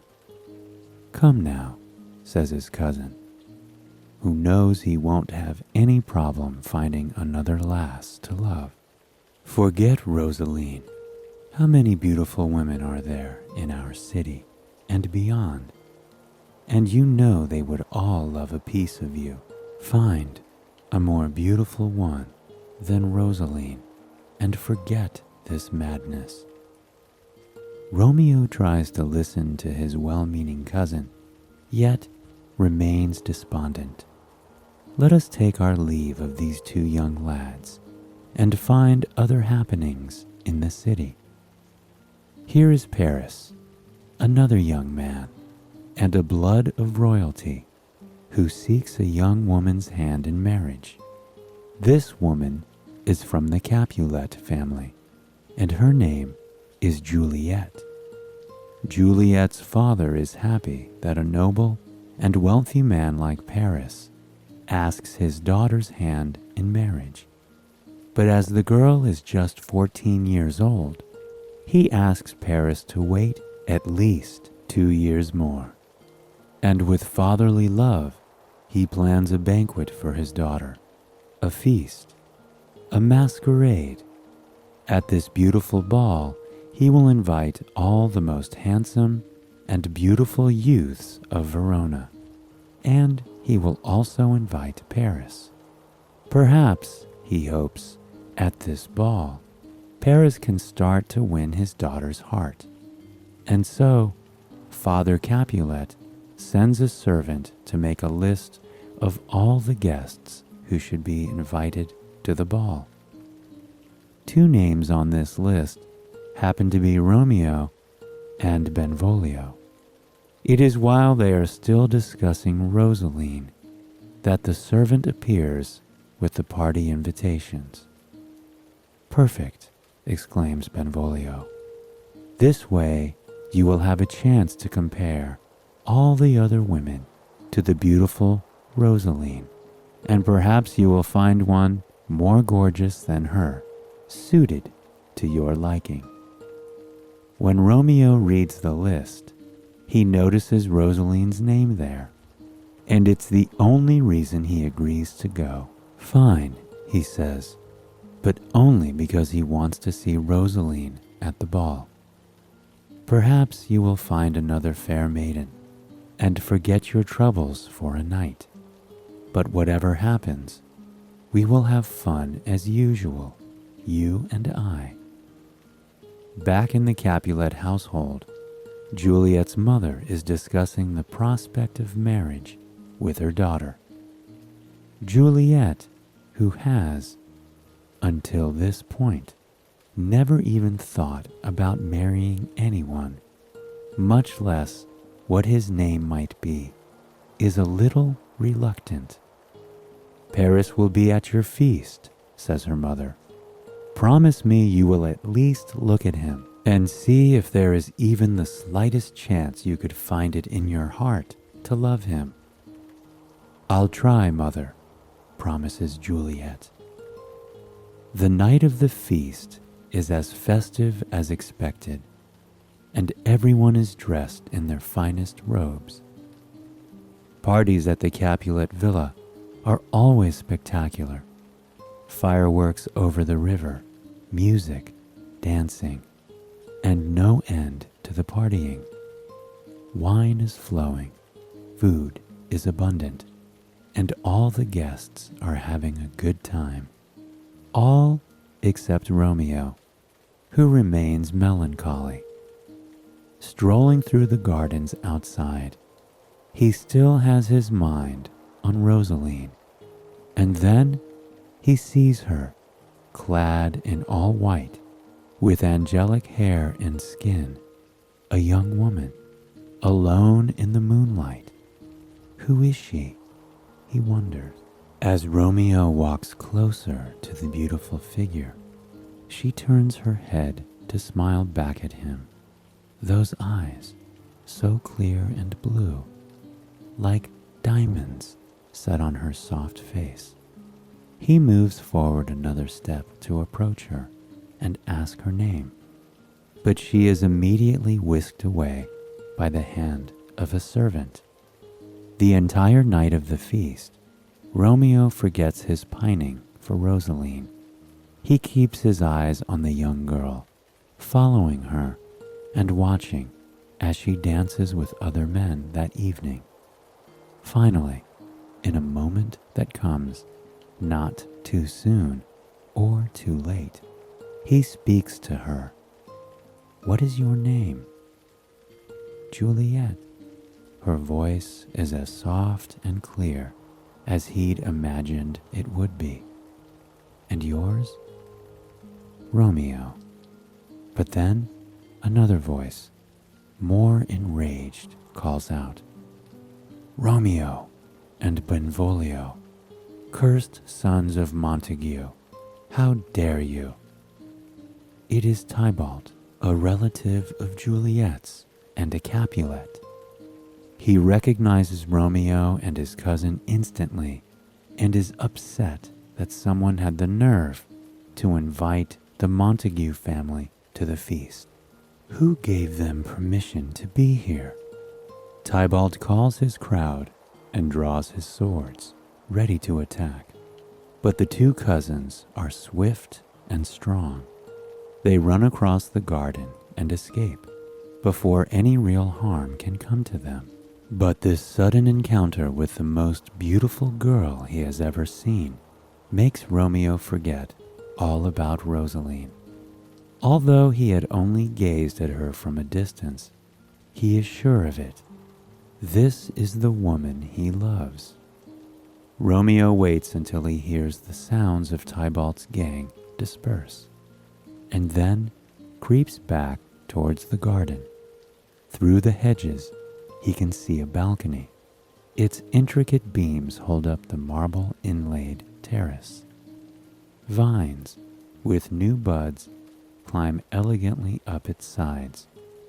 And there, bathed in moonlight, stands his love, Juliet. She seems in a daze, an evening dream, leaning her head upon her hand and sighing into the distance. Romeo thinks he hears her speaking. She is humming a song, a whisper, a name. "Oh, I wish I were a glove upon that cheek," says Romeo to himself. Romeo presses his ear to the bushes, trying to hear what she is saying. "Romeo, oh Romeo, where are you, Romeo?" Ecstatic, Romeo stays in the garden to listen to Juliet call his name. He calls to her, at first surprising her, but then easing her fears as she realizes he feels the same way about her. "Don't despise me for my name, Juliet," he says. "I would throw it away if it means having you." The next day, Romeo goes to see his confidant, Friar Lawrence. He asks the friar to marry him to Juliet in secret. Of course, the friar is surprised at this new twist in Romeo's love life. Just days ago, he was pining for Rosaline. Yet the friar agrees, hoping that perhaps a union between the two young lovers will mean the end of the long feud between their families. He marries them the very next day. The only witness is Juliet's nurse, who has also secretly secured a ladder for Romeo to scale up to Juliet's window on their wedding night. For these two young teenagers, the feeling of being truly in love for the first time is a wonderful thing. They revel in their togetherness, and tonight, nothing else matters. Romeo reaches Juliet's bed by the ladder, and her faithful nurse makes sure the door is closed without interruption.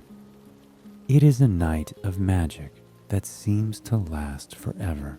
Romeo and Juliet seal their love and know that nothing, not even their families feuding, can destroy it.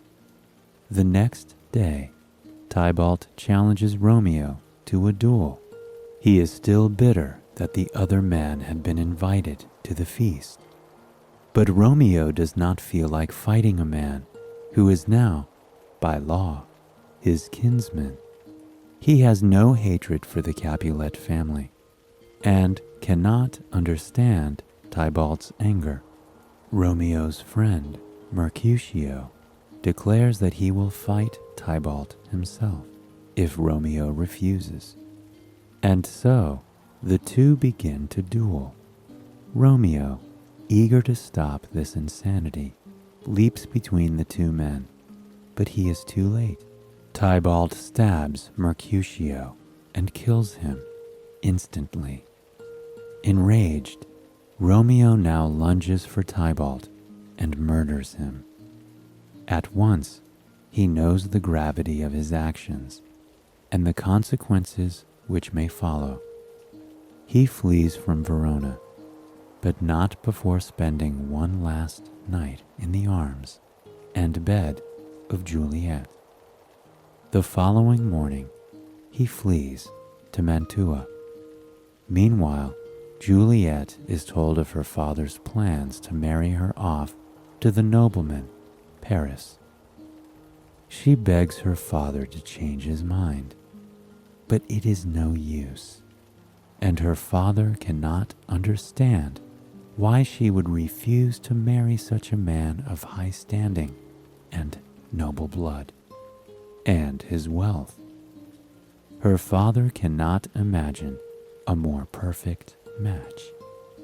Juliet is heartbroken, and her nurse can give her no better advice than to oblige her father and obey his wishes. Feeling like she has not a friend left in the world, Juliet turns to Friar Lawrence, who devises a plan. There is a way you can reunite with Romeo in Mantua, he tells Juliet.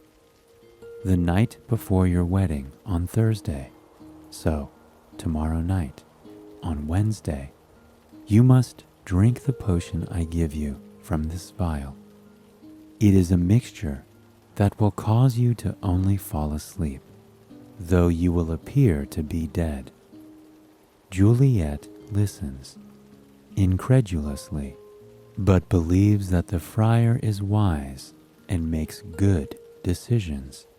He continues, after you are laid to rest in your family's crypt, I will come, together with Romeo, to rescue you and bring you far away where you may remain with your lover, Romeo, all the rest of your days. And indeed, to Juliet, it sounds like a wonderful plan. To live in freedom with Romeo, far from our family's feuding and troubles, says Juliet. Oh, but I could wish for nothing better. Thank you, good friar. I will do as you say. As planned, the following night, Juliet drinks the potion from the friar. Immediately, she collapses.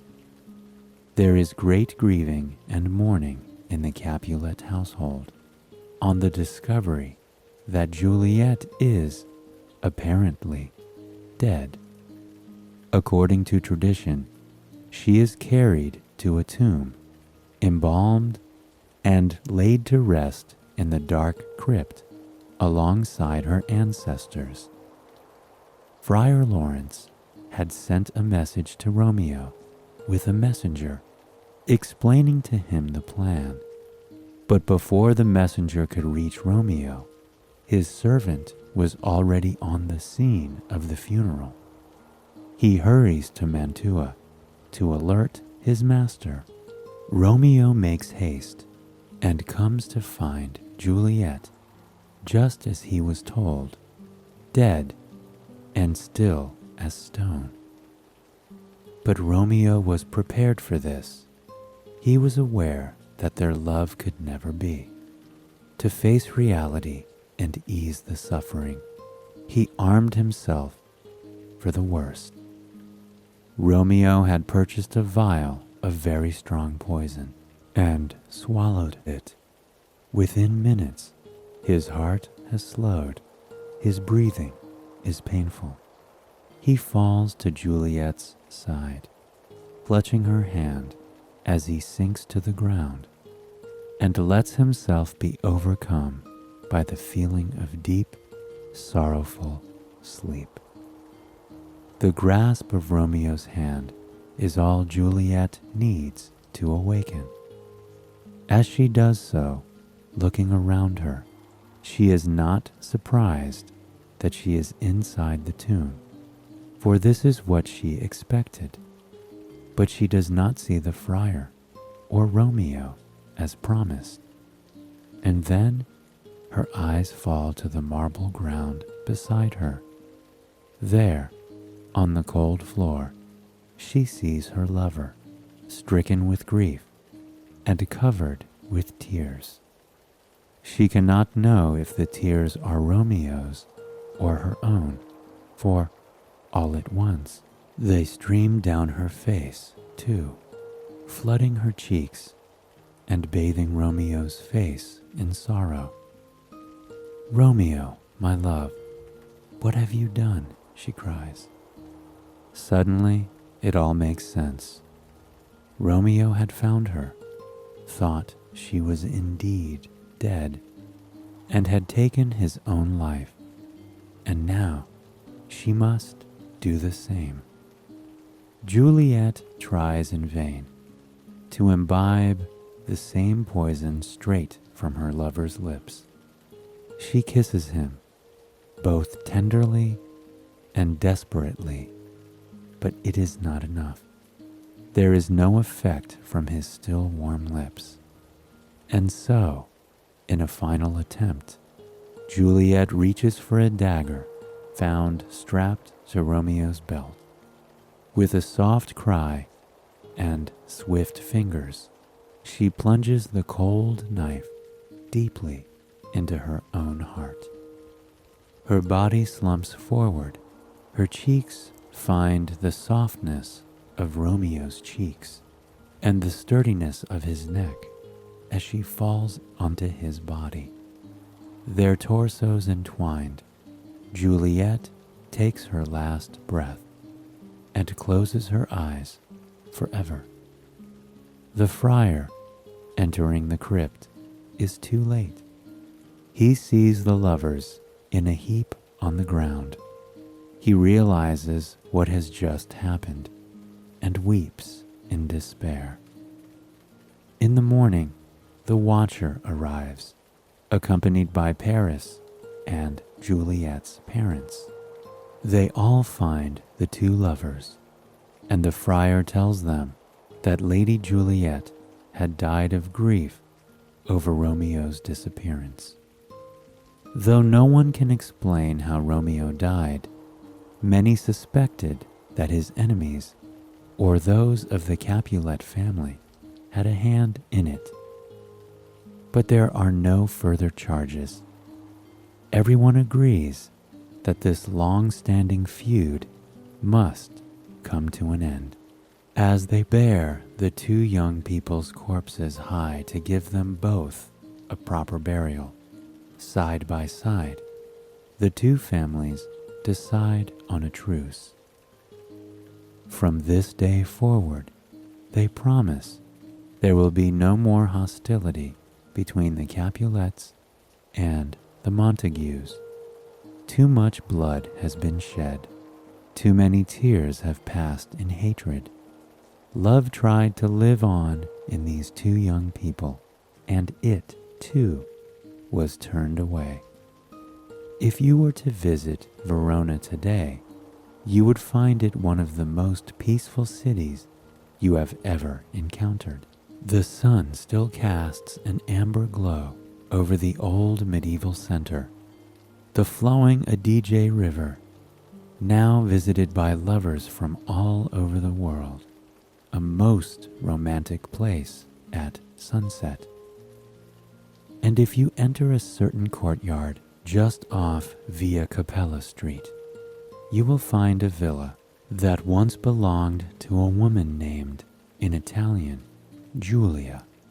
Here, in Casa di Giulia, there is a carved statue of the 14-year-old maiden. It overlooks the garden, perhaps the same way Juliet did whilst daydreaming about her lover. Along the terrace stuccos, those dark green vines still climb upwards. A tiny narrow stairway leads up to the arched, emblemed balcony, where, they say, the same Juliet first called her lover's name. Below this balcony, star-crossed lovers from all over the globe still gather to inscribe their names on a wall, now covered in 1,000 scribbled hearts, signatures, and dedications. From every continent all over the world, they have heard this famous story. And no matter how many years or centuries have passed, the story of Romeo and Juliet still enchants all who hear it. For who can forget the tale of these two lovers? Who can deny that there is anything stronger than the force of love?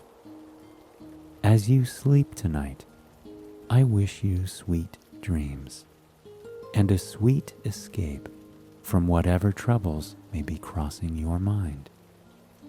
May you find peace in your heart, a hope to hold on to, and someone to love in the morning. Good night. I'll be with you again tomorrow.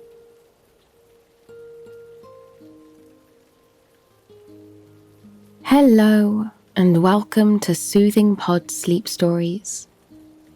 My name is Laura, and tonight I will be your guide as we explore the famous love story of Anna Karenina. We'll travel with her to Italy as she spends 3 long months in a beautiful palazzo alongside her lover, Count Vronsky, away from the prying eyes of the society they have left behind. We will join them as they walk along riversides, spend long nights painting, and have deep conversations by each other's side. But before we begin, let us take a moment to unwind and find comfort in the space that we are in, here and now. Allow yourself to sink into the mattress underneath you. There are no obligations for you at this moment. Nothing to do except simply be. Here you can trust your body to do what it is meant to do. Imagine the air around you aglow with a warm orange light. It is ethereal, something magical and comforting. It sparkles even in the darkness of your room, crackling and swaying like the toasty flames of a fire. As you breathe in, imagine that warm light filling your lungs. As you breathe in more and more, feel as that warmth spreads from your chest, down your arms, and into the ends of your fingers and toes. As you exhale, picture that breath leaving your lungs and sailing up, up, up, up into the air around your bed. The warmth that your breath brought you has also given you the gift of relaxation. You can still feel it spreading through your body, melting away the tension of your tight muscles and leaving you to sink deeper and deeper into your soft mattress. With every breath you take, feel yourself growing more and more comfortable, your eyes growing heavier and heavier. Your mind is slowly giving your body permission to sleep, permission to let go in this moment and simply be, without worrying about anything beyond this. It is a beautiful freedom that we can find by simply paying attention to those deep breaths and how they make our bodies feel. Now that you've taken a few breaths in, try and picture that glowing orange light inside you. Can you feel it sparkling on the ends of your fingertips? Can you feel it swaying over your chest and arms, relieving any tension there until you feel as light as a feather? You carry this warmth and comfort with you everywhere that you go. And tonight, if you find your mind drifting from the story that we are going to explore together, try and remember that you can always return to the breathing to relax and ground you. Now that we have taken the time to unwind and find comfort in the space that we are in here, and now, let us begin our story. The journey from Russia to Italy was not a short one, but Anna and Vronsky did not mind. Their stagecoach rumbled over the roads out in the countryside. They weren't sure what country they were in at the moment, but they knew it was beautiful. Anna's gaze drifted out the window to the passing trees and mountains. The sky was a blanket of grey today, but that seemed to only make the scenery more magnificent. The blue mountain peaks rose high into the sky, disappearing behind the haze in a way that made Anna think of fairy tales and distant lands. And truly, it made sense for her mind to be there. Because, at the moment, she was in a fairy tale in a distant land. She looked at Vronsky across from her. His hair fell in perfect golden curls above his crystal blue eyes. He seemed to have a permanent smile etched on his face since they had left Russia behind. It was a decision they had toyed with for quite some time, one that left ripples of drama behind in their social circles. But at this moment, neither of them cared. They were running away together, leaving life as they knew it back in Russia, so they could live the life they had been dreaming of for months now, by each other's side. Anna's hand drifted across the carriage, clasping around Vronsky's. She swore she could feel his pulse in his touch, could feel the steady, gentle uptick as they held one another, even this small amount. It wasn't just love between them. No, both of them had been in love before. This was something stronger, something that neither of them could deny. It was a power they held over one another, a feeling unlike any they had ever experienced before. They were infatuated. When they looked into each other's eyes, nothing else in the world mattered. It was as though their hearts were beating in unison with one another. Soon, it started to rain. They had a few hours to go before they were to reach their new home in Italy. But neither of them minded. Anna listened to the pitter-patter, pitter-patter, pitter-patter, pitter-patter of the cool rain as it danced against the roof. She listened to the rhythm of the tire as it rumbled, rumbled, rumbled, rumbled, carrying them over every rock, every branch, everything in their path, onto their long-awaited destination. The rhythm of the world around her made Anna rather sleepy. She already felt as though she was in a dream, but the sweet, earthy aroma of the rain-soaked forest around them made her feel even more so. She found herself closing her eyes. Vronsky moved over to her side, stroking her long hair with his forever gentle touch. He urged her to sleep until they arrived in Italy, to sleep until they arrived in their new home. He would hold her until then. In her half-awake state, Anna found herself smiling. She had given up everything she had ever known, her friends, her family, her home back in Russia.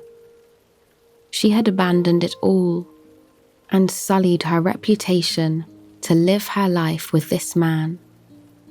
And in that moment, more than ever, she knew she had made the right choice. With her eyes closed and the love of her life's arms wrapped around her, Anna began to drift off, inching closer and closer to sleep. The sound of Vronsky planting a gentle kiss on her forehead was the last thing she heard before she slipped into her dreams. When Anna awakened, the landscape around her was entirely different. The sleepy countryside had transformed into a lively city, and though the rain was still coming down in a steady stream, that did not stop the people of this city from moving. People scurried under alcoves taking time to stop and chat with one another. Fragrant steam wafted out of bakeries and cafes as they rolled past them, filling the stagecoach with the delicious smell of baked bread, pasta, and baked desserts. The streets seemed to be flourishing with artists of all kinds. Passing by one of the windows, Anna couldn't help but notice a sculptor working on a large piece. Even in the darkness of this dreary weather, his sculpture seemed to sparkle and shine in the light. She could smell the fresh paint as painters worked on their next masterpiece. She could hear the scribble of a quill as poets worked on their next poem. It was a city alive in the dreamiest way imaginable, and Anna was soaking in every moment of it. Any anxiety she had about moving to the city seemed to have melted away the instant she looked at Vronsky and noticed that he was admiring the city the same way that she was. Truly, they were starting their lives anew, and they had chosen to start them in a city that was more breathtaking than they ever could have imagined. When they arrived at their palazzo, Anna had to stop to catch her breath. It was so different from the castles back home, so connected to the city around it, yet so extravagant in the same breath. The courtyard was lined with flowers of all colours, shapes, and sizes. A fountain in the middle of flowers bubbled steadily, the rain leaving circles on its mellow surface. As they stepped onto the tiles, Anna breathed in the scent of the rain-drenched flowers. It was so magical, so otherworldly, that she felt as though tears would fill her eyes at any moment. Vronsky stood beside her, holding an umbrella over her head with the utmost care. He smiled at her, a smile that made her heart flutter for an instant. There was always such a youthful glow in his eyes, a promise that the future would be exciting, would be worth sticking around to see. And at this moment, it was even more so. It was infectious, contagious. His joy seemed to leap into the air and touch every part of her soul, encouraging her to feel the exact same. She took his hand with a smile on her face and led him through the winding courtyard, pausing only to smell the flowers on occasion. When they reached the front door, Vronsky wrapped his hand around hers on the door handle. This was the home they were to share together, the place where their lives were going to truly begin. And as they opened the door together, hands intertwined, Anna truly realized how special that was. The home was one of beauty. It was wide open, vastly different from the castles they had left behind, which were cluttered with furniture and statues and artwork. This home was for them to fill with any and everything their hearts desired. They wandered from room to room, taking in each of them. It seemed that by the minute, the realization of the situation that they were in washed over them more and more. And with that, their smiles grew. After they got their things out of the stagecoach and settled into the house, it was time for them to step out into their new town for the first time. They didn't know anyone here yet, but that was fine by them. For now, they were content just being with one another. It was more than enough. Anna put on one of her favourite dresses, a powder blue gown with cream trim. Vronsky found himself gazing at her in the doorway in his dreamy state, his eyes tracing over her in awe. He had yet to tire of how beautiful Anna was, of her grace, of the breathtaking way she carried herself and her thoughts through the world. And under his gaze, Anna felt more beautiful than she ever had before. The two stepped out into the rain-soaked streets and began their search for dinner together. By now, the glossy streets were aglow with the light of oil lamps overhead, yet the people were moving just as they had been hours before. Everyone around them was smiling and laughing as they headed off to dinner with one another. There was a sense of community, a feeling that Anna and Vronsky hadn't witnessed without anger in quite some time. They walked by cafes and restaurants, breathing in the fragrant aromas of each and every one. There were shops selling coffee, places selling pastries, ostentatious restaurants serving up steak and fish. But at the end of the street, nestled alongside a river, there was a small restaurant that appeared as though it was often overlooked. Anna and Vronsky travelled down the riverside path and entered the small restaurant. It had been quite some time since they'd dined on anything except for the extravagant meals prepared for them at their estates. This was an opportunity for something different, something that would welcome them into this entirely new life. They sat down at a small wooden table that was illuminated by a flickering candle. The meal had already been decided for them, which they welcomed. They sat in the glow of that candle, gazing deeply at each other for quite some time. They spoke of their love for one another. They spoke of the fact that they had something so strong, so true and real, that they had to escape with one another. For the first time in her whole life, Anna felt as though she was free. She found that freedom with Vronsky. She found a joy that she had yet to find anywhere else in life. He made her feel wise and childish at the same time.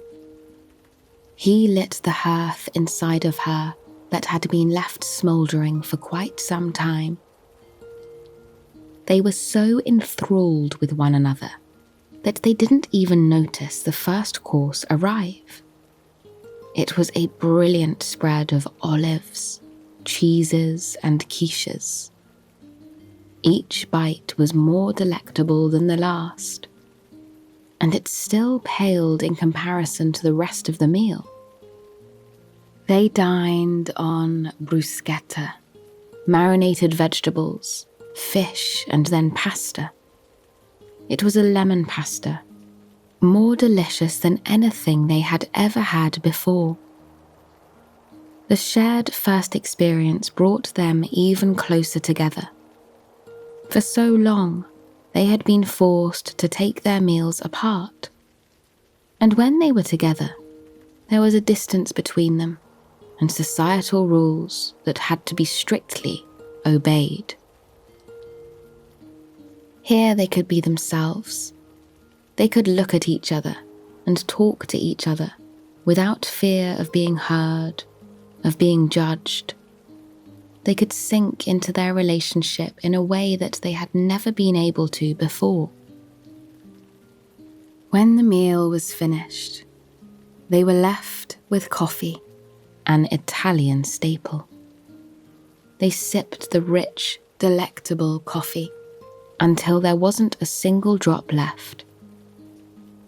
The invigorating taste prepared them to head outside into the rain once more, though they knew their bed was waiting for them on the other side of town. They walked through the storm holding hands. They listened to the rhythm of the rain as it danced across the cobblestone and the rooftops.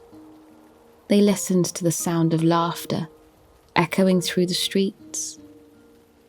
They listened to the pure joy of strangers as they walked past their conversations. This was a world they were more than pleased to be in. When they finally arrived back at their new home, Vronsky lit a candle as Anna prepared herself for bed. She crawled in bed alongside him, savouring the softness of the sheets around her body. It had been a long day of travel, a long day of experiencing new things, of becoming the people they felt they were always meant to be. And yet, they didn't fall asleep quite yet. They lay in each other's arms. Anna laid her head on Vronsky's chest, listening to the beat, beat, beat, beat of his heart. It was the sweetest sound she had ever heard. Her eyes grew heavier and heavier and heavier and heavier as she listened to it beat, beat, beat, beat, beat, until finally she found herself drifting off, putting a brilliant end to one of the most beautiful days she had ever had. When Vronsky awakened in the morning, he was surprised that Anna wasn't right by his side. He got out of bed and stretched, soaking in the feeling of this brand new day. He crossed over to the window and looked out on a city that seemed entirely different than it had the night before. It was a city of colour, a vibrant, lively city with orange and cream buildings, with wrought iron, with bright green ivy and trees. He could feel inspiration flowing through him as he gazed out on the streets. He walked downstairs, eager to speak to Anna about how the city looked without the haze of rainfall. He was delighted to find Anna setting breakfast on the table with a smile on her face. Back home, Anna never cooked. This was reserved for the cooks at the estate. She has always longed to make a meal by herself, to create something in the kitchen and experiment away from the prying eyes of the other society women. She was proud of herself, and Vronsky was proud of her. The two took the meal out into the sunshine, where they breakfasted among the flowers. Vronsky found himself looking at Anna in an entirely new way. Perhaps it was because he had grown closer to her over the journey. Perhaps the change of scenery had made him see even more in her. Or perhaps it was just the way the high, bright Italian sun illuminated her features. He interwove his fingers with Anna's and proposed an idea. He wanted to paint her, something to commemorate this move they had made together, something that could allow her to see how beautiful she was through his eyes. Anna smiled at Vronsky, her heart fluttering in her chest. No one had ever done such a thing for her. No one had even proposed such a thing. There was such joy in his eyes at the mention, such joy that she knew she wanted nothing more than to agree. A few hours later, Vronsky had the supplies gathered to paint her. They sat in that courtyard, surrounded by fragrant flowers, listening to the comforting conversations of neighbours as they passed by on the busy street. And though there were people just beyond them, they felt as though they were in their own little world. Vronsky was invested, taking time to carefully select each colour, time to truly take in the contours of her face, the sparkle of her eyes, the way her hair glistened in the sun. Anna sat still as he worked. She didn't mind, because she was watching the most incredible thing unfold before her very eyes. Vronsky was becoming an artist, and she, his muse. Several hours passed like this. They made the art in silence together, not wanting for conversation, nor needing it. There was so much intimacy in the moment that words would have spoiled it. Finally, when Vronsky became tired, it was time for a break. By then, the sun had made its way across the sky. The city was painted in the breathtaking golden light of the slowly setting sun. There was magic in the air now, and they could feel it in their steps. Vronsky took Anna by the hand and led her down through the cobblestone streets. They passed by a sculptor working on an impressive sculpture in a courtyard, wielding his chisel as though it was nothing more than a common pen. They passed by another artist creating a landscape painting. It was a mosaic of oranges, reds, yellows, and browns. A painting that would have once reminded them of autumn, but now reminded them of the sun setting on the Riviera here. They walked alongside the river, their fingers tightly intertwined. They admired the way the sun sparkled on the river, illuminating the rocks far below. For quite some time, walks in the garden were the only time they could escape from the society around them. They had always found refuge on their long walks. They could breathe with nature and talk freely with one another, admitting their feelings, their hopes, their dreams. And though they were totally free now, the riverside had the same effect. They meandered alongside it for quite some time, until they came to a small hill. Atop the hill was a large ancient oak tree. Its branches seemed to be reaching for the sun. Its leaves seemed to be more vibrant green than any of the trees they had seen in Russia or here.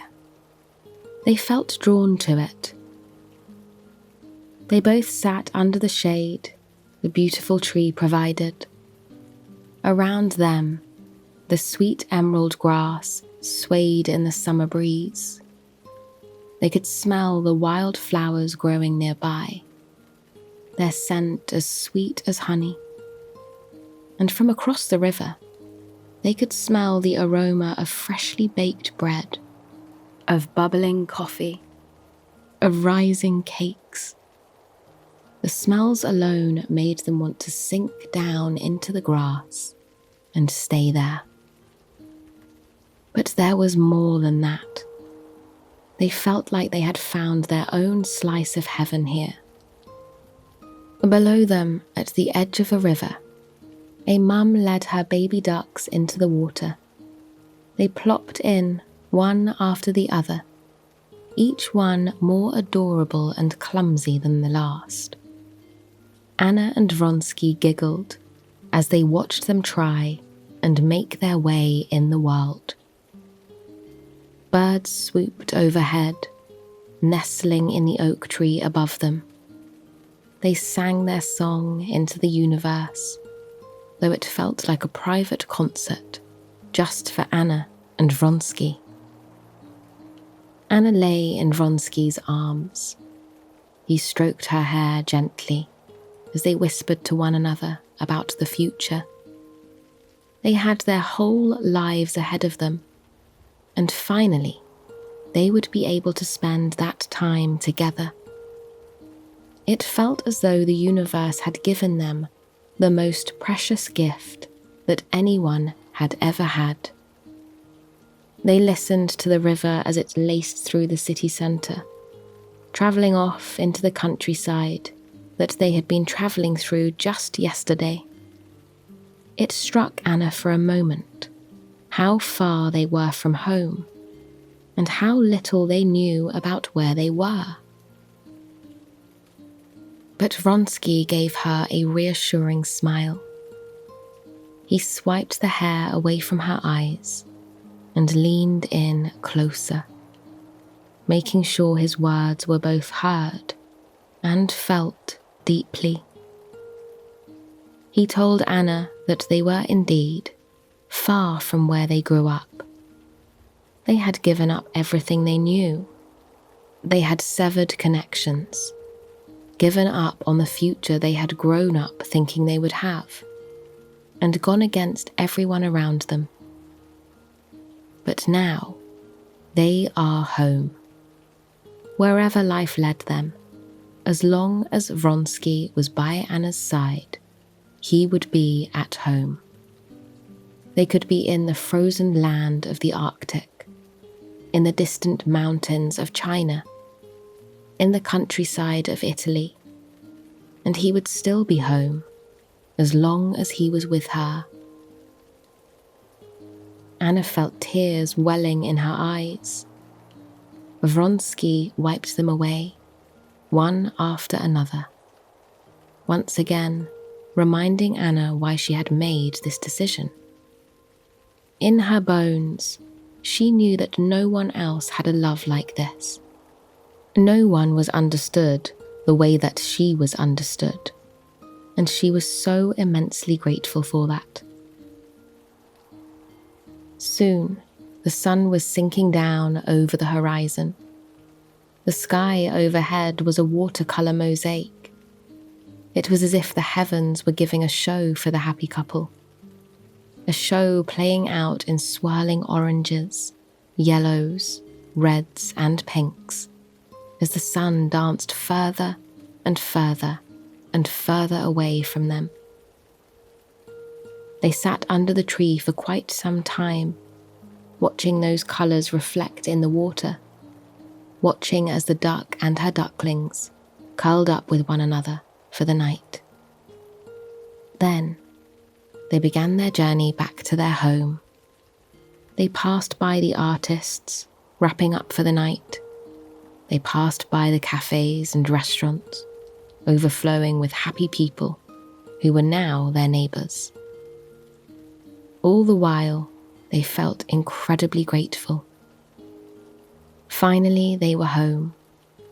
After realising they hadn't eaten all day, the two dined on the only thing in their kitchen, some leftover bread. It was a far cry from the food they were used to, but as they ate it beside each other, they couldn't help but smile. This was all they had ever wanted. They headed up the staircase. Vronsky lit some candles as Anna prepared herself for bed. When she crawled into the sheets beside him, she pulled out a book of poems that the two had often visited in their long walks in the garden, what seemed like a lifetime ago. Anna read the poems aloud in a soft, sleepy tone. The words seemed to roll off her tongue easier than ever now, dancing through the air like a melody. Vronsky closed his eyes as his darling read to him. The words were much sweeter coming from her lips than they ever were on the page. He could have listened to her read for hours, and if he could keep his eyes from closing, he certainly would have. Anna played with his curls as she read to him. On occasion, she'd allow herself to look away from the words to simply take him in. The way his eyelashes hung heavy over his eyes, the way his cheeks were tinged with a light pink from the kiss of the sun earlier that day. The way he smiled involuntarily when she said certain words in the poem. He was the kind of man she had always dreamt of being with. Soon, she reached the end of the book, and Vronsky was fast asleep, his head canted on her shoulder. She smiled, daring not to move. She admired him for quite some time, watching the rise and fall, rise and fall, rise and fall, rise and fall of his chest. She watched as he twitched gently in his sleep and found herself wondering what it was exactly he was dreaming about. Finally, she set the book down and blew out the candle, being careful not to wake him up. Regardless of her effort, some part of him stirred, because he gently reached out and drew her nearer, cradling her against his muscular chest. She smiled in his arms, knowing she was safe, knowing she had made the right decision to come here. She breathed in and out, in and out, in and out, in and out, in unison with him.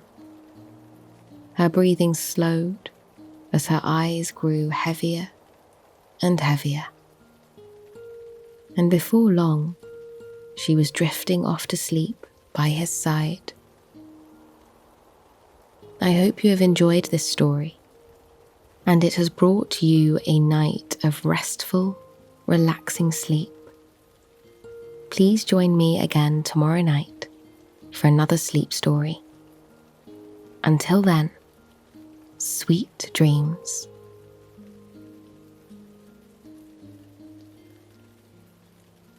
Hello, and welcome to Soothing Pod Sleep Stories. My name is Laura. Today, we will relax with a retelling of the classic romance novel, Sense and Sensibility. We will experience love in London and follow the tale of three sisters finding their place in the world. Before we begin, however, let us take a moment to relax and find comfort in the space that we are in. Take a deep breath and allow yourself to sink into the mattress. Close your eyes and breathe in for 1, 2, 3, 4. Hold that breath for 1, 2, 3, 4, 5, 6. And now exhale for 1, 2, 3, 4, 5, 6, 7. Continue to follow this pattern as you grow closer and closer to relaxation. With your eyes closed, allow your imagination to wander. Picture a candle sitting on a windowsill. What is the weather like outside that window? Is it raining? Or foggy? Or perhaps it is a clear summer night. Is that candle against the windowsill long and tall? Or perhaps it's short, shielded by a glass container of some kind. Picture the color of the candle. Is it white, green, or maybe even black? Does your candle have a smell that is unique to just your candle and your candle alone? Does it smell of pine trees after a long rain? Maybe it smells of lilacs and lupins that stretch as far as the eye can see. Whatever scent your candle is, when you inhale, imagine the freshness and comfort of that scent filling your whole body. Inhale and relish in that scent. As you hold your breath, picture the candle flickering slightly, calming you as that breath heals you. Now, as you exhale, feel the relief fill your body. Your relaxed breath is filling the room with an atmosphere of peace and belonging. Once more, breathe in the scent of your candle and hold that breath as your candle flickers gently in front of the window pane. Exhale that peace and belonging out into your room and into the world. Wherever you go, know that you carry that scene with you. You will always have your cabin in the woods, or your penthouse above the city, or your home in a quiet suburb, with that candle on the windowsill. If you find your mind wandering or find any negative feelings creeping up, know that you can return to this place and find comfort in it. Now that we've taken the time to relax, let us begin. The rain had hardly seemed to stop the entire ride to Barton Cottage in Devonshire. Marianne, Eleanor, and Margaret gazed out of the carriage window with a kind of listless energy that had followed them since they left Norland Park. In fact, since long before they left Norland Park. Norland Park had been their home for nearly their whole lives. They had lived in harmony with their father, Henry Dashwood, their mother, Mrs. Dashwood, and Henry's wealthy uncle, who owned the brilliant estate. It had been the kind of home any sound person would dream of. There were 3 stories filled to the brim with solid mahogany furniture and oil paintings that had the ability to transport you to a different world entirely. The grounds were comprised of sprawling evergreen lawns and gardens full of roses, tulips, and sunflowers. As children, Margaret, Eleanor, and Marianne had spent almost all their days lounging in the garden under umbrellas, eating delicious snacks and whispering secrets as they wandered through their own personal fairy tale land. Truly, their lives had been perfect there.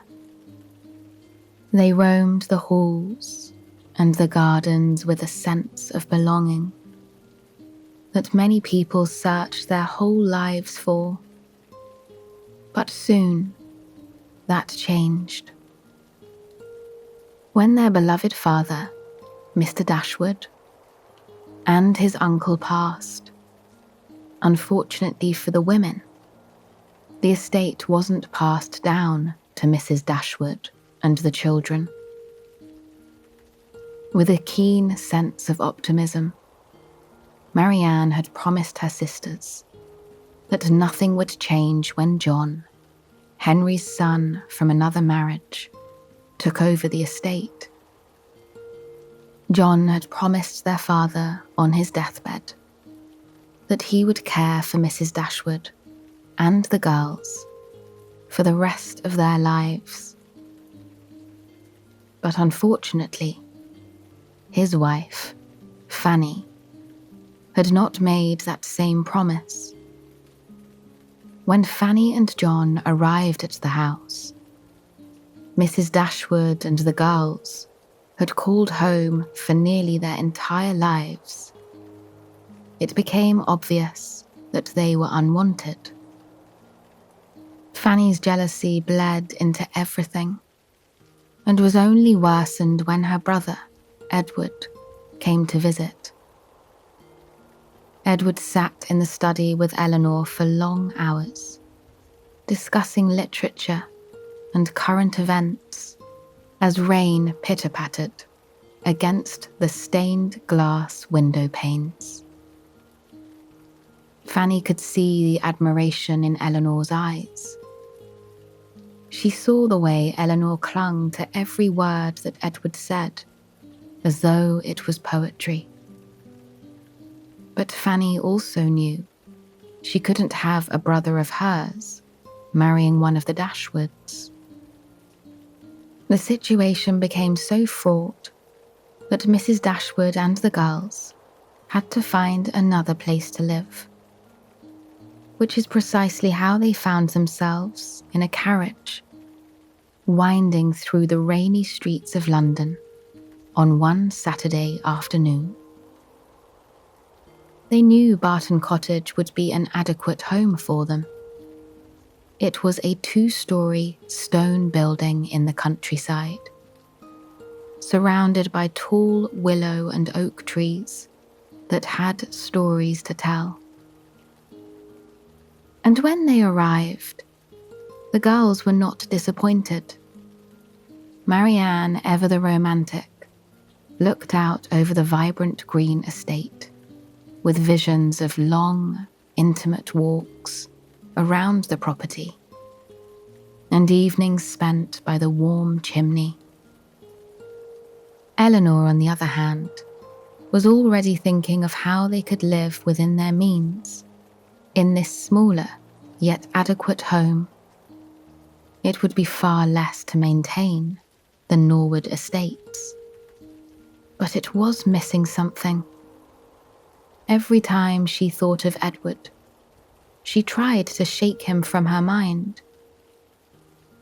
Edward was a sensible man, responsible, and entirely sure of himself. When he had talked about his view of the world and his hopes for the future, Eleanor found herself more drawn to him by the second. But now, he was far away, long gone, and wrapped in a world she didn't think she would ever see again. With her family and future in mind, Eleanor returned her focus to the matters at hand, though the longing in her heart to speak with Edward again would stir at the strangest of times. Upon their arrival at the new estate, they were greeted by Sir John, Mrs. Dashwood's cousin, his wife, and a friend, Colonel Brandon. The group sat in the parlour around the fireplace, discussing the new town. It breathed more life and hope into the girls. And to their surprise, Their arrival seemed to breathe new life into Colonel Brandon. He was an older bachelor, responsible and self-assured, but clearly wanting for more. Clearly wanting someone to be by his side, to encourage him, to love him in a way he hadn't been loved in quite some time. As the conversation continued well into the night, it became rather obvious that his affections and hopes for the future fell on none other than Marianne. Just looking at her, he felt a kind of hope that he hadn't ever felt before. He admired the passion in her eyes and in her words as she spoke. The way she talked with her hands and with such love of the world drew him closer and closer. He loved her untethered nature, the trueness she had to herself, and her own emotions. By the time Colonel Brandon, Sir John, and his wife had left, Eleanor and Margaret were itching to tease Marianne about the bachelor with clear feelings for her. Marianne brushed their comments off. She had long dreamt of a life filled with romance. She would find a handsome, young bachelor, one with brilliant ideas about the world, and nothing but love and admiration for her. He would sweep her off her feet, never thinking of anything but her and their life together. Love was something that fueled Marianne. It was something that gave her life meaning, and her desire to find that with the right person fueled almost everything she did. The following morning, Marianne awoke rather early. The moor was awash in a thick layer of fog. In the nearby forests, she could hear the birds shaking off their slumber and slowly awakening to a world cloaked in that refreshing blanket that filled the air with the aroma of pines and dripping wild flowers. Even with her window only propped open an inch, Marianne was invigorated by the refreshing morning air. She stepped out of her warm bed and onto the cool floor, slid on her nicest clothes, and slipped out into the morning air before a soul even knew she was awake. The world was full of potential to Marianne, and the potential could be found even on simple mornings like this, before the rest of the world was awake. The rain fell in a slow, steady drizzle, almost as if it was transforming to mist the moment it became entangled with the fog.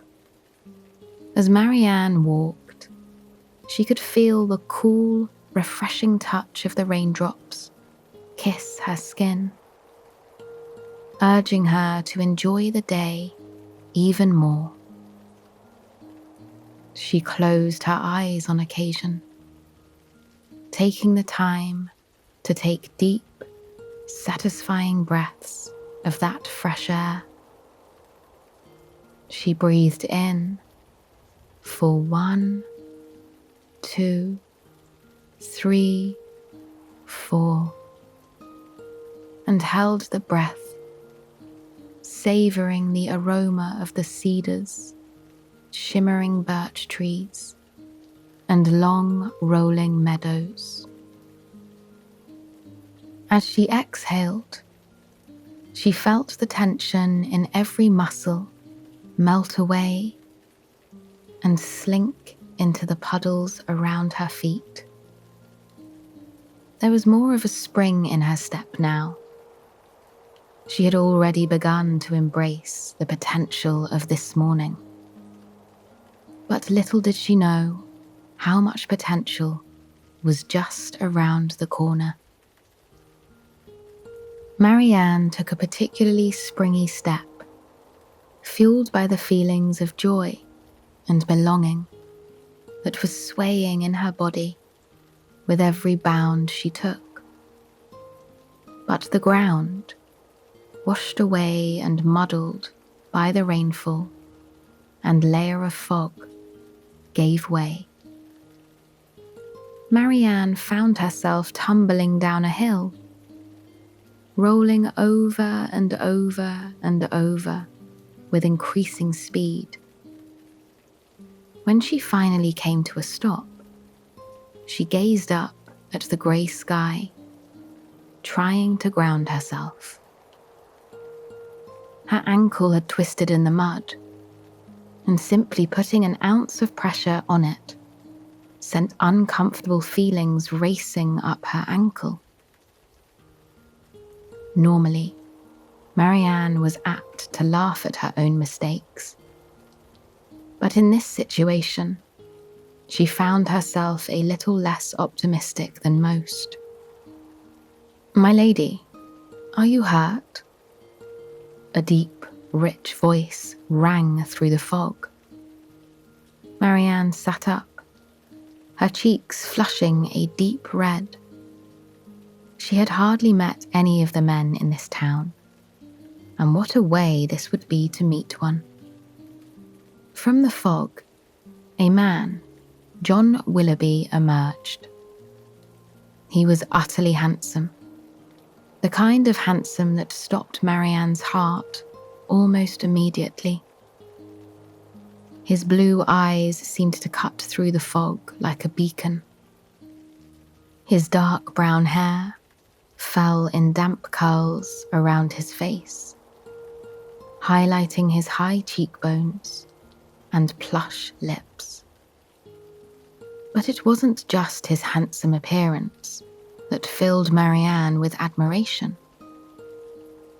It was the concern shining in those cerulean blue eyes.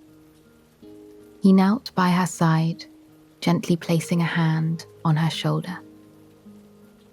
"Are you hurt?" he repeated, his voice softer this time. Marianne nodded in a dreamy state. "It's my ankle," she replied. "Do I have your permission to ascertain if there are any breaks?" he asked. Marianne gave him permission, still trying to make sense of the situation that she had found herself in. With a tender touch, John removed her shoe. He gently lifted her foot, supporting her ankle with his other hand. "Please, if this hurts too much, inform me, and I will stop." His voice was like honey.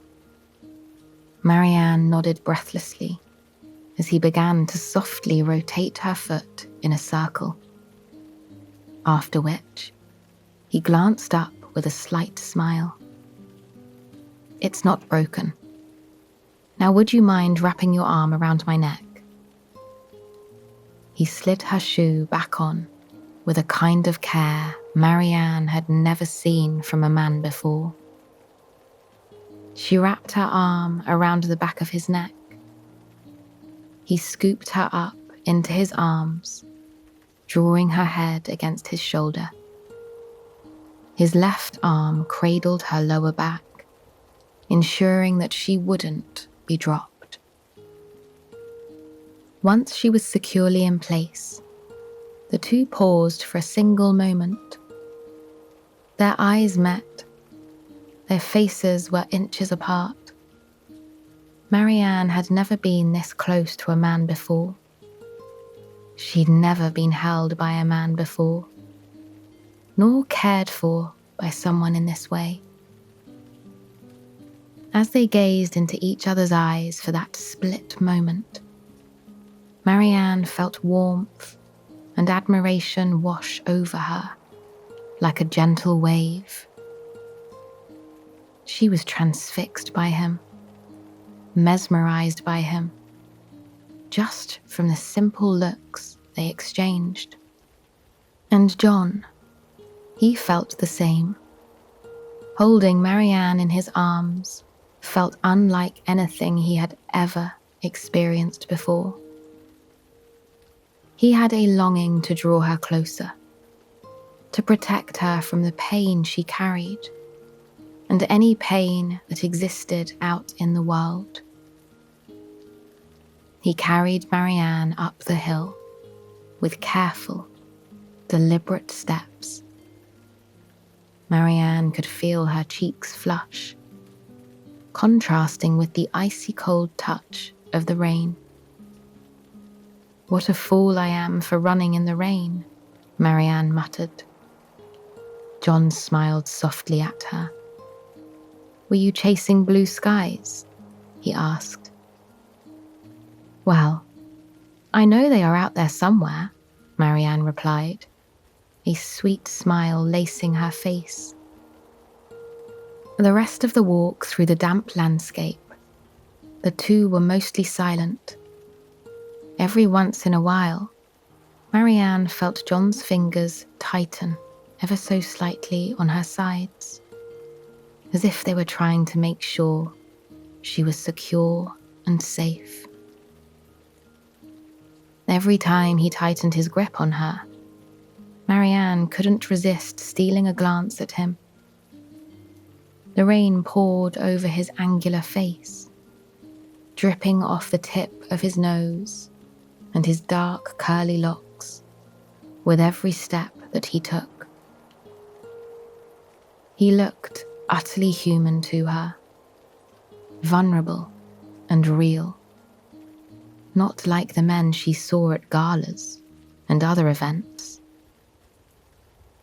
Finally, they found themselves outside of Barton Cottage. Immediately upon entering, Mrs. Dashwood raced to the door, surprised to find her daughter in the grasp of a dashing gentleman. Concerned, she asked her daughter what had happened. After Marianne explained, John gently set her down on the couch. "I took the liberty of checking the bone, and it's not broken. She simply twisted it." As he spoke, every woman in the room gave him their full attention. Thank you for caring for her," Mrs. Dashwood said, as she hovered around Marianne, fluffing pillows and ensuring her comfort. "I am honoured to be of service. Permit me to come tomorrow afternoon and inquire about her safety," he asked politely. The girls exchanged a look, excitement glowing in their eyes.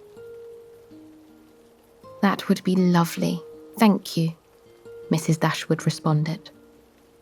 John smiled and put his hat back on, making his way back out into the rain. He gave Marianne one final look before he slipped into the hallway. His name! Eleanor muttered, tugging urgently at her mother's dress. Mrs. Dashwood scurried after John. "Might we get your name, good sir?" "John Willoughby, at your service, madame." And with those words, he slipped out the door. The girls sat by the fire for quite some time, talking of John. Marianne, completely enamoured, spoke of his spirit and wit, the way he conducted himself in such a mature manner. "He lifted me as though I was nothing more than a dried leaf," she recounted. her heart pitter-pattering with the memory of his touch. When John returned the next day, their romance truly began. The two spoke at length about music, poetry, and art. As they spoke, listening to one another, and the rain on the window pane, they found themselves drawn closer and closer together. Like Marianne, John was a romantic. He spoke in hushed, honey-sweet tones about his view of love and happiness. As the weeks went on, Marianne and John grew inseparable. Marianne greatly admired his dashing looks and dreamy ideas. Their secretive manner led to whispers among Eleanor and Mrs. Dashwood. They believed the two were secretly engaged. In private, Eleanor urged Marianne to guard her heart, but Marianne did not heed her words. She was madly in love, and logic did not factor into matters of the heart for her. Soon, John was whisking away Marianne for private time away from the family, where they would talk about the future. Marianne thought things couldn't get any more lovely. And then John asked for a lock of her hair, a keepsake that he would honour and admire. Marianne obliged. She held her breath as John gently snipped a piece of her hair and tucked it away for safekeeping. Her heart swelled with the realization that soon a proposal was coming. John came to the house late one afternoon, dressed in fine clothes. He joined Marianne alone in the study.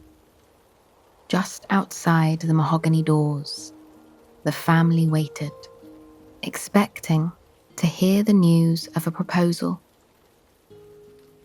But, to their surprise, Marianne emerged from the room in tears. She watched out the window as John disappeared over the horizon on horseback. She revealed to her family that John was to go to London on business indefinitely. Her first love was gone. For several weeks, Marianne carried heartbreak with her everywhere she went. When she and Eleanor were offered a trip to London by Mrs. Jennings, she gleefully accepted, hoping to reunite with her love. At a dance one evening in the city, Marianne finally met eyes with John again, only to find him on the arm of Miss Grey, a wealthy young woman. That evening, Marianne discovered the truth. John had become engaged to Miss Grey. Distraught and heartbroken, Marianne left the party and hurried into the streets of London, fighting the heavy emotions she was carrying. She mourned his loss at home for several weeks, fearing that the great love of her life was gone. She had never experienced a feeling so strong. Deep down, she wondered if she would ever experience it again. One day, she opened the door to find Colonel Brandon arriving for a visit. Noticing her distance and the sadness in her eyes, he asked Marianne what had brought her to a place of such sorrow. Marianne found herself vulnerable with Colonel Brandon. She explained the loss she experienced in great detail, and Brandon hung onto every word, an understanding gleam in his eyes. Later, Brandon took Eleanor aside in private. "I tell you this in hopes of relieving Marianne's sorrow, in hopes of giving her unfortunate situation some finality. John Willoughby seduced my young ward Eliza. He left her pregnant and alone, with no hesitation. He is a man of passion, not a man of care, nor of love." It pained Brandon to tell Eleanor the truth, but he knew it was for the best. Though he and Marianne didn't share a passion or an initial spark, he had grown to care deeply for her. When she was in the room, he felt lighter. After learning this news, Marianne was even more distraught. She and Eleanor travelled to another country estate with Mrs. Jennings, hoping to find some comfort. Still aching with her loss, Marianne escaped into the meadows for an afternoon. But as rain started to fall, Marianne had no desire to get inside.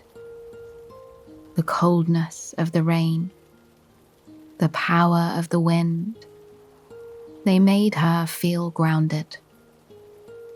They separated her from her loss.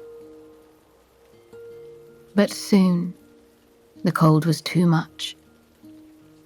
She fell to her knees in the rain, her body frail and exhausted.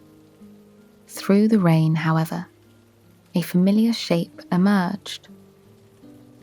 Brandon hurried to her side, concern dripping from every movement he made.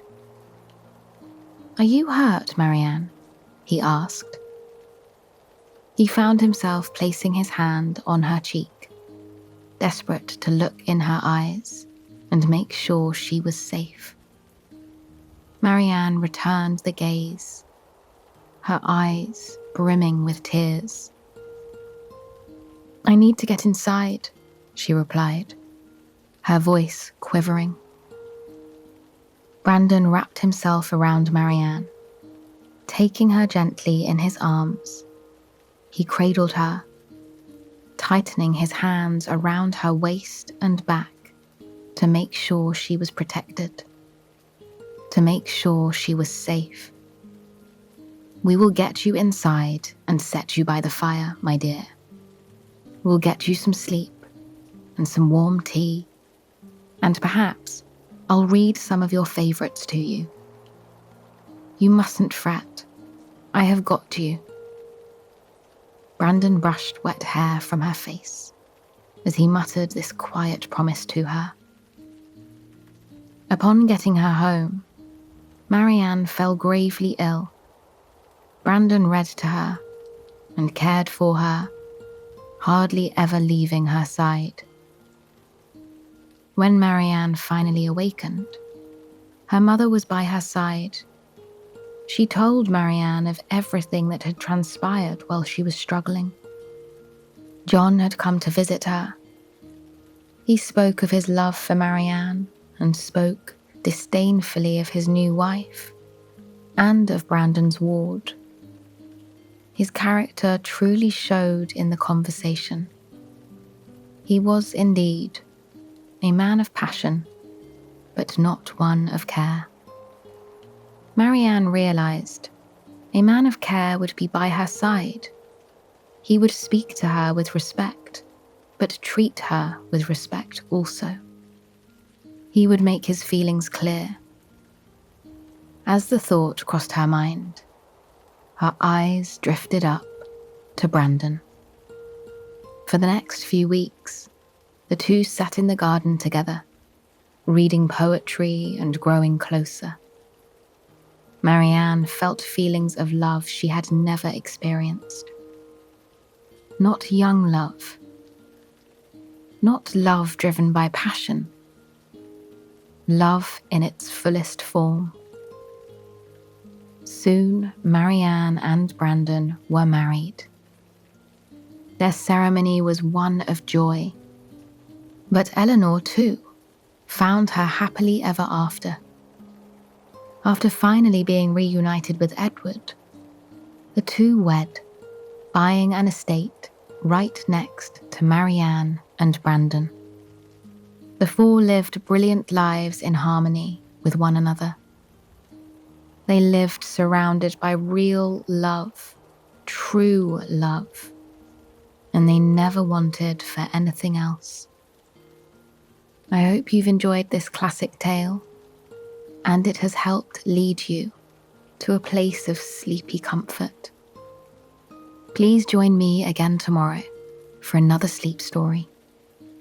Until then, sweet dreams.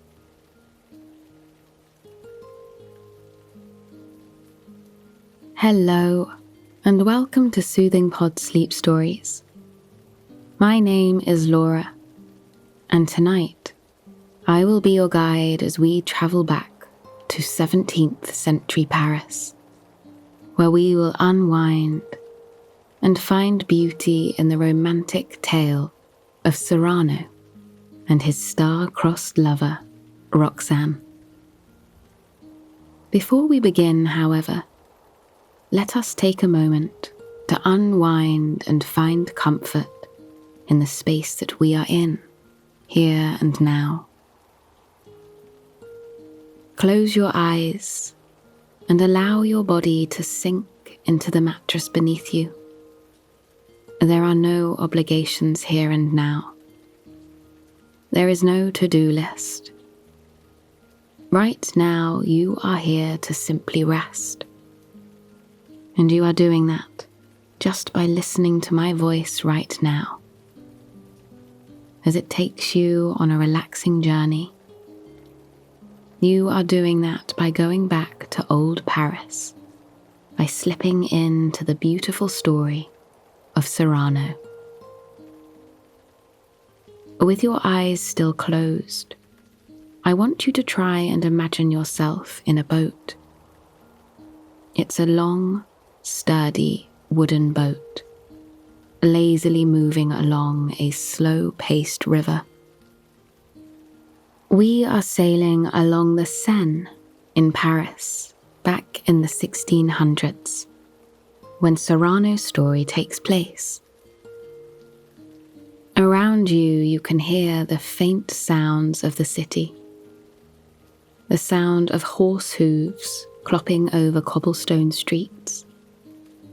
The sound of groups of men and women going about their day, laughing and telling one another stories as they make their way along the river, enjoying the feeling of the fresh air on their skin and the soft breeze on their cheeks. They are nearby, but you have complete privacy and space. You are floating along in your boat on the river, listening to the sound of the water gently lapping against the sides of the wood. Melding with that soothing sound is the sound of the nearby plants rustling in the fragrant breeze. The breeze that is tinged with the scent of freshly baked bread, of fruity ciders, of pastries made by happy bakers going about their days. It is a peaceful day in Paris, and the boat you are lying in is utterly comfortable. You can feel the touch of sun rays on your body a little stronger now, filling you with warmth and relaxation. In fact, you can feel beams of the sun landing upon you as the trees overhead filter the sunlight. And with each beam comes a feeling of relaxation in one specific place. First, you feel the warm sunlight on the crown of your head. Under its touch, you feel yourself melting deeper and deeper into the soft blanket beneath you on the boat. Any thoughts that have become tangled in your mind are ever so slowly untangling, allowing your head to feel free of clutter, more relaxed and clear than it has felt all day.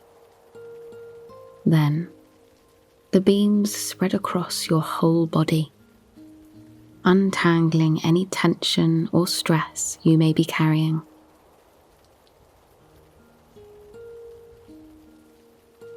Savor that feeling with me, with the sun's beams covering your whole body now, enveloping you in a feeling of complete warmth.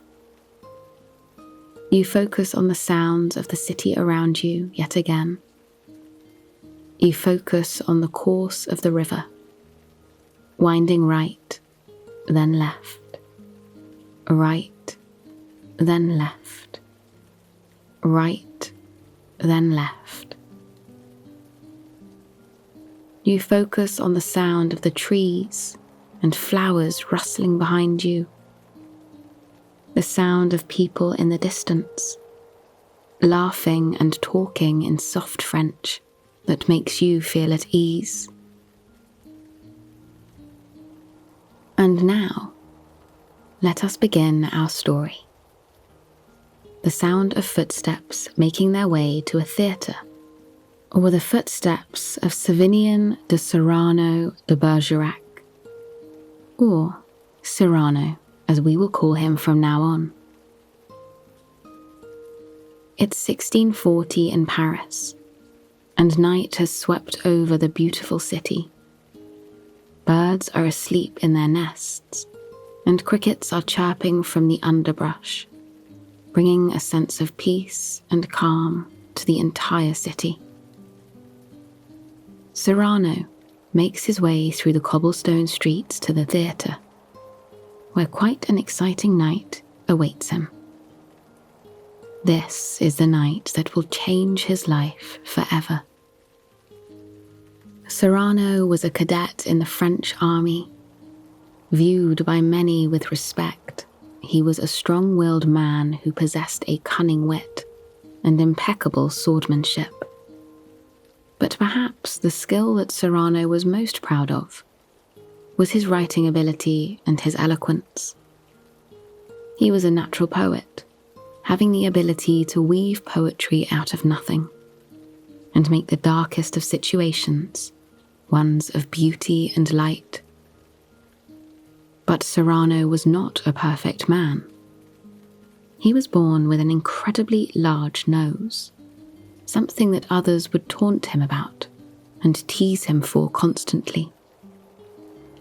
Though Cyrano was everything a woman could ever want, a hard worker, a gifted poet, sensitive, giving, and intelligent, he feared that he would never find love. He believed that his ugliness would prevent him from achieving his dream of being loved by anyone. However, that did not stop Cyrano from being in love. The love of his life caught his eye at an early age, though he was not the only one with eyes for her. He loved Roxane, a beautiful, red-haired woman full of grace, generosity, and intellect. There were many nights when Cyrano would watch her perched in her window, a poetry book opened in her lap. He would watch her from the street in the moonlight and the softly flickering light of her candlelight as she flipped the pages, her eyes full of wonder. He loved the way her lips curled into a smile any time she encountered an especially soul-stirring line. The way she would brush her ginger curls back behind her ear when they fell forward. The way she would sometimes laugh out at lines, sending the bright and brilliant sound echoing through the courtyard. He longed only to make her laugh, to see her smile, to see the magic in her eyes as she observed the beauty in the world. Though he knew she could never love him back, she was a sophisticated woman, an intelligent woman, and a beautiful woman. No matter how intelligent, how eloquent, how wealthy Cyrano was, he would never be with a woman like Roxane.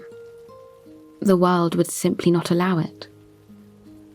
Yet that night, as Cyrano arrived at the Hotel de Bourguignon's theatre, he could not get Roxane out of his mind. The crowd attending the play that night was a mixed bunch. Everyone from pickpockets to nobility were in attendance, which made for quite a good show. But Cyrano wasn't there for the show, and it seemed a few other people were also there for other reasons. Christian du Neuvillette was in attendance. He was a handsome new cadet serving with Cyrano. He arrived at the theatre with Eyre, a drunkard with vast knowledge of the town and the people that lived within it. Christian had fallen in love with a woman he had had a short encounter with, and he was hoping that Eyre could tell him who the woman was. After Christian described the woman in detail, Eyre knew immediately that he was referring to Roxane. But that was not particularly good news. Count de Guiche, a wealthy aristocrat, had plans to marry her off to Viscount de Valverde, a man who was also deeply in love with her. When the play began, however, there were even more pressing matters at hand. An actor who was banned from the theatre walked on stage, and being a man of morals, Cyrano was forced to toss him from the stage. Valverde grew tired of the fanfare surrounding Cyrano. Frustrated, he rose from his chair and taunted Cyrano for his large nose. Cyrano replied with a list of witty insults of his own, disappointed that Valverde had picked such a simple, unimaginative insult to hurl upon him. Cyrano declared that he would duel Valverde, and not only that, but he would recite a poem as he did so. As they prepared for the duel, Cyrano recited loud enough for all to hear. My hat into the air takes wing. I strip my cloak and so prepare, all carelessly aside tossing. From leather sheath my sword I bear. My revealed elegance is spare, ferocious, agile, fighting fit. So fawning flatterer beware, for when the refrain ends, I hit. Then the two began to duel. With every swing of his sword, Cyrano's voice echoed through the room, thrilling everyone who had the pleasure of watching the cunning display. Now where should I begin cutting, to carve and serve this peacock fair? What shall we have? A leg? A wing? Your pretty ribbons I will tear, and pluck the feathers from your hair. Like buzzing fly my point does flit. Where will it land? Why, anywhere. For when the refrain ends, I hit. I choose my rhymes with every swing, fit word to blow with utmost care. You're hoping for an opening, but will not take me unaware. I parry and evade the snare. I bind the blade and twist a bit. Look to your sword, it's in mid-air. For when the refrain ends, I hit. To highest heaven make your prayer, for mercy, God may answer it. But I coupe and faint, and there the refrain's ended, and I hit. And with the final line, Cyrano struck Valverde, knocking him to the ground. The crowd erupted in uproarious applause, and Cyrano slunk backstage, his head held high. But even after a successful duel, even after receiving all the praise, Cyrano could only think of Roxane. It was as though she was the sun in his sky, providing him with warmth and hope, as if she was the ground beneath his feet, stabilizing him and urging him onward. Overwhelmed by his feelings of love for Roxane, Cyrano took his dear friend Lebret aside. The two sat in the back of the stage, lit by dim candlelight. They listened to the heavy footsteps of people leaving the theatre, and only after many had filed out did Cyrano feel confident enough to speak his truth to Lebret. And then, he still only dared to speak the half-truth. He confessed to Lebret that he had held deep insecurity about his nose, that he feared it would ruin any chance at love he would have in the future, and that it was already keeping him from his beloved. Lebret asked him who the woman was, but Cyrano could only smile. He told Lebret that she was the most intelligent woman he had ever encountered. She was graceful. She brought warmth and compassion everywhere she went. And she was a woman of absolute beauty. He could not imagine living in this world without her being nearby. And yet, he knew she could never truly be his. Cyrano did not have to speak her name for Lebret to know who he was speaking of. Roxane was the only woman who undeniably matched all of those attributes, and Lebret had caught Cyrano staring at her many times. But it wasn't the lustful, hungry look that many men gave her. It was a look of unconditional love. Cyrano looked at Roxane as if she was the only person on the planet, as if she was the being who made the sun rise and fall each and every day. The love and passion that welled within his eyes whenever they fell upon her was almost too pure for this earth.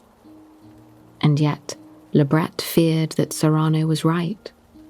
Could Roxane love a man of his appearance? And even if she did, would society even allow her to? In the midst of this conversation, Cyrano and Lebret were approached by Roxane's duenna. Cyrano visibly brightened at the sight of her, a smile already curling the ends of his lips the instant he realized who was standing before him. She had a message for Cyrano, a message that Roxane wanted to speak with him. Hearing that made warmth spiral through Cyrano's body. He could feel the butterflies taking flight in his stomach. For a moment, he felt as though he was weightless. He passed a message back to the duenna, agreeing to meet Roxane at 7 the next morning at a bakery. Cyrano was filled with passion and hope, for tomorrow morning he would be in the presence of the woman he loved so dearly, the woman who held his heart in her hands, whether she was aware of it or not. And when it was close to 7 the next morning, Cyrano felt as though he was walking on air. He made his way to the bakery, his head held high.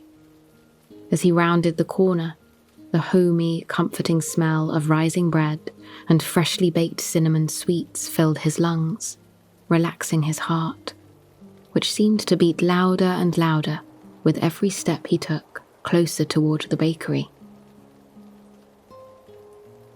He sat in the bakery for quite some time, waiting for Roxane to arrive. The owner of the shop buzzed around with the men making his pastries, reciting poetry and laughing. Though Cyrano was normally a man of wit, at this time he was a man overcome with nerves. The thought of sitting across from his beloved, of having time to speak with her, set every nerve in his body aflame with excitement and worry. When Roxane arrived, Cyrano felt his heart leap in his chest. As she opened the door, a beam of light shone through. The air seemed to sparkle around her, silhouetting her like a halo. It was as if she was entering the shop as a heavenly angel, too pure for this world.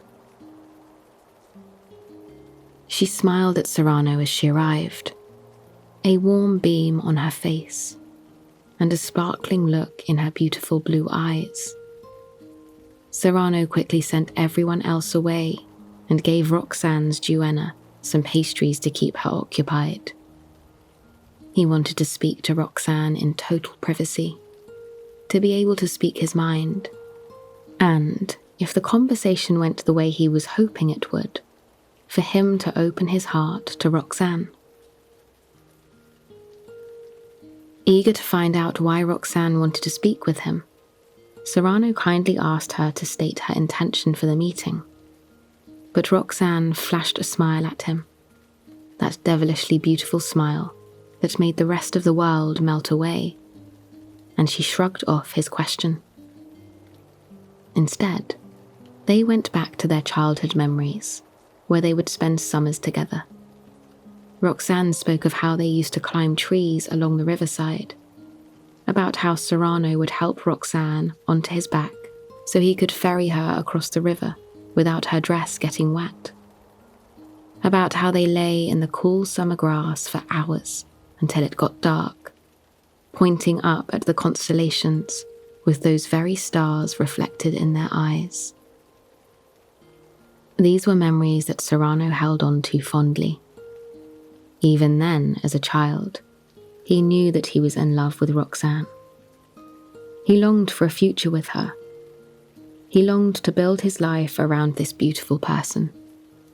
But even then, he knew deep in his heart that it wouldn't be possible.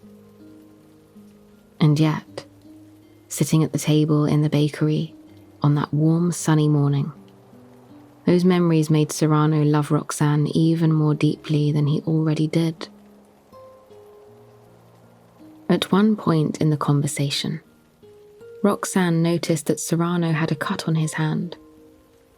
She insisted on bandaging it, though Cyrano opposed it. Gently, she took his hand in hers, and at her touch, Cyrano believed that he may melt into the floor beneath their feet. She tended to his wound, gently and nimbly, warning him with every rap that he needed to be more careful dueling. Her fingers lingered on his hand for just a moment too long. As they did, Cyrano felt whole, complete. This was the closest he had been to Roxane since they were children, and it felt even more powerful now than it did back then. Soon, the conversation shifted. Finally, Roxane was ready to confess why she had come to speak with Cyrano. She leaned in across the table, her eyes reflecting the early morning light from the single-paned windows around them. She told Cyrano that she was in love, and as those words left her lips, Cyrano's heart began to thrum in his chest, beating like a steady drum against his ribcage. She told him in her low, melodic voice, "His face is like yours, burning with spirit and imagination. He is proud and noble and young and fearless and beautiful." But on the word beautiful, Cyrano could not keep his face from falling. At first, he believed that Roxane was speaking about him. But now, that one word told him that she was not. She was not in love with him, as he was in love with her. "Beautiful?" he exclaimed in his surprised haze. Roxane furrowed her brow and gently leaned across the table, taking Cyrano's hand in hers. "Yes, what's wrong?" she asked, genuinely concerned. Cyrano wanted to speak of his love for her. He wanted to tell her the depth of his feelings. He wanted to tell her that he dreamt of her every night, and awakened each morning, wishing for nothing more than to hold her in his arms. But he could not. He simply smiled at her, the oblivious love of his life, and replied, "With me? Nothing. It's only..." He raised his bandaged hand with a smile, adding, "This fatal wound." Roxane continued speaking of the man she was in love with, and though Cyrano was in a daze, he worked carefully to hang on to every word she said. She was in love with Christian, the newest member of Cyrano's company of guards, the man who had been at the theatre the previous night, hoping to identify the woman he had encountered briefly and was now in love with. Roxane begged Cyrano to look out for Christian and protect him, to ensure that he would remain alive and safe in the hot-blooded group that Cyrano led. Cyrano agreed to protect him, wanting only to see Roxane smile. As Roxane left, she asked Cyrano to have Christian write to her, and then she told Cyrano how highly she thought of him.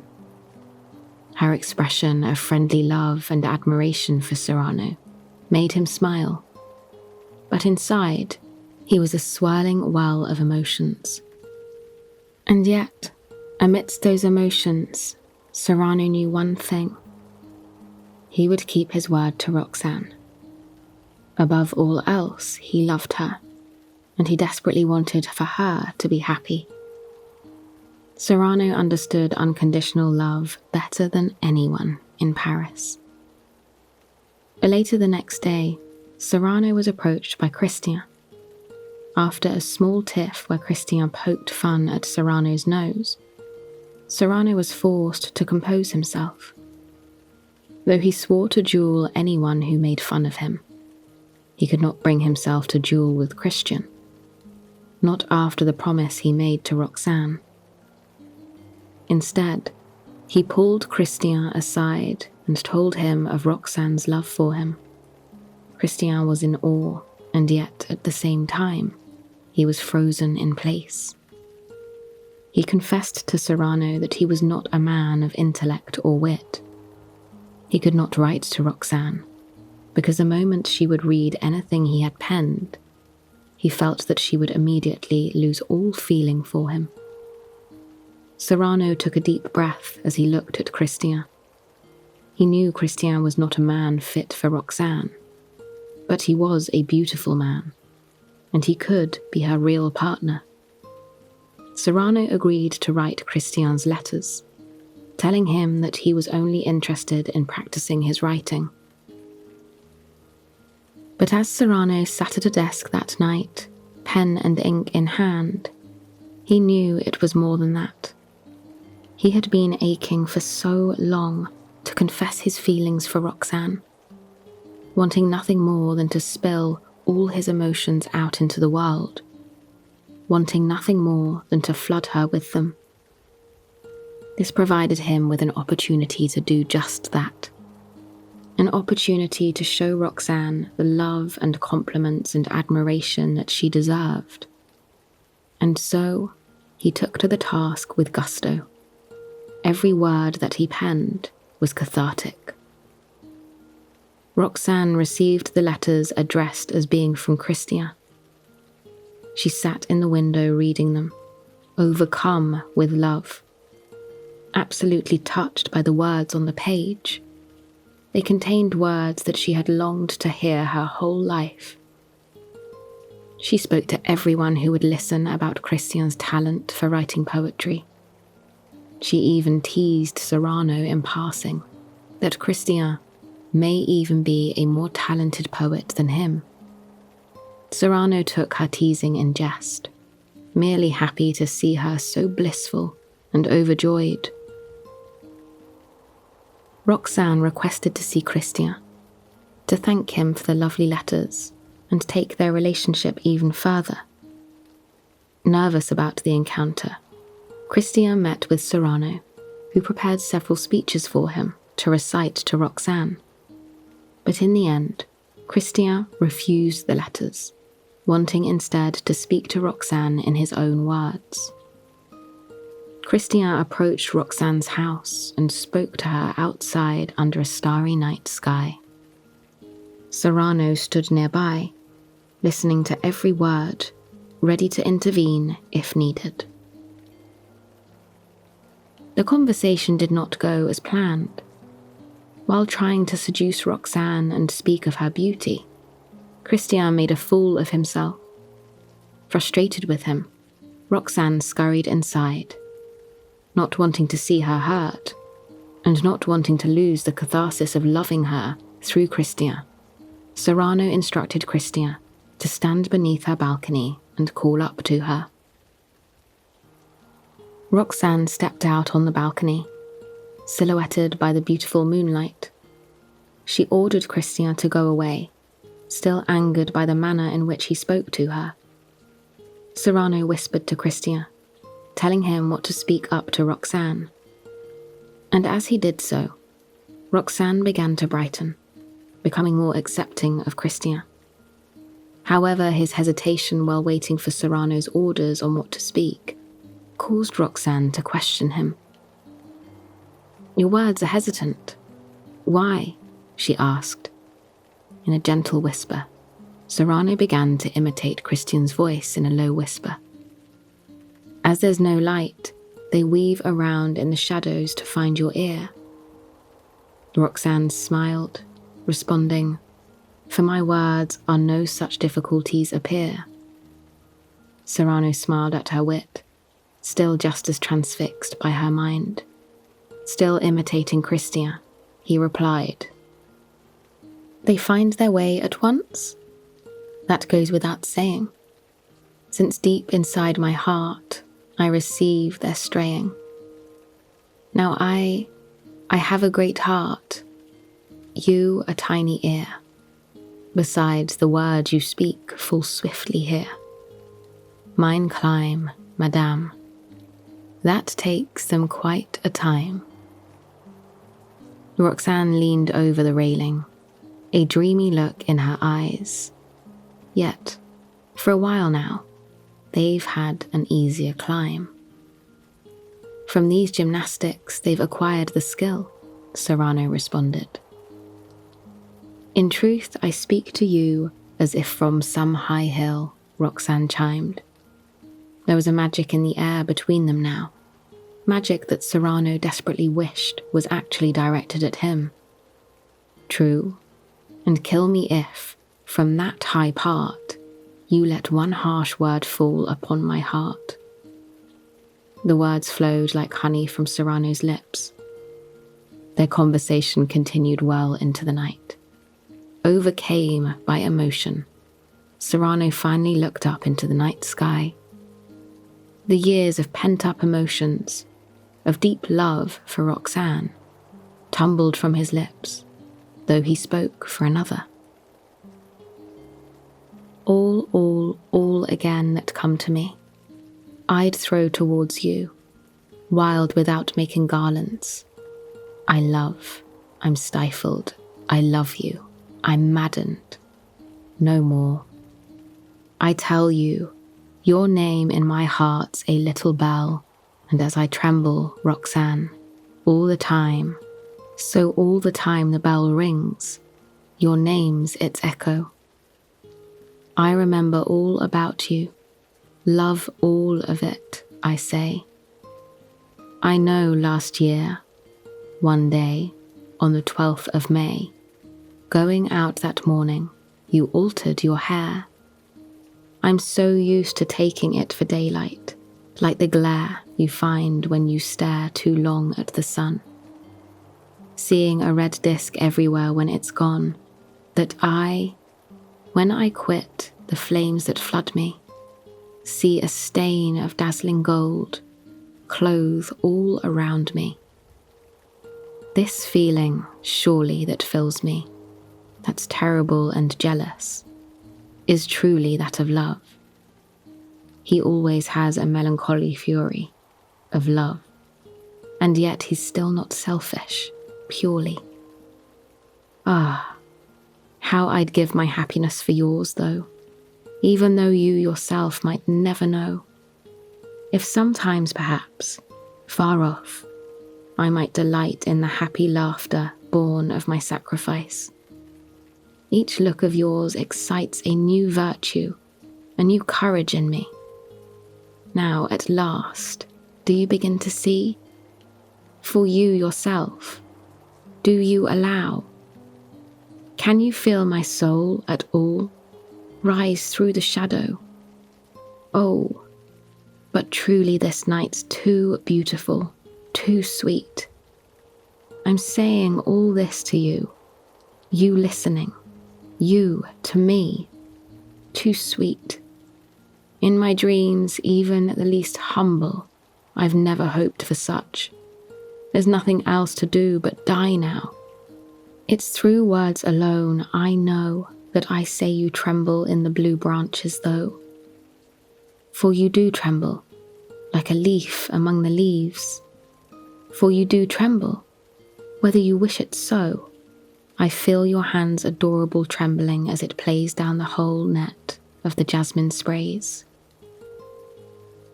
Touched by his words, Roxane found herself leaning over the balcony, the words flowing from her lips full of passion.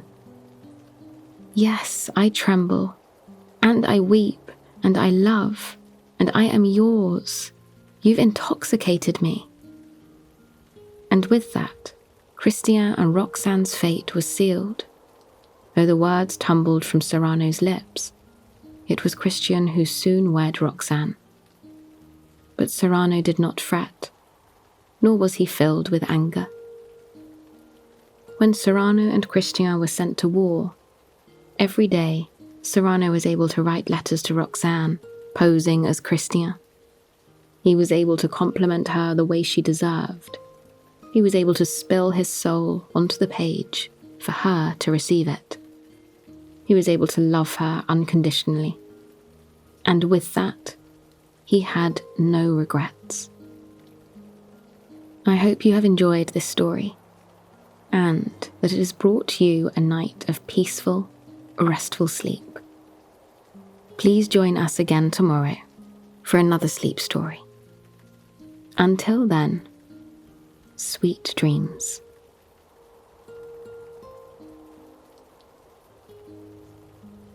Hello, and welcome to Soothing Pod's Sleep Stories. My name is Laura, and tonight I will be your guide as we journey back to colonial New England and unwind with a retelling of the classic story, The Scarlet Letter. We will spend time with the star-crossed lovers, Hester Prynne and Arthur Dimmesdale, prior to their fall from grace, and get to experience a long summer along the coast as the two fall in love.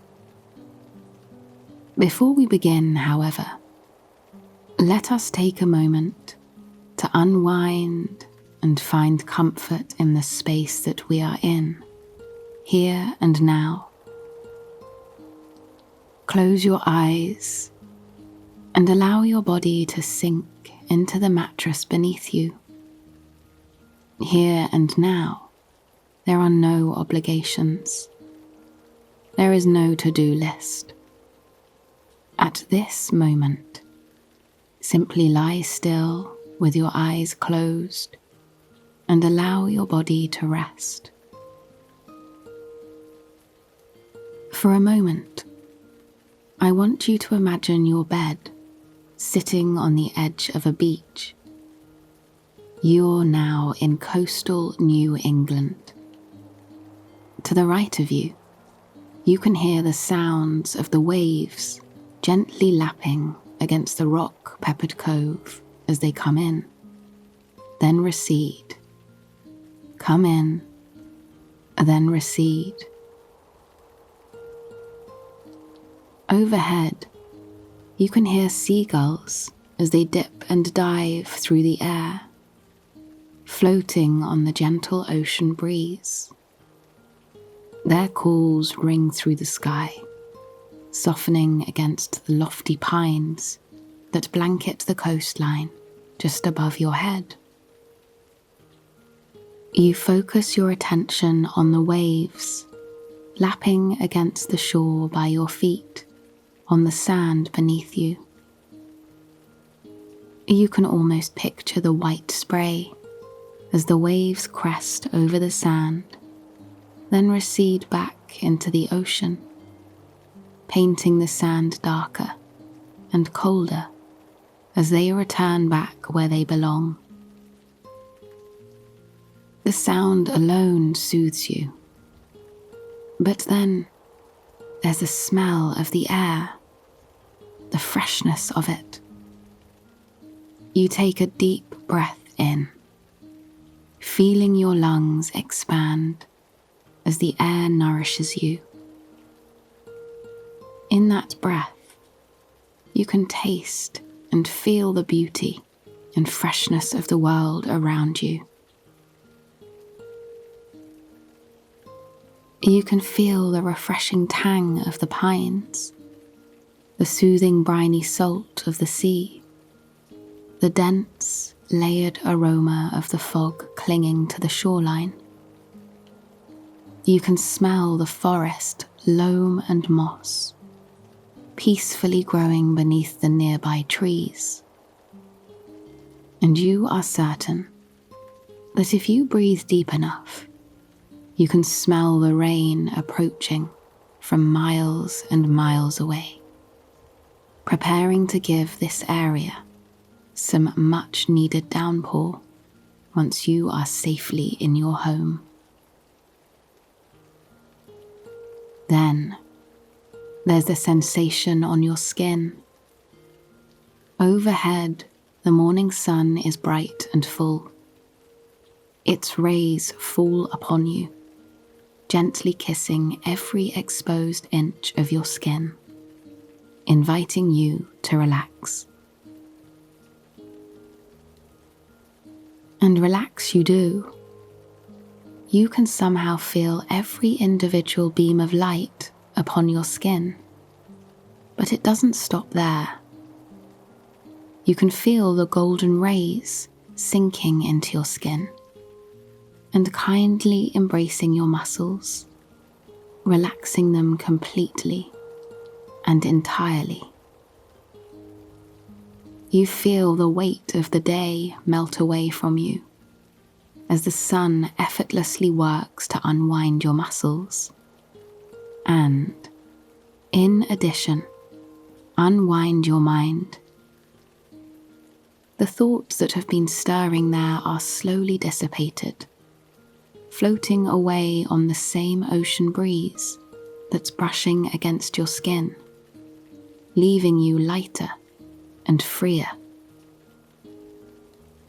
Imagine those thoughts floating away, like blue ribbons on the breeze.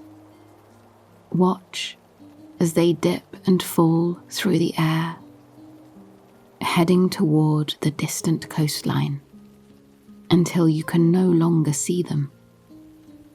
Those thoughts are gone, and you are simply left to enjoy this warm day on this beautiful beach. Now that we have taken the time to relax and find comfort in the place that we are, here and now, let us begin our story. The Puritan Massachusetts Bay Colony in New England was not a particularly free place, and yet Hester Prynne was excited for the promise that it provided. Hester was a young, talented woman, a godly woman, who married her much older husband, a scholar named Chillingworth, when she was a young lady living in England. They had spent many hours in his study together. He would read over books, while Hester worked on her embroidery or other handwork. And though he was an intelligent, well-read, wealthy man, he was not a man who had much emotional intelligence. He was not a sensitive man, nor a poetic one. He was a man of facts and figures, a man who liked the idea of things more than the action of actually executing them. Their life in England had been decent, but never overtly happy. Hester spent much of her time gazing out the windows, hoping for a brighter future, hoping for a life along the water somewhere. She was tired of the dreary days in England and longed for something new and exciting. Most mornings she would awaken to fog outside her window. She would journey to the study, where her husband would already be reading and annotating things. He would give her a quick wave, then immediately turn his attention back to his books. She would then spend the afternoon by the window, knitting and doing embroidery and other busy work. But often, her gaze would drift out the window and tangle with the fog-shrouded trees as she dreamed of a different life. Most days she found comfort in the Bible or talking to other women of the community, but she never found exactly what she was looking for. Because truly, no one in her community was accustomed to speaking freely. They didn't speak of negative thoughts or feelings. They had a facade to uphold, and holding that facade up was above honesty or catharsis in any sense. After a year or two of marriage, Chillingworth and Hester heard whispers of people moving to the colonies. They heard of coastlines peppered with rocky cliffsides, of forests and timber as far as the eye could see, flourishing with wild plants and game.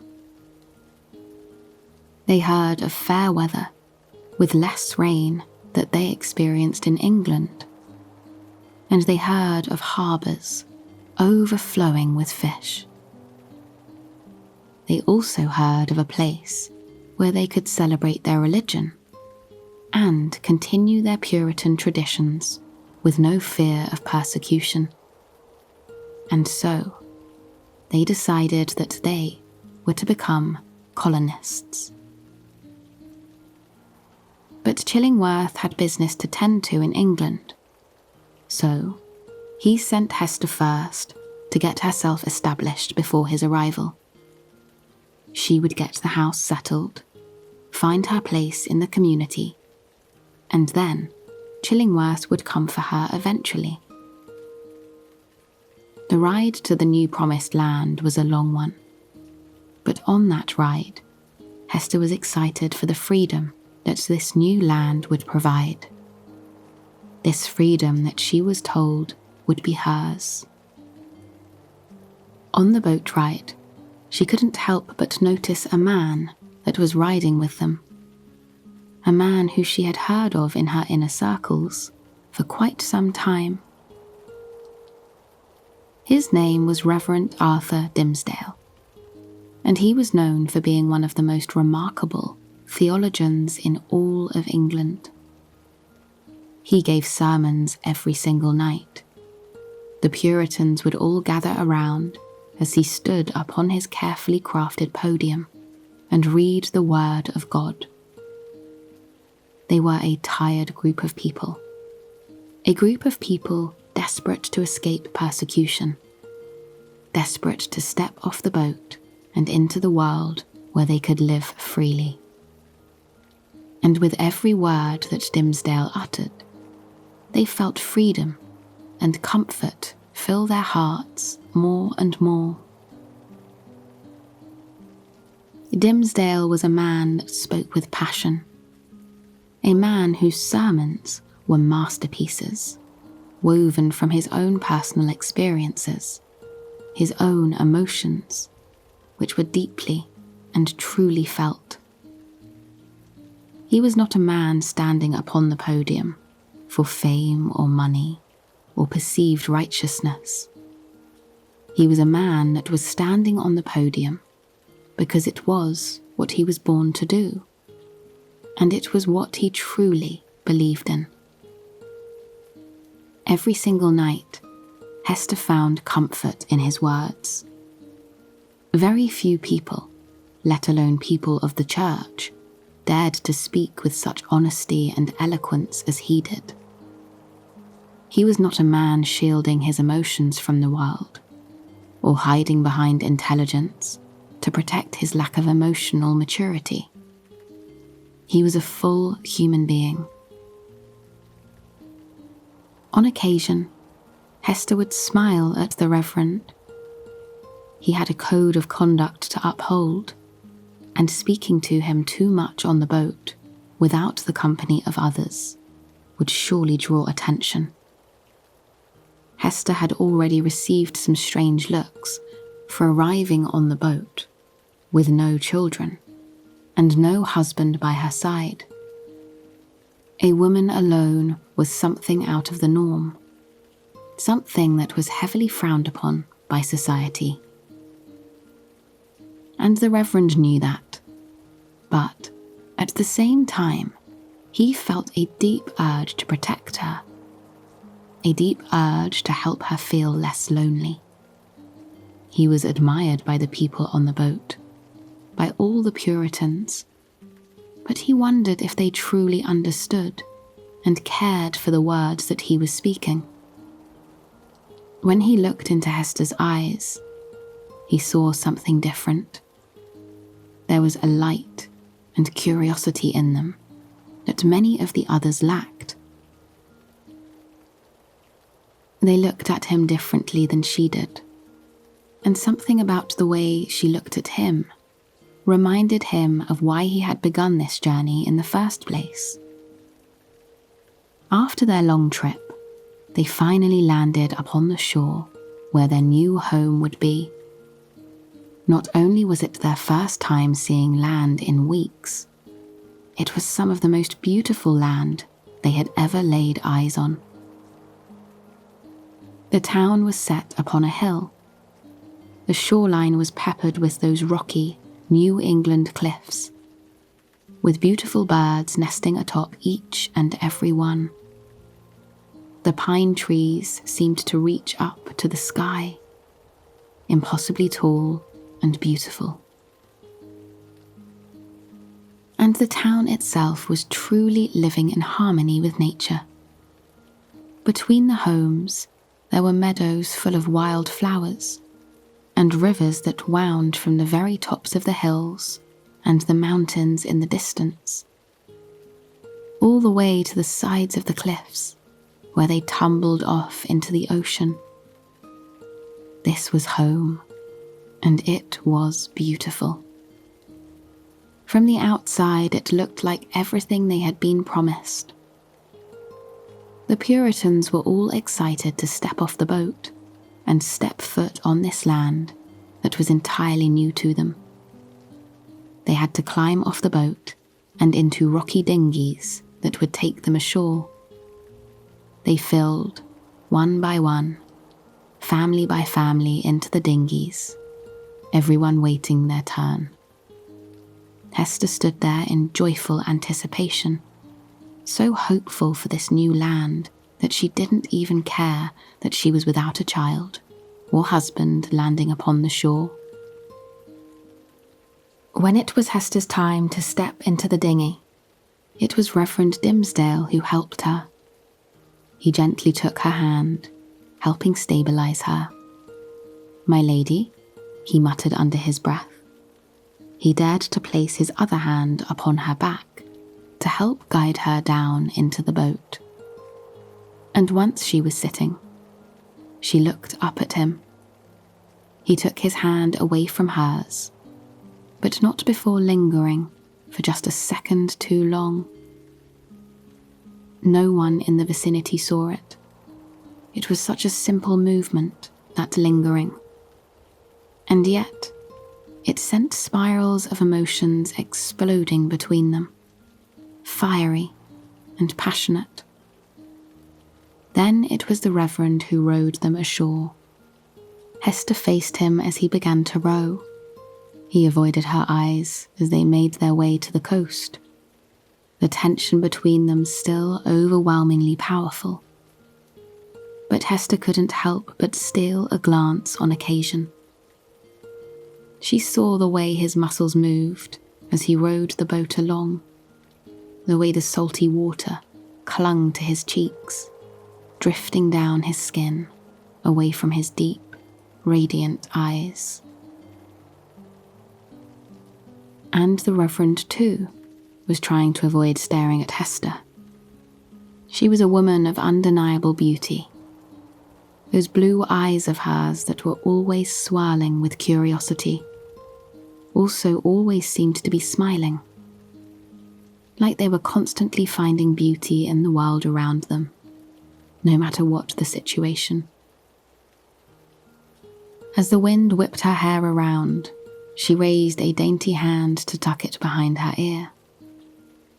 Women were expected to look pristine at all times, and that split second of her hair escaping would have been frowned upon. The Reverend pretended he did not see it, still averting his eyes to the shoreline or the water beside him. But he did catch glimpses of Hester as she gazed at the shoreline. He saw the brightness in her expression, the hope in it, and it made his heart skip a beat every time he saw those sparks. He watched as the salty ocean water peppered the backs of her hands and clung to that loose strand of her hair. He wanted to reach out and dry her, to make her more comfortable, but he knew it wouldn't be acceptable. Soon they reached the shore. Everyone went their separate ways, being led by the leaders of the expedition to their new homes. Hester was led to a cozy home on the edge of town, still on the main street. Seeing it filled her with joy. There were wildflowers beside it, stretching into the fields and woods as far as the eye could see. She remembered how stifled she felt in England, locked between the fog-shrouded woods and the cobbled stone streets, and this truly felt like a breath of fresh air. And yet, there was some anxiety with the move, for Hester knew there were eyes on her. She was not a traditional woman, having been married for over a year with no children, and her husband was, after all, nowhere to be seen. She was not perceived as a model Puritan, and the townspeople made sure she knew that.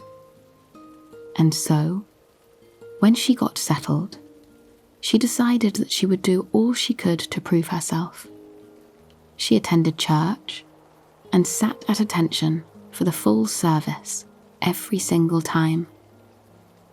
She sang the loudest, she smiled the brightest at the Reverend's jokes, and she was the first to volunteer when any help was needed. She wanted to become a model Puritan. But with that desire, another desire came bubbling up. After church, she would linger behind to help clean. It was a duty many of the women took to heart, but she stayed even longer than them, wanting the beloved church space to be spotless. While she cleaned, the Reverend would often sit in the corner, going over his notes or reading passages from the Bible again, preparing for the next day's service. For the first few weeks, they hardly ever spoke to each other. Hester knew it was frowned upon, and she didn't want to overstep any boundaries. But soon, they began to speak. After all, they were both lonely. Though the Reverend was a pillar of the community, he was often seen as just that, a figurehead. He was the guiding light for many, a holy man, a community leader, not a real person. He longed to have real conversations with people, to laugh, to discuss his philosophy and life and views outside of the church. But there were no opportunities for that. He had to be the godly man, the religious man who everyone could turn to. At first, their conversations started about the church and the morning service. They would discuss the word of God at length as Hester cleaned. And the more they spoke, the more the Reverend felt for her. She was an intelligent woman, more intelligent than almost any of the other members of the community. And she understood the Bible more than them too. Their conversations always somehow, simultaneously put the Reverend on his toes and brought him immense comfort. She always asked questions he would have to really think about, questions he had never considered before. And with each discussion, the Reverend felt himself growing closer and closer to this beautiful woman. Soon, the conversations weren't just about the Bible or God. They spoke about their reasons for coming to the New World. The Reverend spoke of his life back in England, and for the first time ever, he admitted that those years hadn't been particularly rewarding. That he was in a rut, longing for something else. And she too admitted that for the first time, on one particularly rainy evening, the two stood in the church doors for quite some time, waiting for the rain to stop. In the distance, they watched the rain pitter-patter across the soft ocean waves, filling them with a sense of calm and peace. As they stood there, the Reverend found himself staring intently at Hester. She was silhouetted by the grey of the falling rain, by the haze of it, and she had never looked more beautiful.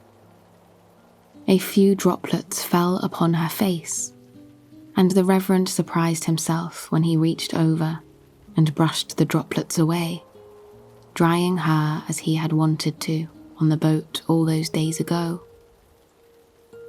Hester met his eyes, a gentle gasp escaping her lips at his touch.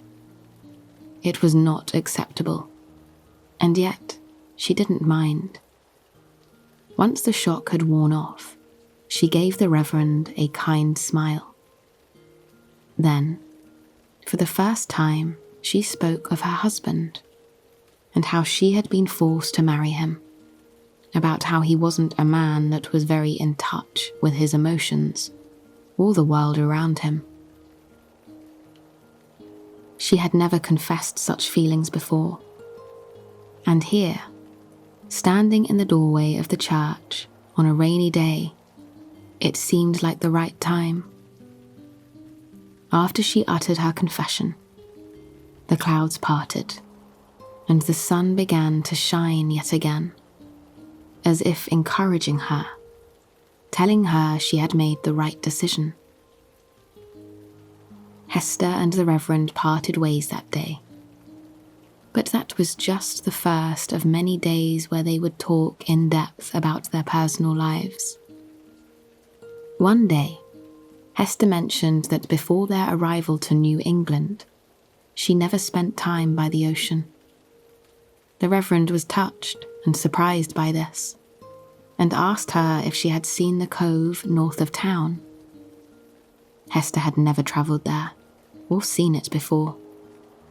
The Reverend confessed it was a well-hidden secret, something very few townspeople had ventured over to see. He had only found it going on a moonlight stroll, unable to sleep. The question hovered in the air long before he'd even dared to ask it. And then, as they approached the church door, ready to leave for the day, it tumbled from his lips. He offered to show Hester the cove. Hester brightened at the suggestion and agreed. The walk to the cove took them far away from town, away from the prying eyes of the townspeople. And really, for the first time, they felt free in their interactions with one another. They talked at length about anything and everything, their intellectual conversation flowing freely. And when they finally reached the beach, the Reverend watched the expression of total and complete awe wash over Hester's face. She had never seen anything so beautiful. The two clambered down to the beach together, and as they reached the shore, Hester gazed out over the waves with a look of utter peace and love. The Reverend couldn't help but stare at her. She was so much like him in many ways, a member of the community who somehow felt as though they didn't fit in. A member of the community who felt stifled by the rules and obligations, stifled by the judgment. They were united in that. And still, the Reverend was surprised when Hester stepped out of her shoes. She was barefoot now before him, something entirely unacceptable in their culture. She hiked her dress up slightly, causing his heart to race. And then she stepped into the waves, her eyes closed with complete and utter relaxation and connection. When she opened them, she found the Reverend staring at her, his eyes swirling with emotion. At that moment, he wanted nothing more than to kiss her. He knew it wasn't allowed. He knew that it wasn't right. He was a holy man, and she a married woman. And yet, the two stayed at the beach for quite some time, and as they left, the Reverend helped her over the cliffs by taking her hand in his own. This time they did not look away.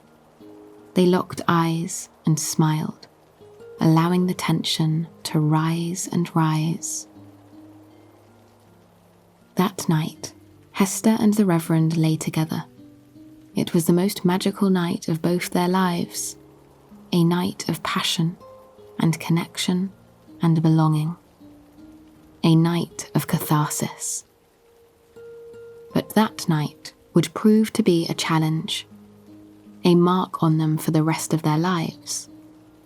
Hester fell pregnant, and when she gave birth to her daughter, she was marked with a scarlet letter A, a letter announcing to the world and her community that she was an adulterer. She was made to stand on a scaffold for hours in front of everyone to pay for her sins.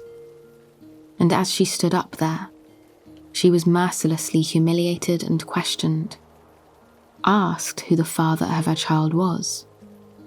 But Hester refused to answer. And in the crowd, the Reverend ached to support her, to absolve her of her sins, to be there for her. But he could not. The community relied on him, and Hester had told him to never speak of the truth. She would take the fall for the night they had spent together. And though Hester took the fall for their night together, it did not make her weak. Her daughter, Pearl, was the most important person in her life. She thanked the heavens that her daughter had been given to her, even though she came with that scarlet letter. Hester was forced to move to the outskirts of town, to a cottage by the shore. She made just enough money to scrape by, doing embroidery, and she was paid much less than her peers because of her transgression. And yet, she did not become bitter. She lived her life with her daughter in as much harmony as she could, raising her daughter to be kind, loving, and intelligent. But across town, the Reverend struggled. The weight of his sin, the weight of seeing the woman he loved hurt by their transgression. It wounded him deeply. Because truly, they did love one another. It was not a simple night of passion. They had ached for one another for quite some time. They had longed for nothing more than to be together. And together they were. The Reverend met Hester in secret more than once, desperately apologising to her, desperately wanting for her to tell the townspeople the truth, desperately wanting to hurt as she had been hurt. But Hester refused, wanting the Reverend to continue his life as he had been. And in those meetings, the two could feel the love between them, and yet they knew they could not be together. Hester's husband had returned in secret and vowed to murder the father of Hester's child. Hester knew she could never tell the truth. Her love for the Reverend prevented her from doing that. And so, she lived her life of isolation on the cliffside, loving her daughter more and more each and every day. Yes, she grew stronger indeed. And though the two lived a darker life after their encounter, they occasionally found themselves thinking of the conversations they used to have, of that trip to the beach, of that night they shared together. And though these were the days wrapped in shame, these were also the days when they had felt joy and love for the first time ever. I hope you have enjoyed this story, and it has brought you a night of peaceful, restful sleep. Please join me again tomorrow night for another sleep story. Until then, sweet dreams.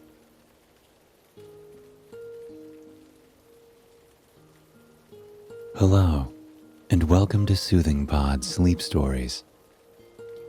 My name is Arif, and I'm going to tell you a wonderful story that will lull you into a peaceful and restful sleep.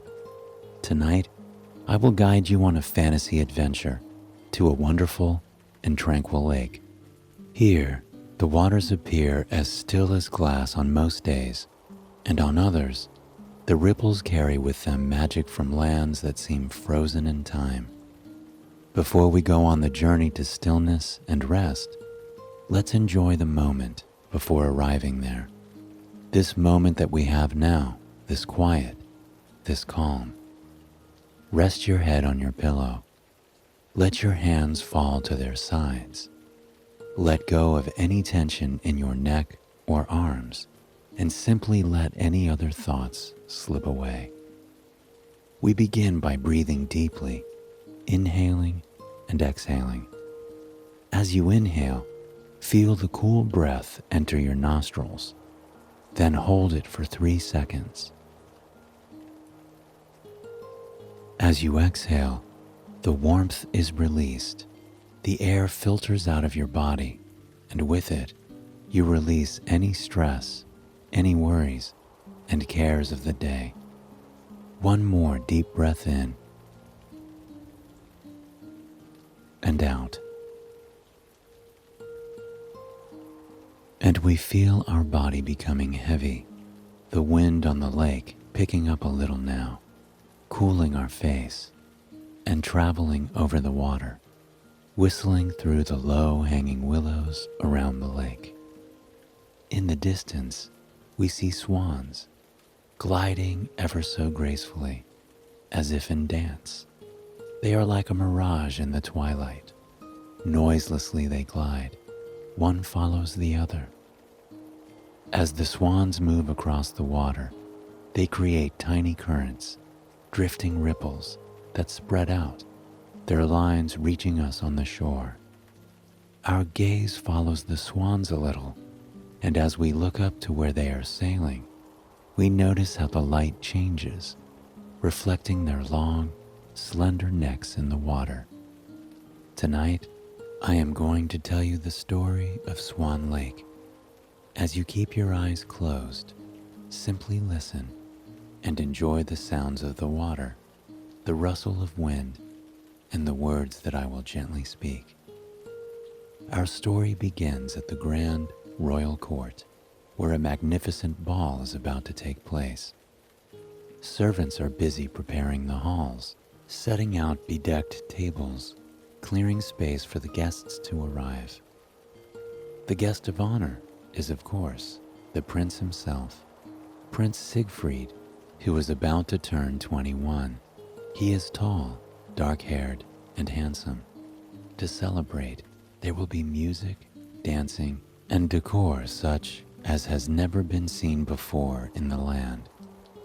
Yes, the prince is heir to the kingdom, and his mother has high hopes for this special birthday. Perhaps here, he will choose a wife of his own, a girl fit to rule their beautiful kingdom. Perhaps here, during the ball, her son, her beloved son, will begin the journey to... Yes, mother, the journey to love.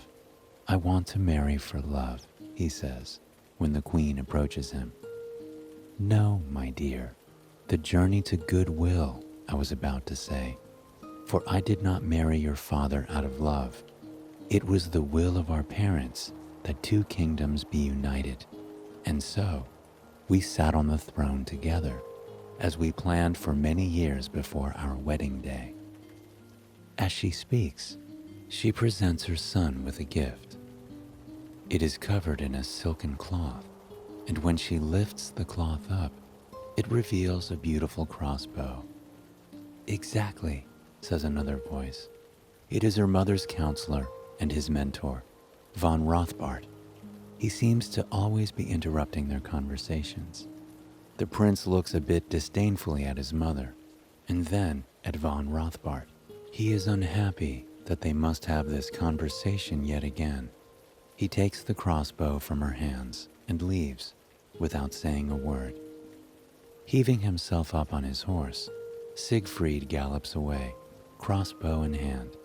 He heads towards the forest, his mind a mix of thoughts and anxieties. Must he always be concerned with what others feel is best for him? Must he always obey?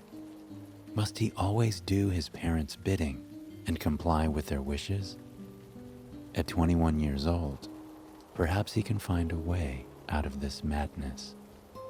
In the middle of the forest, there is a glistening lake, and it is here that the prince often comes to think or to read. It is getting late, the evening light is fading, and he knows the forest will soon be very dark. But he doesn't care. It feels better to be out here on his own, in silence and solitude. This time, as he approaches the water, he sees a bevy of swans flying over their own reflection. He decides now is the time to try this new crossbow from his mother. Carefully, he takes an arrow, fits it to the bow, and aims precisely at one of the swans. However, before it can pierce her chest, the swan spreads her wings, spins as magic dust falls over her in the evening glow, and suddenly, right before his eyes, the swan magically morphs into a beautiful woman. The prince watches, mesmerized, enraptured. Is this truly the enchanted forest he often read about in fairy tale books as a child? Or is he simply dreaming? Perhaps he has been thinking too much, and now his mind is playing tricks on him. There are too many thoughts, too many questions. Siegfried approaches the woman and cautiously holds out his hand for her to take. He does not know how such a creature greets another, but his curiosity has now gotten the best of him. Now, the moon is high above the lake, its glow casting a spotlight on silver waters. The woman, just as surprised to see the prince, gives a smile, and then her hand. As their eyes meet, their fingers touch, and their hearts melt in one swift moment. They walk along the lake shore, hand in hand. At first, There is only silence between them, as if speaking would break some sort of spell. Finally, after a few long minutes, it is the prince who attempts conversation. "Tell me your name," he says. "I am called Odette," the woman replies. As they talk, he prods her to tell him what is this scene which she has just witnessed. At first, she seems reluctant, but with time, she finds she likes his company. He finds out that she is a cursed princess. She and the bevy of swans, who are in fact her ladies-in-waiting, have been under the spell of von Rothbart. The prince realizes what he suspected all along. The man is, in fact, an evil sorcerer. During the day, Odette and her friends all become swans, and, under moonlight, they reveal their true selves. Under the cloak of darkness, nobody knows this secret that the forest and the lake keep hidden. And, of course, only true love can break the curse. Now, you may suppose that true love had already found its way to the lake, and that, with a simple kiss, the prince can break this dark enchantment. But it is not to be. Not yet. In that moment, the evil Rothbart appears, his fiery eyes enraged. He places his strong arms on Odette's shoulders and tears her away from the prince. "Dance away," he orders. The women, cowering in fear, all move away and run to the other side of the banks. Siegfried decides to not pursue Odette for now. He heads back to the castle, where the royal ball is in full swing. Here, he finds many pretty maidens to dance with, and obliges a few for his mother's sake. But nothing will take his mind off Odette. The music plays, his body dances in time to the waltz, but he only longs to dance with Odette. Unbeknownst to him, the evil sorcerer Rothbart, meanwhile, has cast a spell on his own daughter, Odile, to make her look exactly like the woman the prince now loves. The doors of the great hall burst open, and everyone turns to see the most beautiful woman standing at the entrance. The prince turns towards Odile, thinking it is Odette. Now he cannot look away. Can it be that his dreams will indeed come true on this night?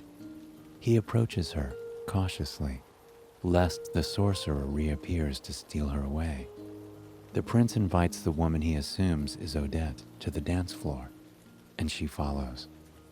They dance, at first very formally, and then more intimately. The young woman smiles, a bewitching smile, and the prince is convinced he has found his beautiful bride. He will announce it tonight, he decides, for what would make mother happier? The music is playing, the other dancers are swaying, and the prince's mood has changed from melancholic to full of joy.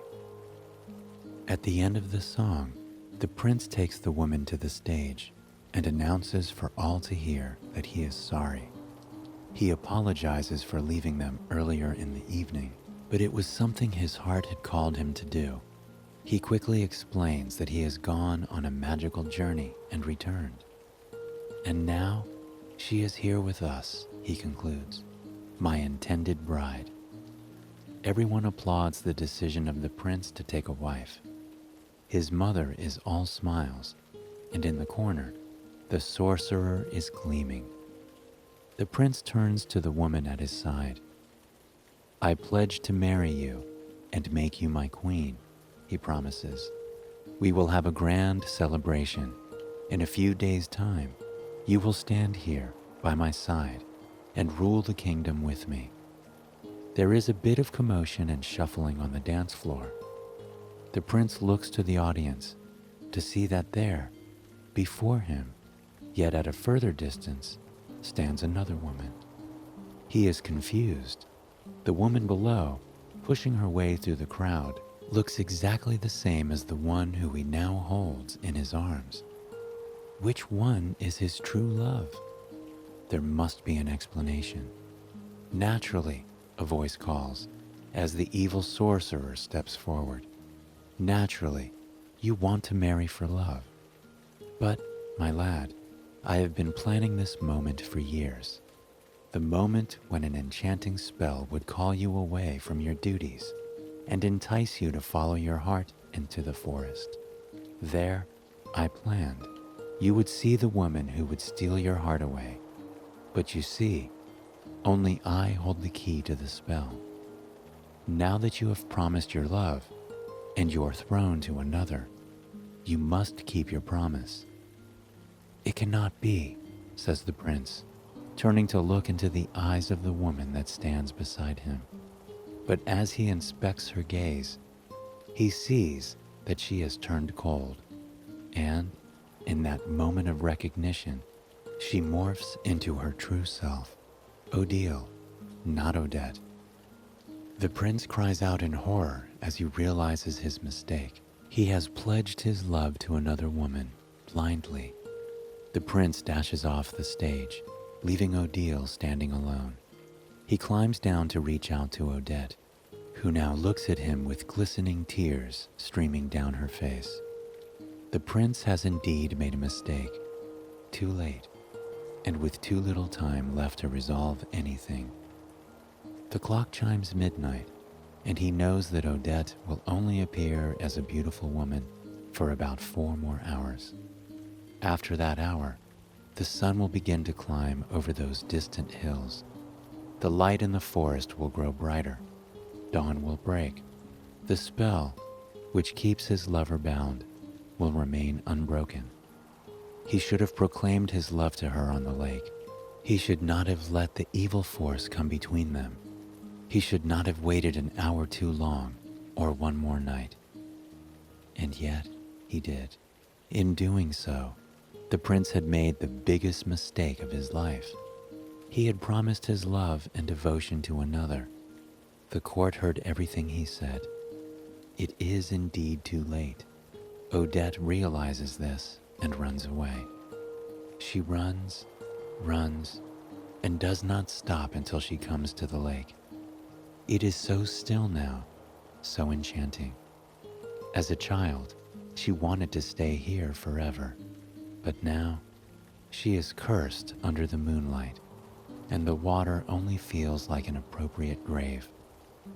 Back in the castle, the prince has seen the real Odette running away. He drops the hand of Odile and again summons his horse so that he can go and find her. Leaving the party without an explanation, Prince Siegfried hurries as fast as he can on horseback. He must find her before it is really too late. At the lake, the prince finally arrives to see Odette being consoled by her friends. They are too enchanted and under this spell. They comfort her and dry her tears. They do not see the prince approaching. "Please," he calls out, "let me try to explain. I did not intend to marry another, and in fact, I have not yet done so. The same sorcerer who cast this evil spell on you has also tricked me and made me fall for an impostor. Please, Odette, do not hold this mistake against me. I love you." Odette turns to the prince upon hearing these honest words. As she looks his way, she notices 2 giant black birds swooping down from the thick forest behind him. "Look out, Siegfried," she cries. The prince turns to see the creatures, suddenly knowing in an instant that these 2 are Rothbart and his daughter under the guise of nightfowl. They have giant wings and things that appear on their faces like beaks. "A promise is a promise, dear prince," says Rothbart, coming closer to his face. "You have tricked me," the prince says, his defenses up and his strength to fight the evil Rothbart renewed. "I would rather die together with Odette than marry an impostor," he calls out. Rothbart and his daughter rush forward, attempting to lunge at the prince and hurt him. However, their plan to do him harm is foiled. The prince is strong and ready to defend his true love. He swoops over to Odette, whose feathers and wings are now forming, her face morphing into a bird's, and a beak also appearing where once her luscious lips almost kissed him.